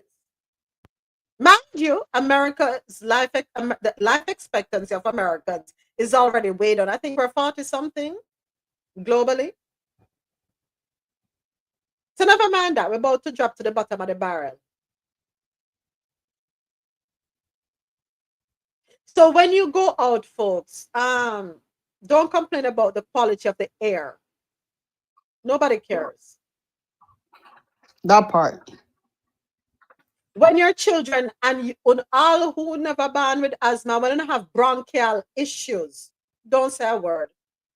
Go and cough. Yeah, right. That's so. And remember, you're going to need to get your pumps, right? And when you can't afford your pumps because you don't qualify for Medicaid or you can't get the Medicaid benefit, nobody say nothing. Or your copay or co-insurance is too high and you can't afford it, then oh well, I guess. It's and your EpiPen that you can't afford. Yeah, that too. I'm looking at Alexandra's who came into talking to her thing. She has a chair and a bucket of popcorn. Love that. That's her handle. Yeah. Can you imagine? Now, environmentalists and climate scientists call the endangerment finding a bedrock of US law and say any attempt to undo it will have a little chance of success. Unfortunately, so let me ask a question. What's the point of having scientists and researchers? What to go to school for? Don't you see y'all being mocked right now? Yes, I feel like I'm truly being punked. Yeah. Truly, scientists, clinicians, doctors, yeah, we are being punked. Yeah, Dr. Sharon, how long did you have to go to school for? We're not talking about your residency. Just going to school was for how long? Lord of His mercy. Well, college 4 years, med school 4 years. Okay, talk about the residency. Residency is 4. I call residency 4 years hard labor. So that's 12 years. 12 years. 12 years. Yes, and I've been practicing now for 16 years. Okay, so that's how what 28 years total. No. Okay, but guess what, Dr. Sharon? I'm sorry to have to disappoint you. All of that no matter. Oh well, I mean, listen. I've taken the stands. If people you don't want medicine, don't take it. You don't want to advise, that's okay. We will still try to help you when you come to the ER half unalive. That we'll still do our best. right? But it's just this anti-science, anti-medicine rhetoric. It actually makes it so hard to practice. It's actually stressful. It contributes to your burnout because you're like, what am I doing this for? So for me, I will help people who want to be helped. For those who don't want to be helped, then okay. If you want to go to the voodoo doctor down this street for your cancer treatment, please do. I'm good. Listen. And you know what is distressing, and I'm sure it is for you, Dr. Sharon, is when people may come into your office or go into any doctor's office, an internist's office, a gastroenterologist's office, a urologist's office, argue with them so what the government say. So, like, and I'll do that. And actually, it's even worse than that because they're not going to go on the CDC website. They're not going to go on any reputable source. Well, I can't even know the CDC website is reputable anymore. Anyway, but they would not go on any reputable source, and it'd be Google, right? And I'm like, I was like, I don't get my information from Google. I don't. If I need clinical information, scientific data, I go to the journal article. I go to the governing body like ACOG, which is American College of Obstetrics and Gynecology, or whatever governing body, because that's reputable, information. So, people come in, Google says this and Google says that. It's like, okay, well, did Google tell you this? Did you know that this was possible? Did you know this is possible? And they look at me like, like I got two heads. I said, I promise you, I did not get my education from Google. I did not get my education. In fact, when I was in med school and residency, Google wasn't that prominent. It was not. Yeah. So, and it's not, I need some shoes, I'll go on Google. I need to find a restaurant, I'll go on Google. And I'm trying to plan a vacation, I'll go on Google.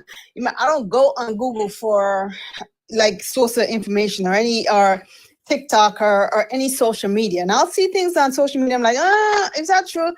And I'll take it with a grain of salt and I'll go find, and I'll go check the source. And now, not all sources are reputable. So you have to know where the reputable source is. But yeah, no, Google ain't got nothing on me when it comes to my medical education. Nothing. Zip, zero. Period. Yep. That's Period. when Mary had a little lamb.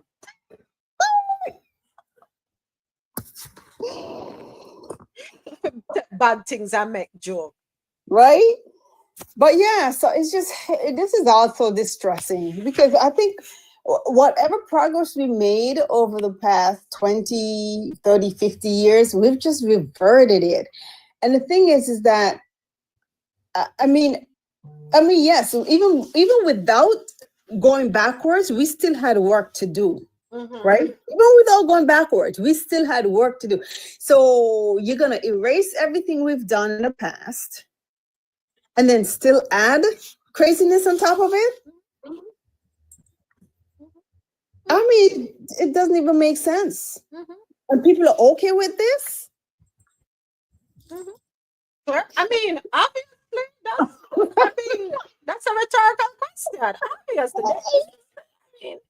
Clearly. The good thing is, thank God, you see, us in the Caribbean, we know if we laugh at serious circumstances. We really know how to laugh through it. Because when we feel this long and ball every day, not my tears. That's not my blood pressure. Because number one, we don't have health insurance, and number two, I won't be able to afford the bill from the hospital.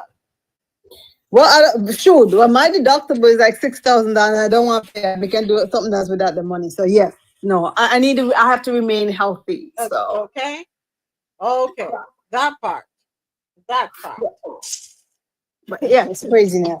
We're just living in crazy times, and I don't know. You ready for the next crazy story? Oh Jesus! All right. I love it. Breathe, Dr. Sharon, breathe. I love it. So the HHS Secretary Kennedy directs the FDA to explore rulemaking to eliminate pathway for companies to self-affirm food ingredients are safe. This one is from hhs.gov. The U.S. Department of Health and Human Services and the U.S. Food and Drug Administration are committed to promoting radical transparency to make sure all Americans know what is in their food. Today, as part of this commitment, HHS Secretary Robert F. Kennedy Jr. is directing the acting FDA commissioner to take steps to explore potential rulemaking to revise its substances generally recognized as safe, GRA's final rule, and related guidance to eliminate the self-affirmed GRAS pathway. So this may be a good thing they're saying. So this will enhance the FDA's oversight of ingredients considered to be GRAs and bring transparency to American consumers. So should we appreciate this one? No.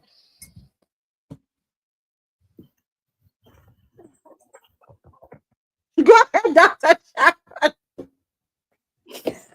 See, I would want to know. I mean, I'm all for food safety. I am. But what is their ulterior motive? Because I don't trust that fool. I mean, I don't trust him. I don't. You know what your ulterior motive is? Yes, tell me. Life insurance. That's all I can say. Wow.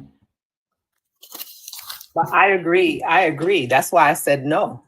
Because for me, that is just now, we already know, like, for example, red dye 40 is not good for you, right? And why we know this? Because they've ran tests. But now you're not going to need tests because the person is just going to say, no, red dye 40 is good. Keep it, is no problem. That's how I see things going.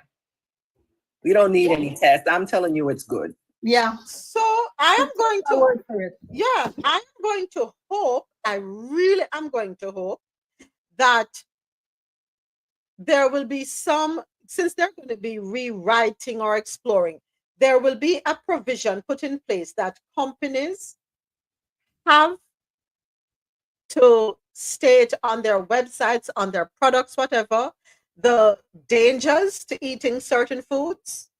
Make we know what we are eat. Or there will be a mandate that the dangerous things cannot be put in the foods, period, point blank, and that they will have scientists who will go out to these companies to test the foods themselves. Go ahead, Jack.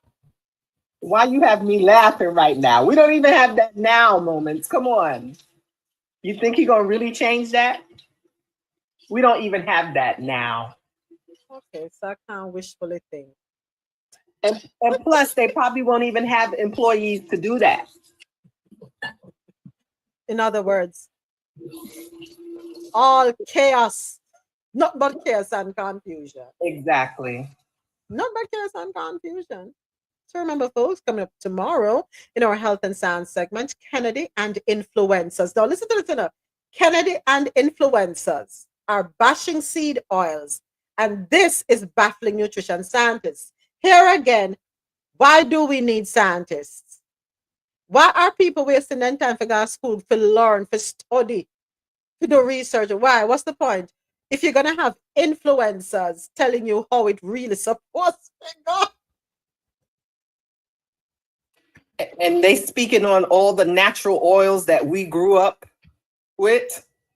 So now all of a sudden you're going to say it does not help when modern medicine that they're using. I'm saying modern medicine used the example of the properties of those things and made something that looked different and something that they can produce quicker.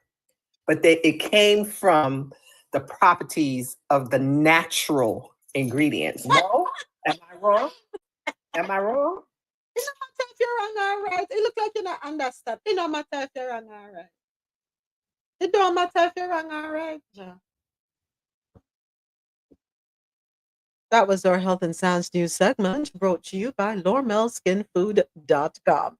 Head on over to Lormel Skin Food for a natural, beautiful you. Believe it or not, news. A viral video. I don't know if y'all saw this one. There is a viral video that shows a man coming out of a Stockton storm drain. We have a soundbite for this one, courtesy of WSBN.com. Let's go ahead and take a listen. Stop and stare. Drivers at a busy intersection doing a double take when a man climbs out of a storm drain. It's not something you see any day, really, if at all. Right? The viral video now prompting a drain discussion among city leaders. Belkis Nure is in the Satellite Center with the details. Belle? Definitely don't see it every day or at all. How did he get there? Why was he there? These are just some of the questions that people on social media and the city now want answers to. What in the world? An eye-catching moment caught on camera by Crystal Ruiz Santiago along a busy Stockton, California intersection. I was shocked. A man emerging from the ground out of a storm drain. From the corner of my eye, I could see something below on the side of me moving, and to my surprise, it was a person coming out of the drain. So I immediately grabbed my phone while the light was still red, started recording. She posted it to social media, with the video quickly reaching over 700,000 views with hundreds of comments. One of those views, the city of Stockton. That's a serious public safety and health concern. So our infrastructure is not made for human occupancy. And, that's just putting someone in jeopardy of toxic chemicals, needles, rocks, and even potential drowning. Since then, Public Works assessed the drain, which is only about 5 feet deep, and cleared it of any trash. While this is considered trespassing under California law, for Council member Michelle Padilla, it's not just about persecuting. Those laws are put in place so that people can be safe and they're free from any hazardous materials. And our goal is not to criminalize individuals, but keep these situations from happening. And for Crystal, she hopes this can shine a light on the change that's needed. We turn a blind eye to a lot of these issues, and we try to act like we didn't see it. But, if we keep doing that, then nothing's going to change. Well, city officials say it's possible somebody was actually living in the storm drain. Police are not investigating this case as a crime, but they are looking into this thing. Live in the Satellite Center, I'm Belkis Nure, 7 News. Yes, Joe, obviously he lives there. Can you imagine the world looking on America, a first world nation, the wealthiest nation on earth, and it's a storm drain? Moments back in the day, I don't know if it's still the issue now. Back in the day, people used to live in the train tunnels in New York. There's a bunch of tunnels that are not used and people are living down there. I don't know if they still do because I haven't lived there in a while, okay, he found a storm drain. Obviously, they don't use that storm drain. But it's 5 feet. The storm, me and the storm drain are about the same height. I'm 2 inches taller than the storm drain. Yeah, but if he's in a tent, isn't that about the same, width? It's California, you said, right? Mm-hmm. Okay. What I appreciate, though, is that they're not criminalizing the issue. They're not going to look at him as a criminal. If it were Florida, he probably would be in handcuffs. It would be rude of them to do that. They have one of the biggest unhoused populations, in the United States. Come on. But let's talk to a bigger issue, Ja. Officials don't recognize we have a homelessness issue in this country, created, orchestrated, facilitated, encouraged, quite frankly. When did van life become a thing?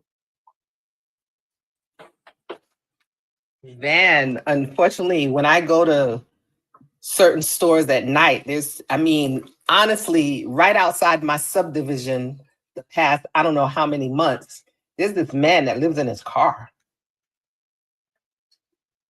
When did van life become a thing? Because I remember van life was if you're going to tour the country, summer holiday. I remember distinctly when my grandfather was alive and he wanted us to go rent an RV and tour the entire country of the US during a summer. It never happened. May his soul rest in peace. Right? That was what you would think of a van life. It was just something you do as an excursion. And then, of course, you would drive by different parts and you would see vans there and what have you. Right? But now, van life has become a way of life as an option because people, as a solution, not even an option, a solution because people cannot afford rent. People who have jobs cannot afford rent. So what am I to do? Well, a van. I saw, as you're talking about living in car, I saw a video of a member of En Vogue, the group En Vogue. Is it the French? Look at learning. I'm getting not French. Look at 2 years of high school French. I'm tempted to say En Vogue, so but I've been corrected several times. It is En Vogue for the American way. I've seen a video. I saw a video. Lord of mercy, Lord of mercy. With what's her name from the group En Vogue? What's her name? Dawn. What's her name? Lord of mercy. Dawn Robinson. Here it is. Okay. That she's been living in her car for the Daily Mail has it. Let me pull it up. She's been living. Get out of here. Yeah, mega play the video because when I start to say nothing can go so nothing. Let's listen to it. Almost 3 years. I have been living in my car. I said it. Oh my God, it's out. I've been living in my car. Oh my gosh. I was living with my parents in Vegas. And that was wonderful until it wasn't. I love my mom, but she became very angry. And a lot of her anger, she was taking out on me, and I was her target all the time. And I was like, I can't deal with this. Like, so I was like, let me get out of here. You guys, for the past 3 let me see. GD dance. Let me see. There's another part to it. But yeah, so I know it's a longer thing, but yeah, she's been living in her car for 3 years. Has to be for financial reasons. That is sad. That is tough. Because I'm sure there's some music person still making money from songs that her voice is on. Let's not even talk about the music industry. Let's not even talk about the music industry. And then you have your sisters, right, En Vogue, that are they sisters in the sense of the word? Because some of us in a job, what we have to come to realize is that because we move in circles or because we're close to people, don't think that they're really your friends. Don't think that they're really a family. Don't think that they care about you the way you think they care about you. Let me just say, despite a lot of things that go on in our family,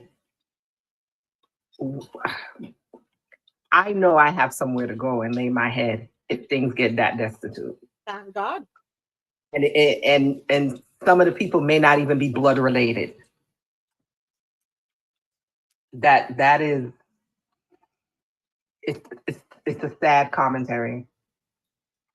And it's even sadder because for me, entertainers give us a part of their lives, a part of their souls, a part of the things that maybe at the time they wanted to do, and a lot of them got screwed out of it. It's sad.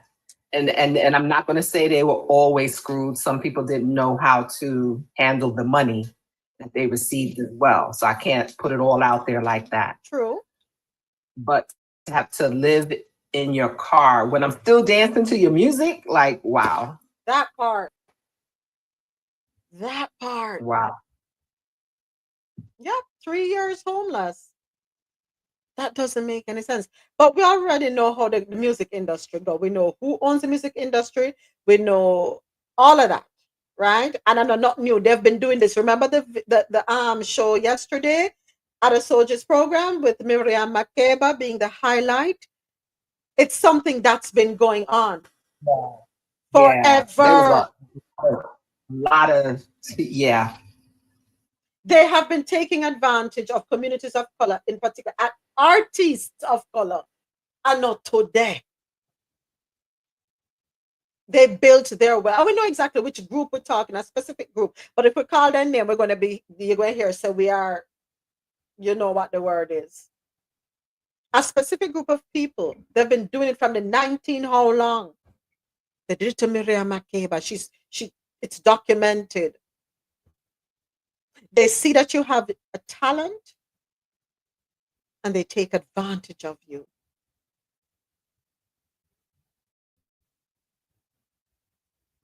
And that is why it's so important. Young people who want to get into the entertainment industry, own your craft from top to bottom. Know your business. Don't just be so quick to spit on a mic. And yeah. No, handle the back end of it, which is the more important part. Before you end up in a booth, read the fine print. As a matter of fact, do one thing.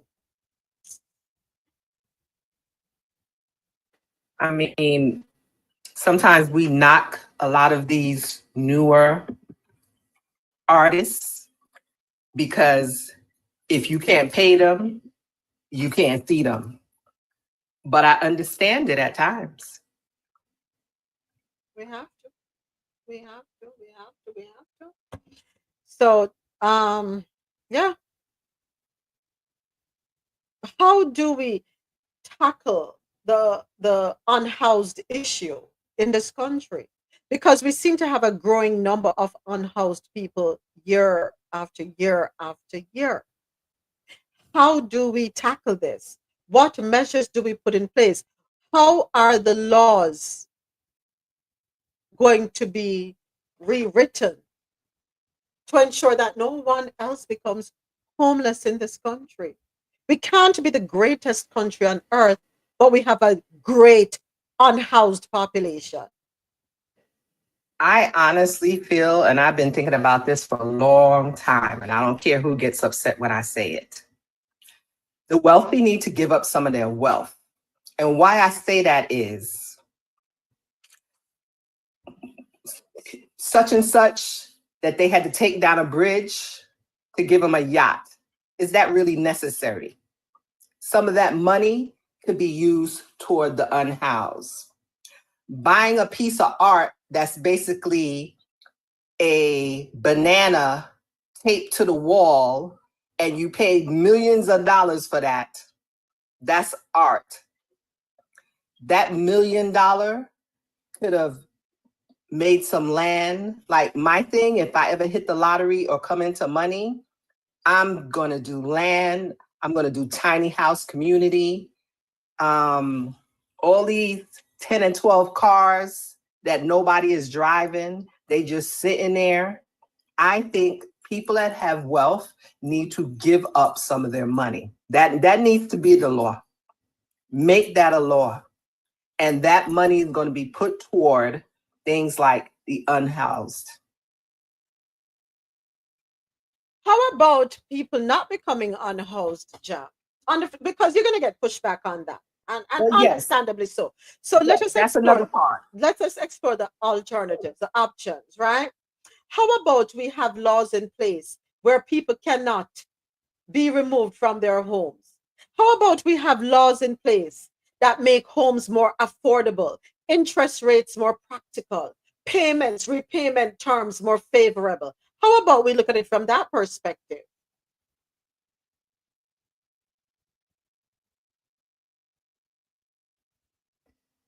Sorry, I stepped away. Yes, that is another aspect of it. But for now to start, give up some of that cash.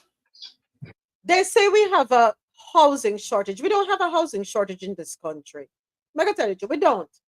What we have is a lot of inventory bought up by the ultra wealthy, bought up by corporations, and they're sitting on them.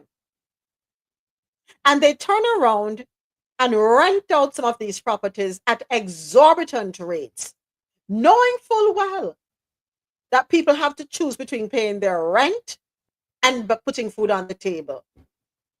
Knowing full well that if somebody loses their job, it's going to put them in extenuating circumstances. We don't have a housing shortage. Some people own 50 houses right here in the United States of America. Some people own 100. And I'm not betting, guessing, or supposing. It is a fact. And they brag about how many houses they own. So why don't we address that as well too? Make rent affordable. Why on earth is a 1-bedroom with a 1-bathroom and a piece of kitchen $1,800? I remember in 2001 for a 1-bedroom, 1-bathroom, kitchen, laundry room, balcony, living room, dining room.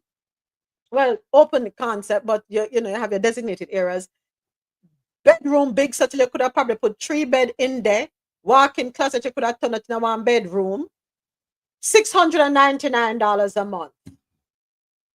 Oh, yes. Gated community. Go ahead, Mr. President. Just to speak to what Javed is saying, I understand her concerns and where she's coming from, but such a policy you can't implement. You can't, because it will come out across as though you're penalizing people for being successful. Exactly.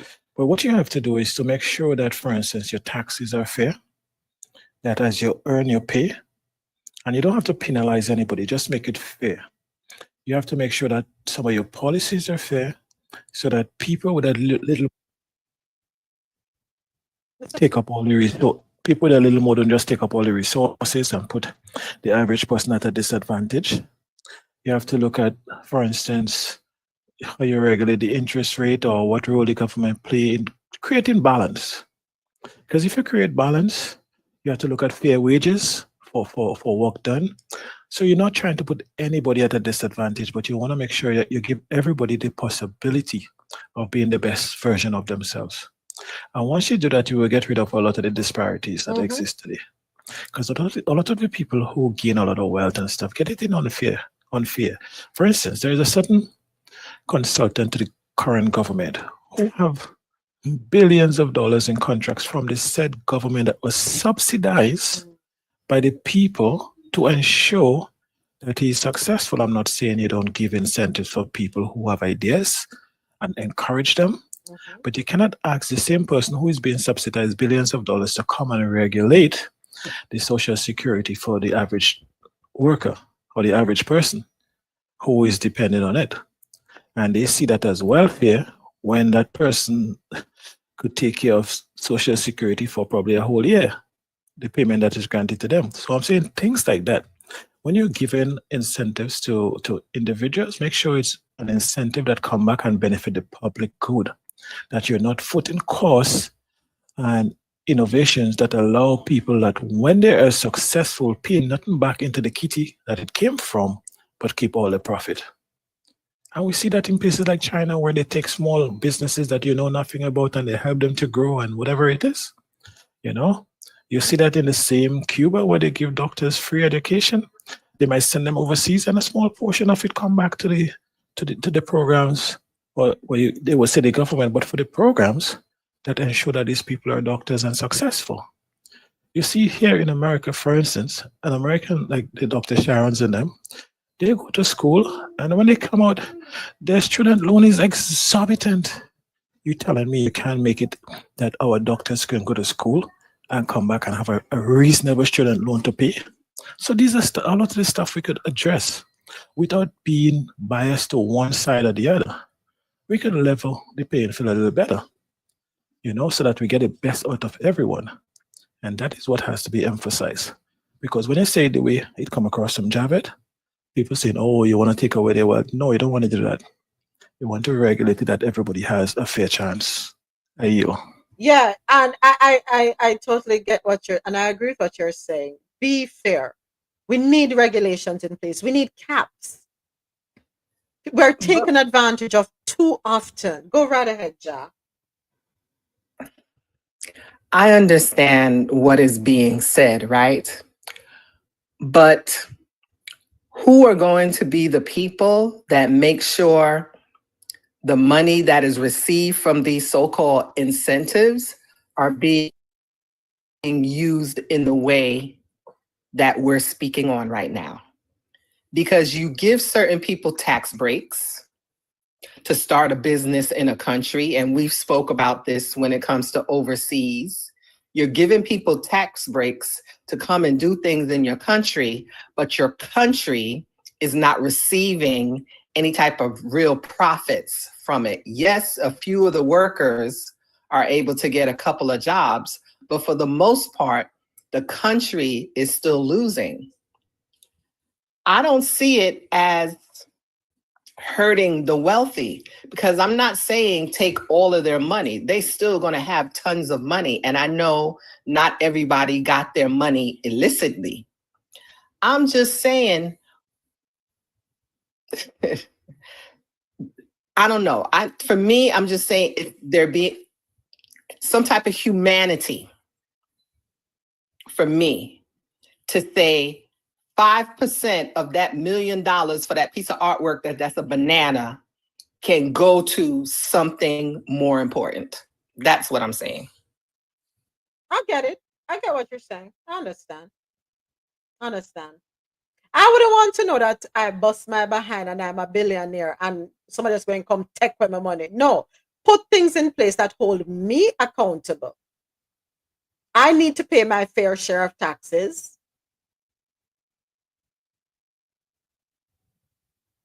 Don't make exceptions for me. Treat me like you treat every other citizen.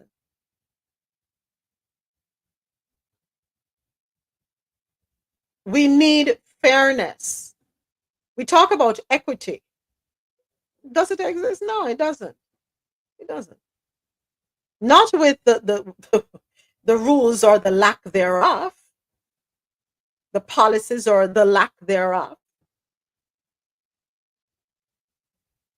Nobody should be homeless in this country. And AT put a comment on YouTube saying there are people who choose to live the way they do. Yes, I have heard that, because I wonder, why would somebody choose to be homeless or be unhoused? Sorry, because they some of them have a place to go to, you know, a family member that they go to for their meals, they bathe, they get clean clothes, but they can't, for some reason, there's a psychological aspect to it that they cannot remain confined. Yes, there's that aspect of it. Go ahead, Ja. That's a small percentage. Let me just say that. Okay. Go ahead, because I know you work with the community a lot. So talk to us. No, I mean, we had the conversation the other day. It's safety, where they're going, what they're asked to do, what they've lost, the trust in thinking that, you know, for the veterans, I've basically given up my body for this country and this is how you treat me. It's not just because they want to be on the street. It's a lot of other things. But I still think the percentage of the ones that prefer to stay on the street versus the ones that would love to have a home is very small.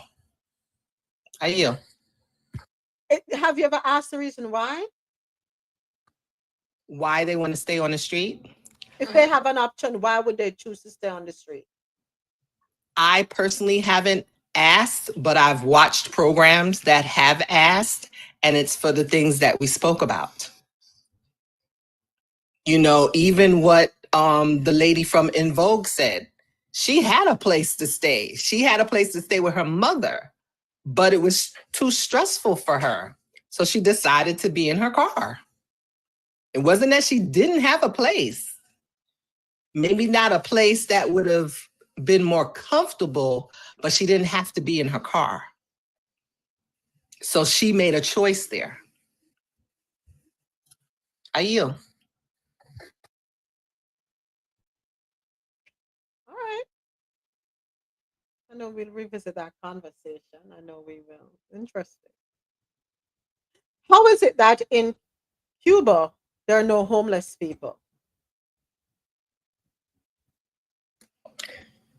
And in Dubai. No homeless people. So what's the difference between us and those countries? I think respect and being treated like a human being, for one. But I don't really know the answer. Go ahead, Dr. Sharon.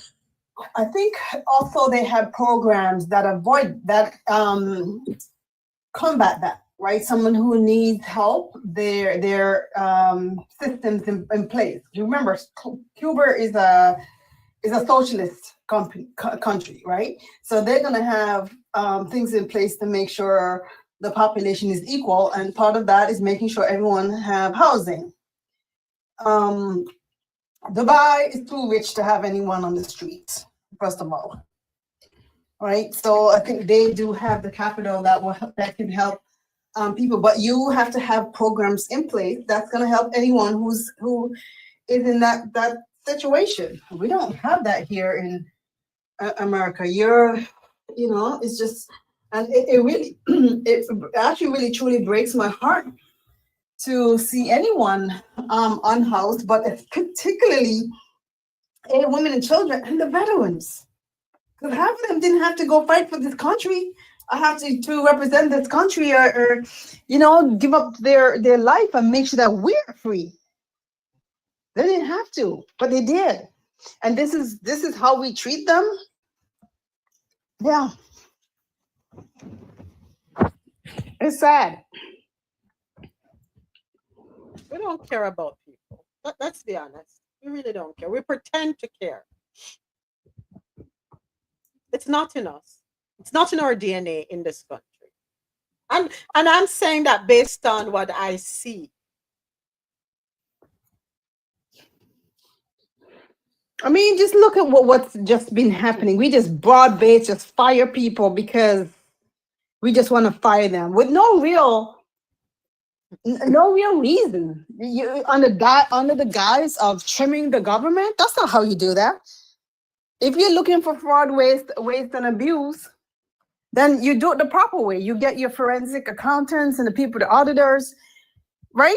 And that takes weeks, sometimes months to even get to the root and get all the evidence. But you just get up and you terminate people who have families, the people who voted for you, people who have bills. So they walked into the office today and all of a sudden you don't have a job for no reason, really, but you care about people. No, they don't care about people. You can't possibly care about people and do that. So I agree with it. Yeah, I agree with you. Care about people. And Let's force them to care then. Let's force them to care.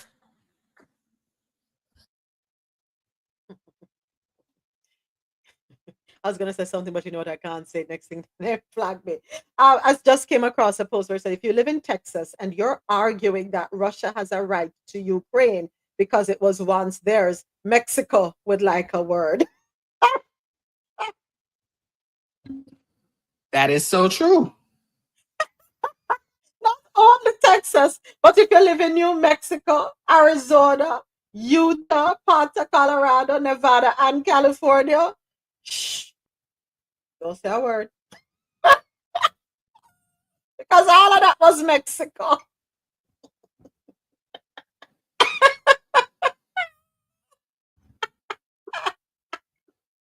That was funny. I'm sorry. I don't care what y'all say. That was funny.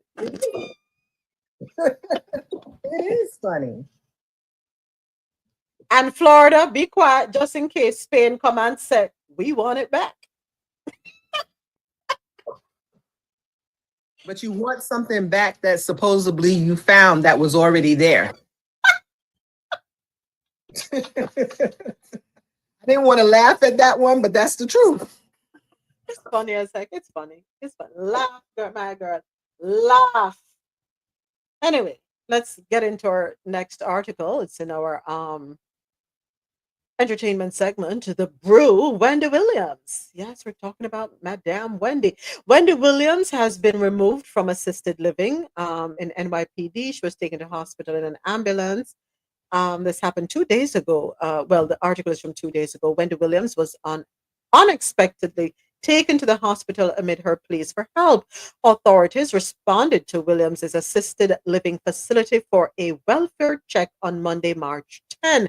This is according to a spokesperson for the New York Police Department. In talking to people. She was then escorted out of the building, and EMS transported her in an ambulance to a local hospital for evaluation.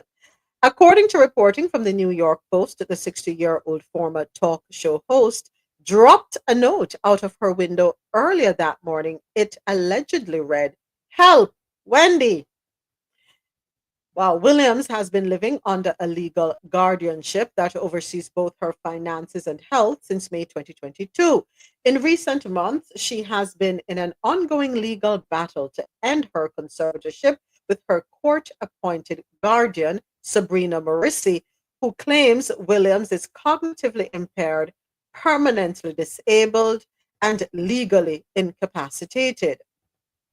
Williams said, "I'm not cognitively impaired, but I feel like I am in a prison. I'm in this place with people who are in their 90s and their 80s and their 70s. These people, there's something wrong with these people here on this floor. I'm clearly not." She added that elevators in the facility, which she called a prison, are locked and visitors are restricted, and she is unable to come and go as she pleases. She also alleged that she is unaware of what medications the facility is administering to her. Hours after her appearance on the radio show, Morrissey requested a new medical evaluation per a court filing obtained by People. She also revealed in a Tubi TV documentary called TMZ Presents Saving Williams, Wendy Williams that is, which was released in February, that she couldn't remember the last time she was seen by a medical professional after her 2023 dementia diagnosis. "It has been a long while," Williams said, insisting that she couldn't even estimate a general time frame. Do you think what's being done to her is intentional, deliberate? No, seriously. So I'm not going to even say that what I was getting ready to say.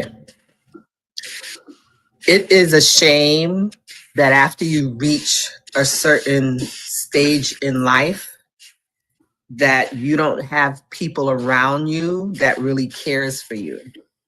Because I think prior to the situation that she was in now, the husband or the son was in control of what was going on, and she had to fight against that.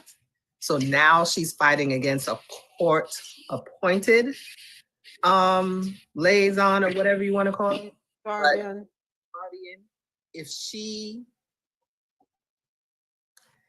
this is why we got to spread love. I'm just going to say it like that. This is why we have to spread love. Because Wendy was at the top of her game at one point. Okay?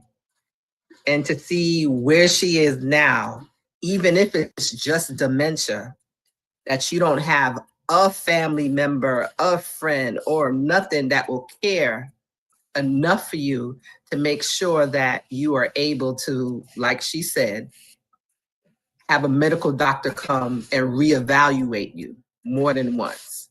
And then we don't even know if this is true or not because it's her word against the people in the facility. It's just, to me, it's just a sad situation all around. But I know that there's a lot of people from her past that don't even really care. Let me say it that way. Yeah, I yield. So you're telling me that there are more people who don't care than people who care? I don't think so. I don't know why. Something doesn't sit right with this whole story. And the more I see the stories coming to the forefront and the details, something isn't right. I can't put my finger on it, but something is off. Wendy also admitted that she used substances in the past. Those things do things to your body as well as your brain. Mm-hmm. Go ahead. Go ahead, Dr. Sharon. Thank you, Jack. I agree with the substance use, and I know from previous reports she has she had issues also with alcohol as a substance. That's one of them, and even she herself, I've heard her say she used other illicit substances. The thing is that you have to present evidence to a court for them to appoint a conservatorship.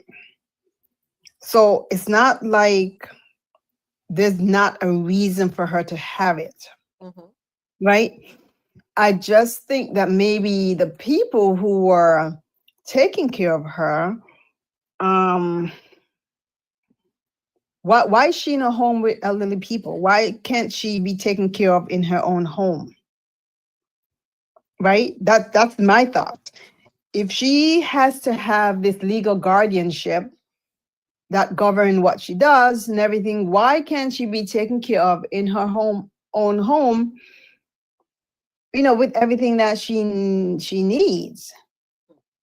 Why does she have to be in a nursing home?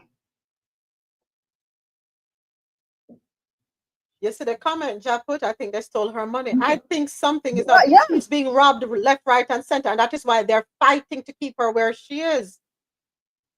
Them a user. They're using her. Not now. They used her in the past that unfortunately have left her where she is now. But money has to still be there, Ja. Money must still be there for them to want her where they have her. There's some money there still. Otherwise, I wouldn't keep going back to court. I don't know. Even if it's not money, if it's not liquid, there's something fixed. There has to be fixed assets in place that are of value, that are worth something. So AT's asking on YouTube Live here, I'm curious to know how Wendy treated people while she was at the top of her game. You know what? That was what I wanted to say, but didn't want to say it. That's a good question. I don't know, but sometimes, let me tell you, you can't, before me, I ill treat you. I said goodbye, I clothe you in love, and I'll pray for you. I would step away and just let the universe do what the universe and the karma and the cosmic is going to do. But when you deliberately mistreat people, you're not going to find those people when you need them. They're now come. They will not be there, right? So that also could be another situation, is that, okay, you have a set of people here who wants what you have. They have no real good intention, but you can't really call on anyone from your past because you were not a good person. You didn't treat people well. That's possible. That is definitely possible. In the industry, y'all know what she did. She was telling people secret, and a lot of people did not like that. But more people supported it because she was way up there. Which people supported her? The people that just like drama, or the people in the industry? So Tasha puts in the chat, so this is her karma. She still doesn't deserve this sort of treatment. I agree. She was doing a job. She was doing a job, don't forget, she was doing a job. I understand, but you can't, you're not going to be able to call on people if you did not treat them well. You can't. You won't. It's just how. Yeah. Moments, there were stories, because I kind of went back into her life, and there were stories of people asking her not to tell what she was getting ready to tell, and she still did it anyway. Ratings and clout. So I guess we should wait for a person's because CO, she should be mindful, take the situation into consideration and change the way, change the path that she's on, and stop taking advantage of people and disparaging people and the character assassination of people. We know who we're talking about. But she stopped that a long time ago. Like I said, when she first started getting ill, She was married to some guy, and he was the start of the downfall for her. One of the starts of the downfall for her. I don't even, was he married? Was it her son? It was something with a man using her money. I can't remember exactly. Her husband, the man that she was married to, the man did go have one, go there with one next woman, have one expected. I think the woman leave the man because the money tie up because of the whole conservatorship thing that went into place. No access to money, so the woman left the husband.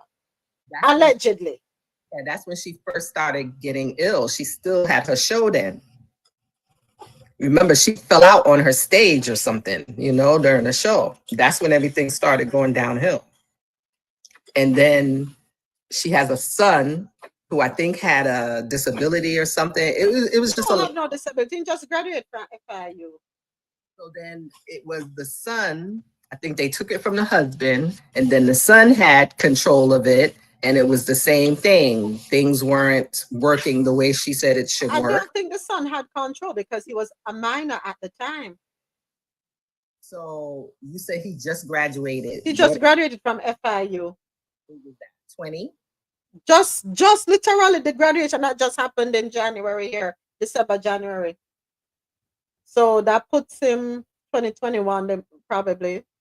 Okay, and you can do. I don't remember if you had to be a specific age, but there was something with two men, and I believe it was the husband and the son. When it came to her money and her being treated and the doctors, and she didn't feel like the same thing that she is mentioning now was the same thing that was happening. And how they were treating her and what they were taking from her.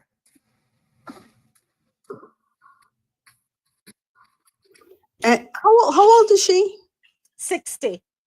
So you got to understand that dementia at that age is really very early, right?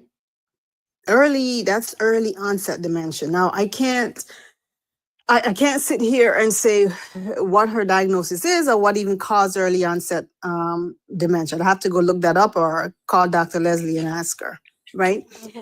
But early on, dementia typically worsens over time, right? We don't really revert and get better. So if you were at a state where you couldn't even manage your own affairs, that the court has to appoint somebody.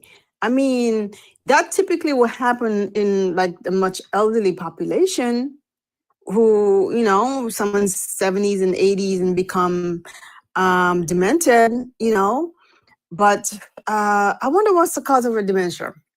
I know alcohol can, illicit substance abuse can. So let's jump on Google. I pulled it up. And the reason I pulled it up, so dementia runs in my family, right?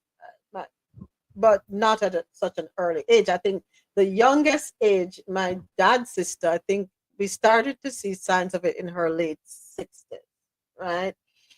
And then it accelerated real quick. So,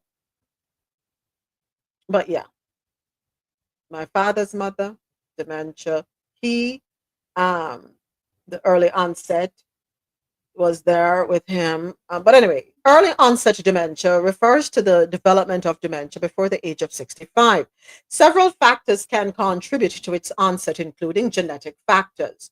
Mutations in genes such as PSEN1, PSEN2, and APP can increase the risk of early onset Alzheimer's disease.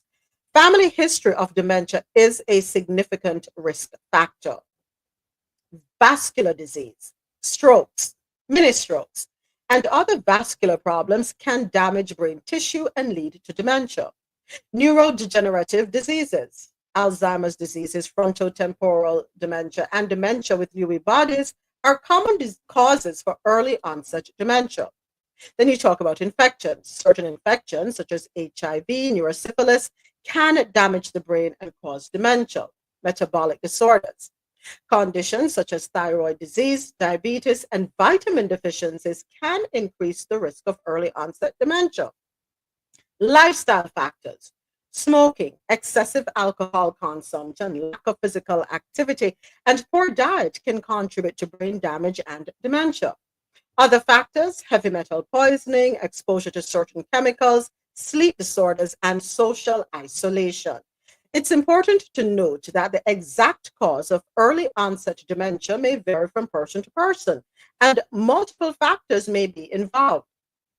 If you or a loved one are experiencing symptoms of early onset dementia, it's crucial to consult a healthcare professional for evaluation and diagnosis.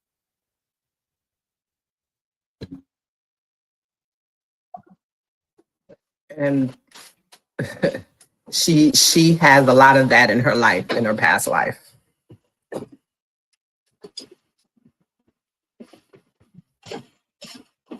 And Dr. Sharon, well, I think they did mention menopause and stuff because the hormonal changes. I think you did mention something like that too, right? Yeah, but not that drastic. You may have, yeah, and not that. I mean, she's been under this for how long now? Since 2000 and how long this been going on? Where's the article? Hold on, let me see. She's been since May 2022. Yeah, but menopause don't make you demented. Menopause, you may have become a little bit forgetful. You may have brain fog. You may walk into a room and say, "What the heck did I come in here for?"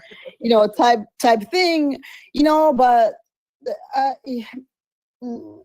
it's not gonna get you an appointed guardianship by the court Unless someone lies.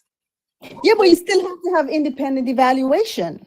Pay off somebody. Pay the doctor. Yeah, but the court have appointed like psychiatrists or an internist. The court have appointed people who do those evaluations that are independent, because I can't just go and say, hey, this person is, not in their right mind and body, and can you just put them in a home? Mm-hmm. No, it's a legal process to even do that, right? And even sometimes those suggestions or those recommendations or even those concerns are usually sometimes even expressed by a doctor first, right? Because I can tell someone who's sitting in front of me and they just, even sometimes I don't know your diagnosis. All I know is that there's something that you have some pathological process, and I need to get you to the right person to help you and to figure out what your diagnosis is, but but a lot of times it's the healthcare professional that's taking care of that patient wouldn't recognize that there's something just not correct or not right about that person. Mm-hmm. Mm-hmm. Yeah. Yeah. Well, everything will come to light one day, no? I wish her well, though. Okay, I mean, it's just the thing is that I mean, I know when I was growing up, when I was a little girl, I thought 40 was old. I thought 50 was old. 60 was old. But actually, it's not. And even in this day and age, there's so many 60-year-old running around who's spry and youthful, and yes, you may have like some medical conditions, but most of them are not in that situation.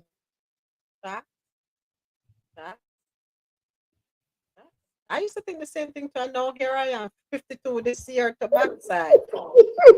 They can't talk to me. Who younger than me in mind? Exactly. I wish her well. I do wish her well. Yeah. It's a truly sad situation, but I absolutely do wish her well. Yeah. And what I don't want is people to take advantage of her. Don't take advantage of her. Don't do that. At the end of the day, she has a son. At least allow her to leave her inheritance to her son. Leave something there for him. Don't deplete it all. Don't deplete it. If that's what you're trying to do, don't do that. She has a son. Whether we like what she did or not, she worked for what she has or had. And you know what? Millions of people around the world tuned in and watched her religiously.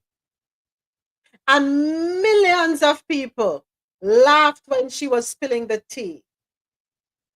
Millions of people supported it. And that's why she kept doing it.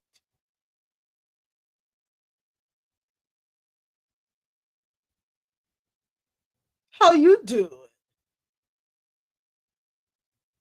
Millions. That alone should have been patent. How you do? Millions. She didn't, the money never fall into her lap. Because if she showed up on set and nobody turned on the television to watch, there would be no advertising dollars being pumped into her. She didn't snap her fingers. She didn't inherit wealth. She earned it. Nobody liked, and the people who didn't like her when she was on radio, where are some of them right now? She was telling secrets, but she was telling the truth, yes or no? Was she making people realize, oh, they all that? I don't know.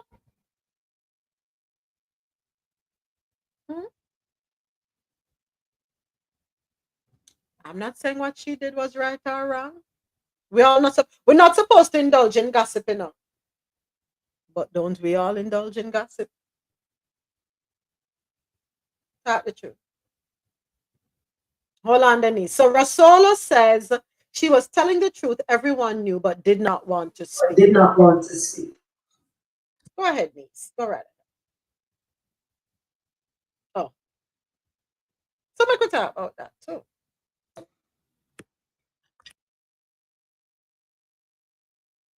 Niece, go ahead. Okay. I'm sorry. I'm sorry. I hear you talking about Wendy Williams and her current situation. And listen, it's a sad story, but you know what? Her situation, she had a choice, and that's what she chose to do. No, I ran back over here because I just heard, I don't know if it just came out, where so there was a lawsuit for all those federal workers that got terminated in the mass firing by Doge.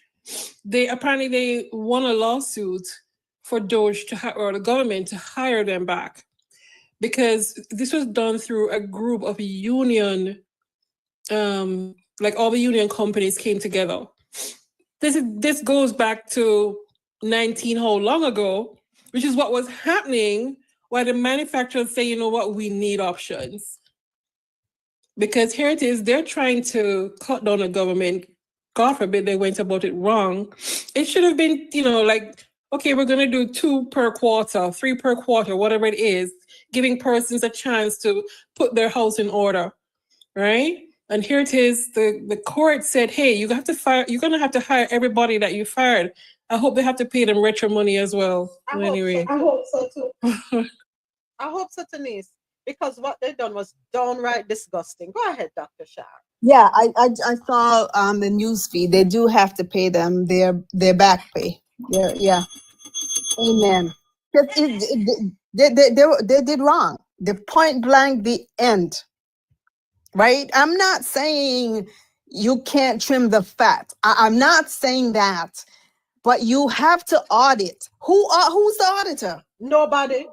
Okay, Nobody. That's it. Nobody. Just programmers. Just programmers going in. You just go what? All of you gone. Any, mini, miny, mo. Joke. It's horrible. So hold on a second. I came across this video. Go ahead, Nina. So sorry, a department head actually came out and she said it was mainly Black persons or persons of color and females that were selected and terminated. Let me see. So it was only the men that were left of very high-ranking colleges? Okay, so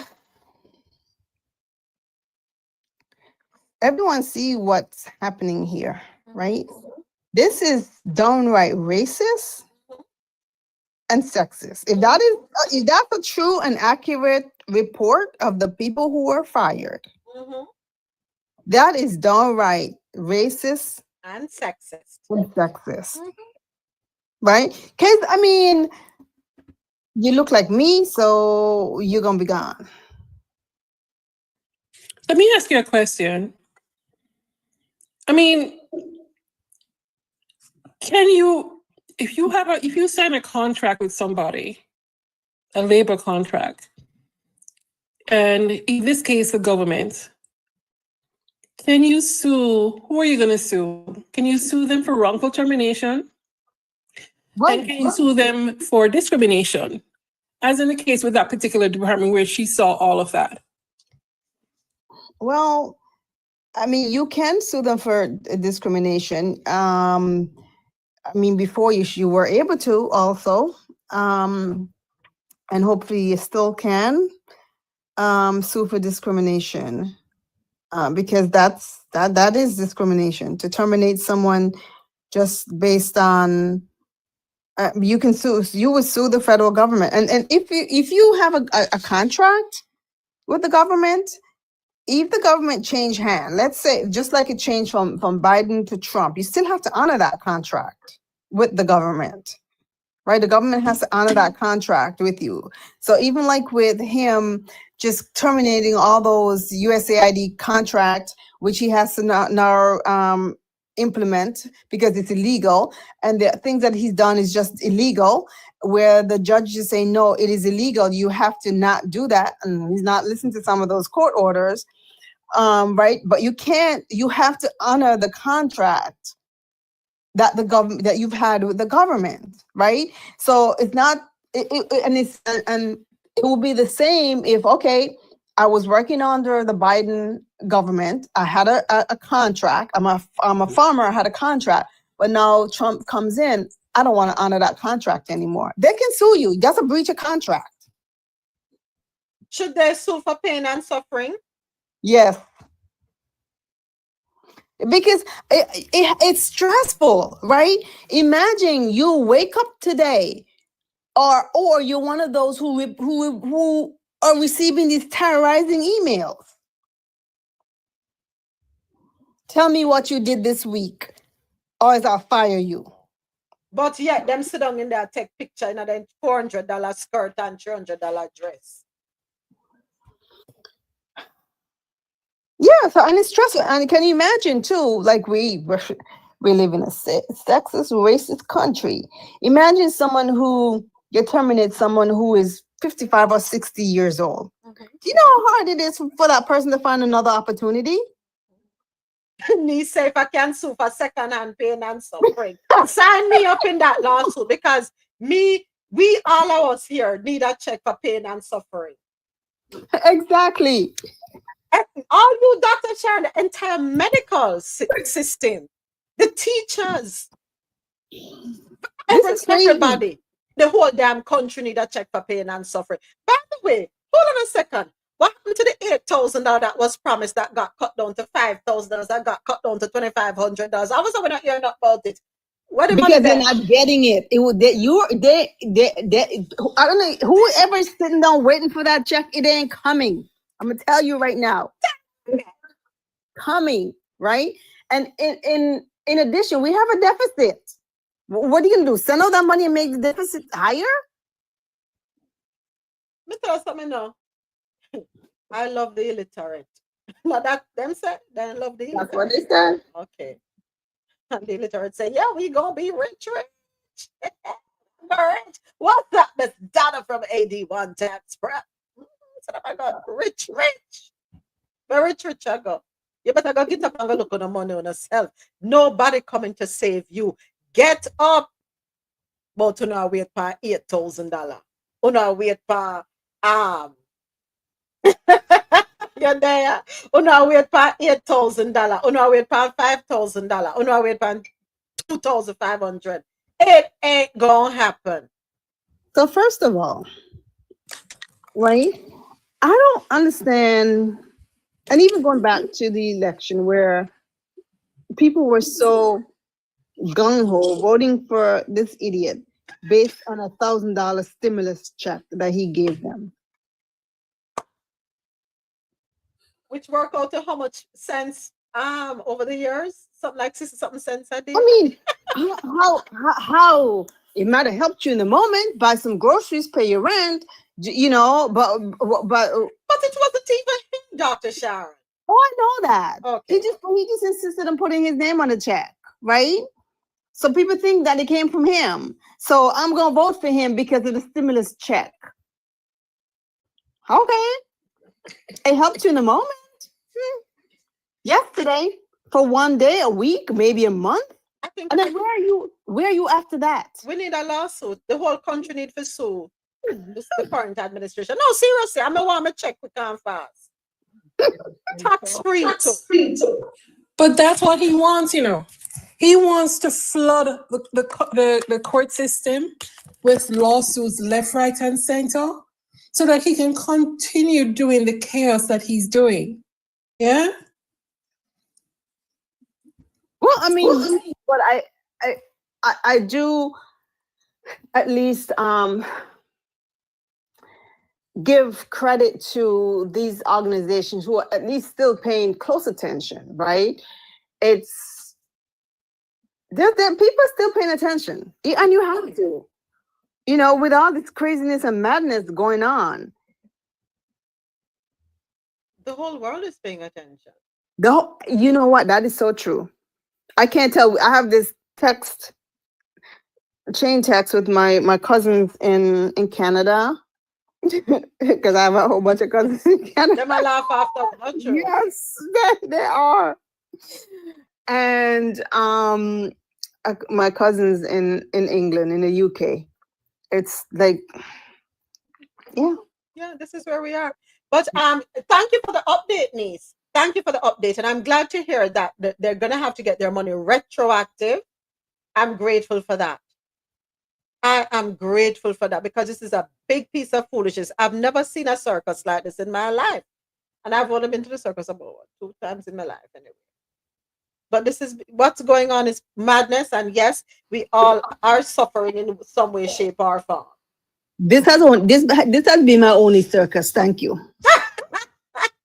You know, they are long enough then. All right, let me play this clip. Where's the independence of the committee?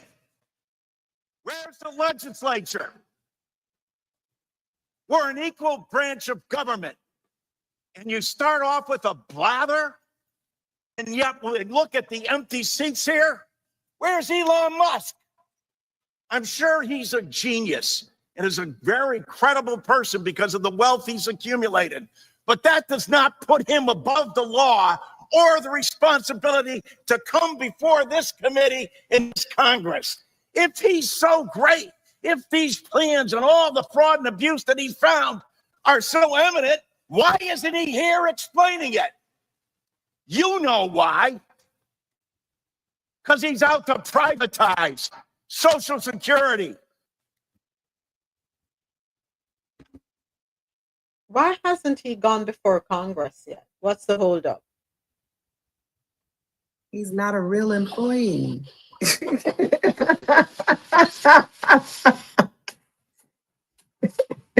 Didn't they say that last week or the week before? Nobody has to really listen to him because he's not a real employee. Every agency is supposed to do what they feel or do whatever they see fit with what he says to do. Yeah, but okay, then why is he there? Thank you. Oh, we have another update regarding ICE and Guantanamo Bay.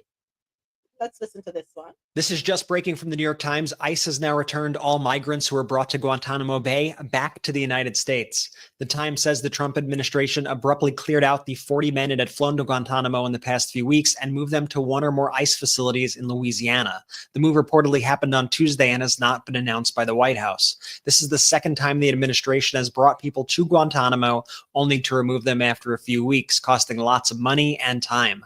If you remember, Trump originally said he was going to send 30,000 migrants to the U.S. military prison at Guantanamo Bay, a facility where the U.S. has detained terrorism suspects following the September 11th attacks. Even at its peak in 2003, Guantanamo held a maximum of around 660 detainees, and only around 15 as of this year. It was not nearly equipped to take on the 30,000 migrants that Trump suggested. We're going to be following this. I would like to file a lawsuit for pain and suffering, emotional pain and suffering, because I'm on this roller coaster. I never signed up for this. Girl. So who paid the bill? You and me both. I mean, this has been one bag of madness. Just so we need to file a class A action lawsuit. No, me want money. Me want money, ja. And money me I defend. My money to my thing. For all of, remember, I have to pay my phone bill. I have to pay my internet bill. I have to pay my light bill to be able to have access to the madness that's going on out there in the world. Okay. Your children. I told y'all that day how my daughter called me up thinking she was going to be sent back. Come on now. And that's a grown woman. She's not even a young child. So I thought the government was supposed to be more efficient now that we have DOGE headed by, you know, who? The Department of Government Efficiency. So how efficient was it to take these people to Cuba and then have to fly them back? Money's being wasting left, right, and center. Man, I piss off the people, them, you know. I'm not pissing off the people. But why are certain people so quiet? Why are they so quiet? Listen, last night I just had an epiphany, and I just went from 0 to 100 in terms of being like so upset. I'm like, where are my former presidents on both sides of the aisle? Where are they? Why you need them? Yeah?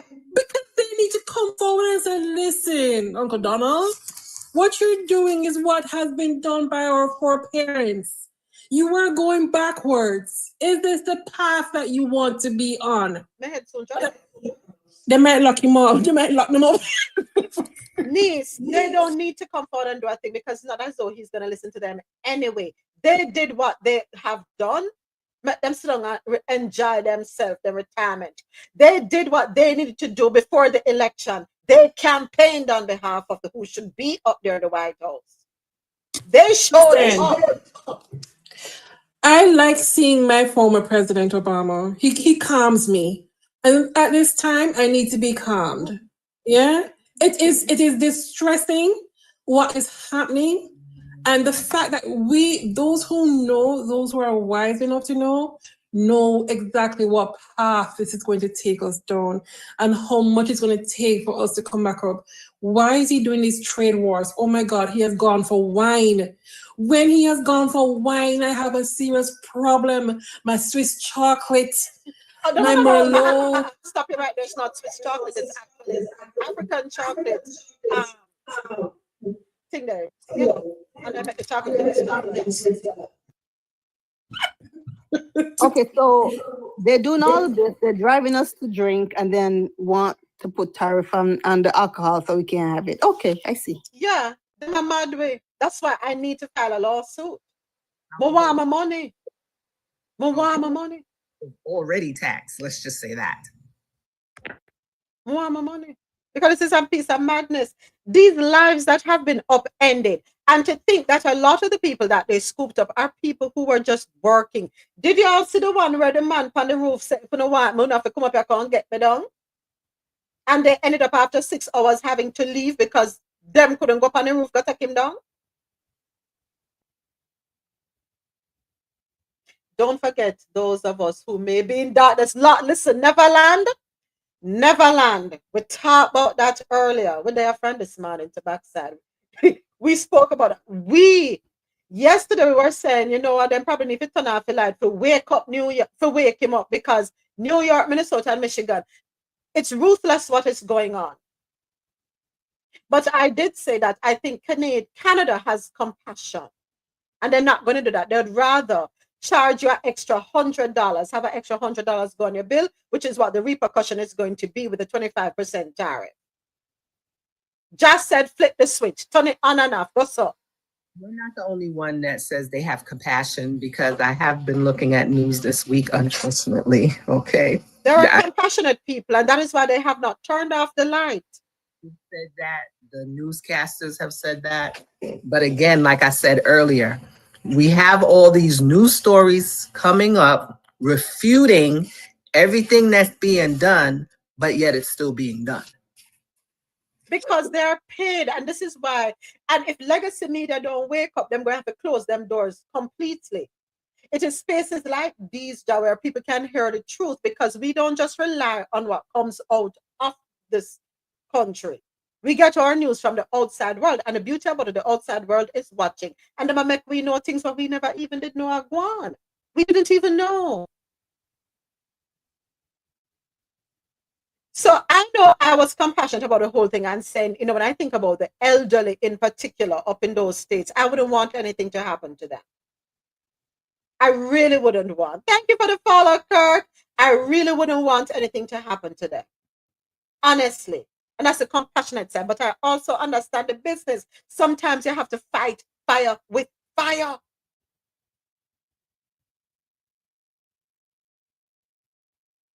He has taken more interest in. Yes, they not see the car dealership will open up on the Pennsylvania Avenue. That's the newest car dealership in the country. Head on over. You may be able to get a car as low as $35,000 cash, or you may have monthly payments as low as $299 a month. Mhm. And that's what come to. We don't see a conflict of interest there. We don't see a conflict of interest there, so. I don't think there's a conflict of interest in, what is it called? Oligarchy? The oligarch world? Oligarchy? I don't think there's a conflict of interest there. Ridiculous. Firing people left and right and center, but expect them to buy a Tesla. And as you're saying it, as I'm reading that comment, I'm remembering the video I saw earlier where the young lady said, "Don't be surprised if we're all forced to own a Tesla to save him." No, I ain't saving nobody. I can't save myself. Only Jesus can save me. Where we get it from? Then me would I have $35,000? I'm gonna pump it to that one Tesla when I have grocery to buy. As I said, how much days now? I have no egg in my house. 3-4 days. Bag to bag is $13.99 for 1 dozen eggs down here in Florida. You can't even find the egg them at the supermarket. That's the next thing.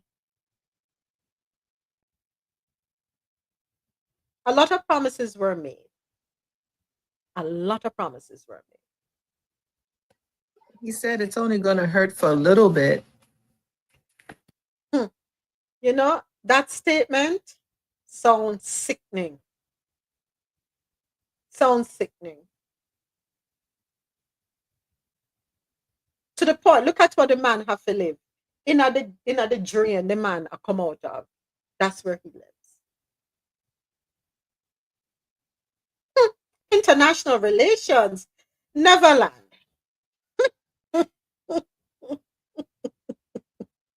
You learned about international relations. They didn't. They didn't. Diplomacy, what is that? Without even having studied international relations, there's a thing called common sense. Do they even have that? Do we see that on display? No, not at all. What name so? Where that I go? That's for that. We don't operate like that here. We don't operate like that here. Anything that you thought was right and good and true, do me a favor. Take out your garbage bag, get one of those that, stretch and pack it all up in there. When is your garbage day? Put it on the curb. Or if you have, if you're in an apartment building, take it to the chute and make it go down the dumpster, because everything that you thought you knew has been erased. What I can say to all of us is, with everything going on, this is an opportunity. If you have not already done so, this is an opportunity for you to put things in perspective, put your priorities in order. Nobody's coming to save us. We have to save ourselves. Align yourselves with people with similar traits. You pull together and you move forward. Build your own thing. Now look for nobody to invite you to that table.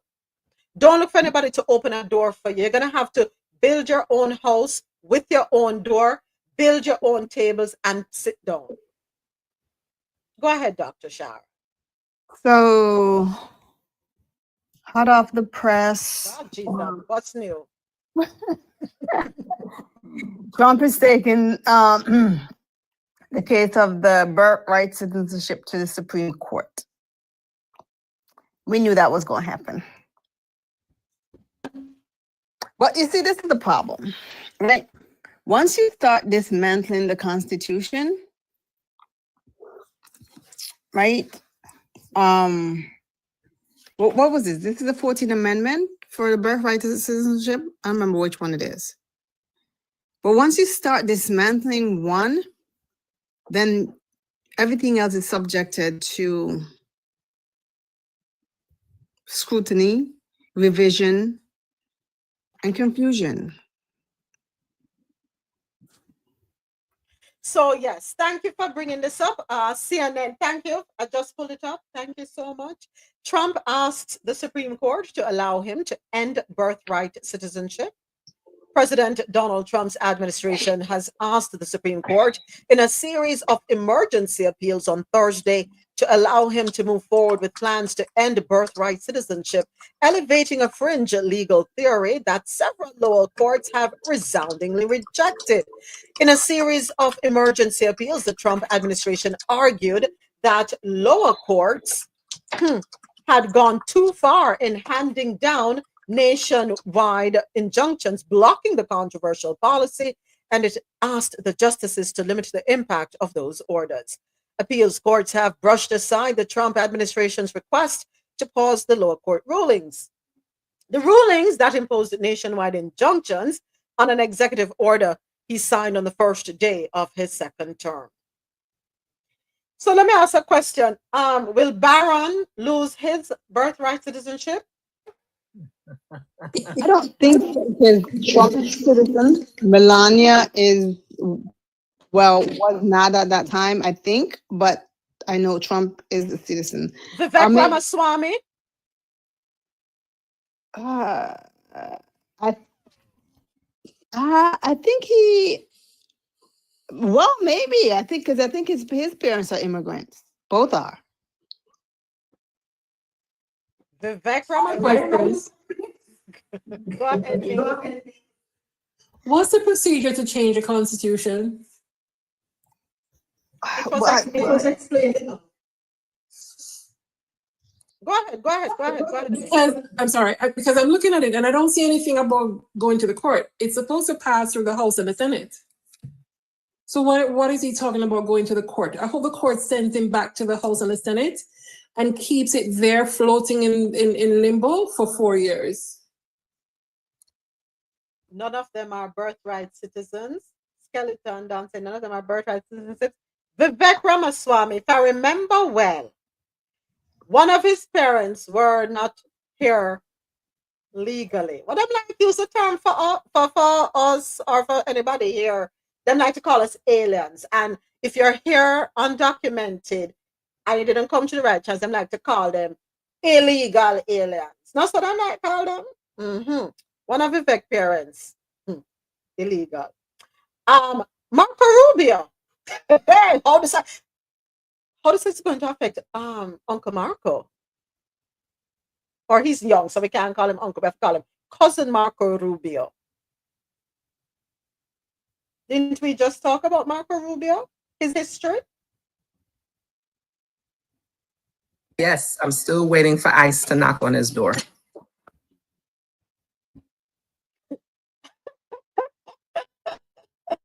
So Skeleton is saying Trump himself is not a citizen. The problem everyone is having is understanding the lingo being used. Yeah.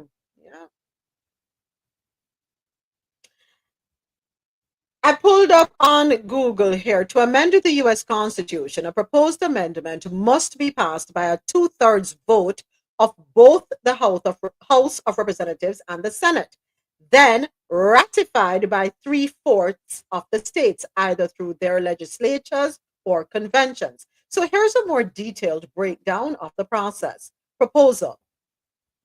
2/3 of both houses of Congress must vote to propose an amendment, or 2/3 of the state legislatures can request that Congress call a constitutional convention to propose amendments. Ratification. Once proposed, the amendment must be ratified by 3/4 of the states, either by their legislatures or by special conventions in each state. Tracking progress. The Office of the Federal Registrar at the National Archives keeps track of how many states have ratified the amendment. We still have the National Archives in place? That's still in place? Just a wonder. That's in place? I mean, I don't make everything be dismantled left, right, and center. It's interesting how this is going to play out. It is very interesting what is going to happen in this situation. Some conservatives have argued that those long-held views are wrong because the 14th Amendment includes a phrase that the benefit only applies to people who are subject to the jurisdiction of the United States. Immigrants in the country illegally, the theory goes, are subject to the jurisdiction of their native homeland.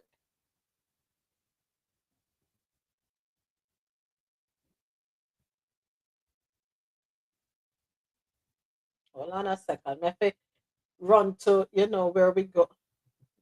Everybody's killing the 1600 Pennsylvania Avenue. I guess nobody not talk about it yet what the heck? This can't be serious. A 10-year-old with brain cancer was deported. Oh, geez, some have mercy. Over there in Texas. I just that to you. I said you'll do it tomorrow, probably, whenever you see it. Please look up 42 USC 9102. It explains the definition of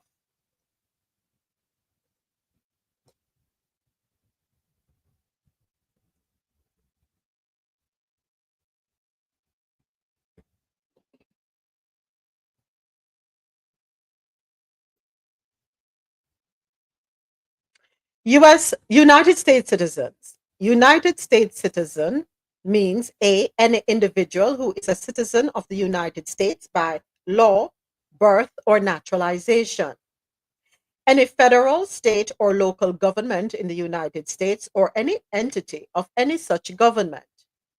Any corporation, partnership, association, or other entity organized or existing under the laws of the United States or of any state, which has as its president or other executive officer and as its chairman of the board of directors or holder of similar office, an individual who is a United States citizen and which has no more of its directors who are not United States citizens than constitute a minority of the number required for a quorum necessary to conduct the business of the board. We need one immigration attorney in other place.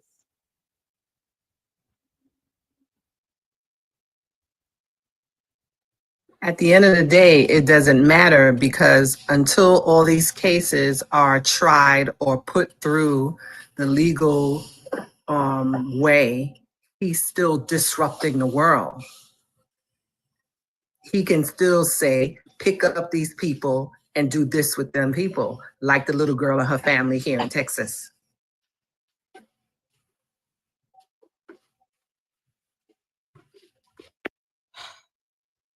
I can't believe this. I can't believe this. Hang tight for me. TikTok. I'll be right back with you. Everyone watching on YouTube Live, I want to say thank you so much. I appreciate your support. Thank you for your engagement.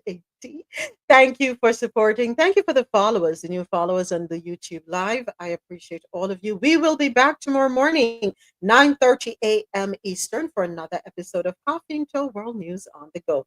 Until then, I invite you to hop on over to TikTok if you're able to, or check out our website, coffeeintow.com.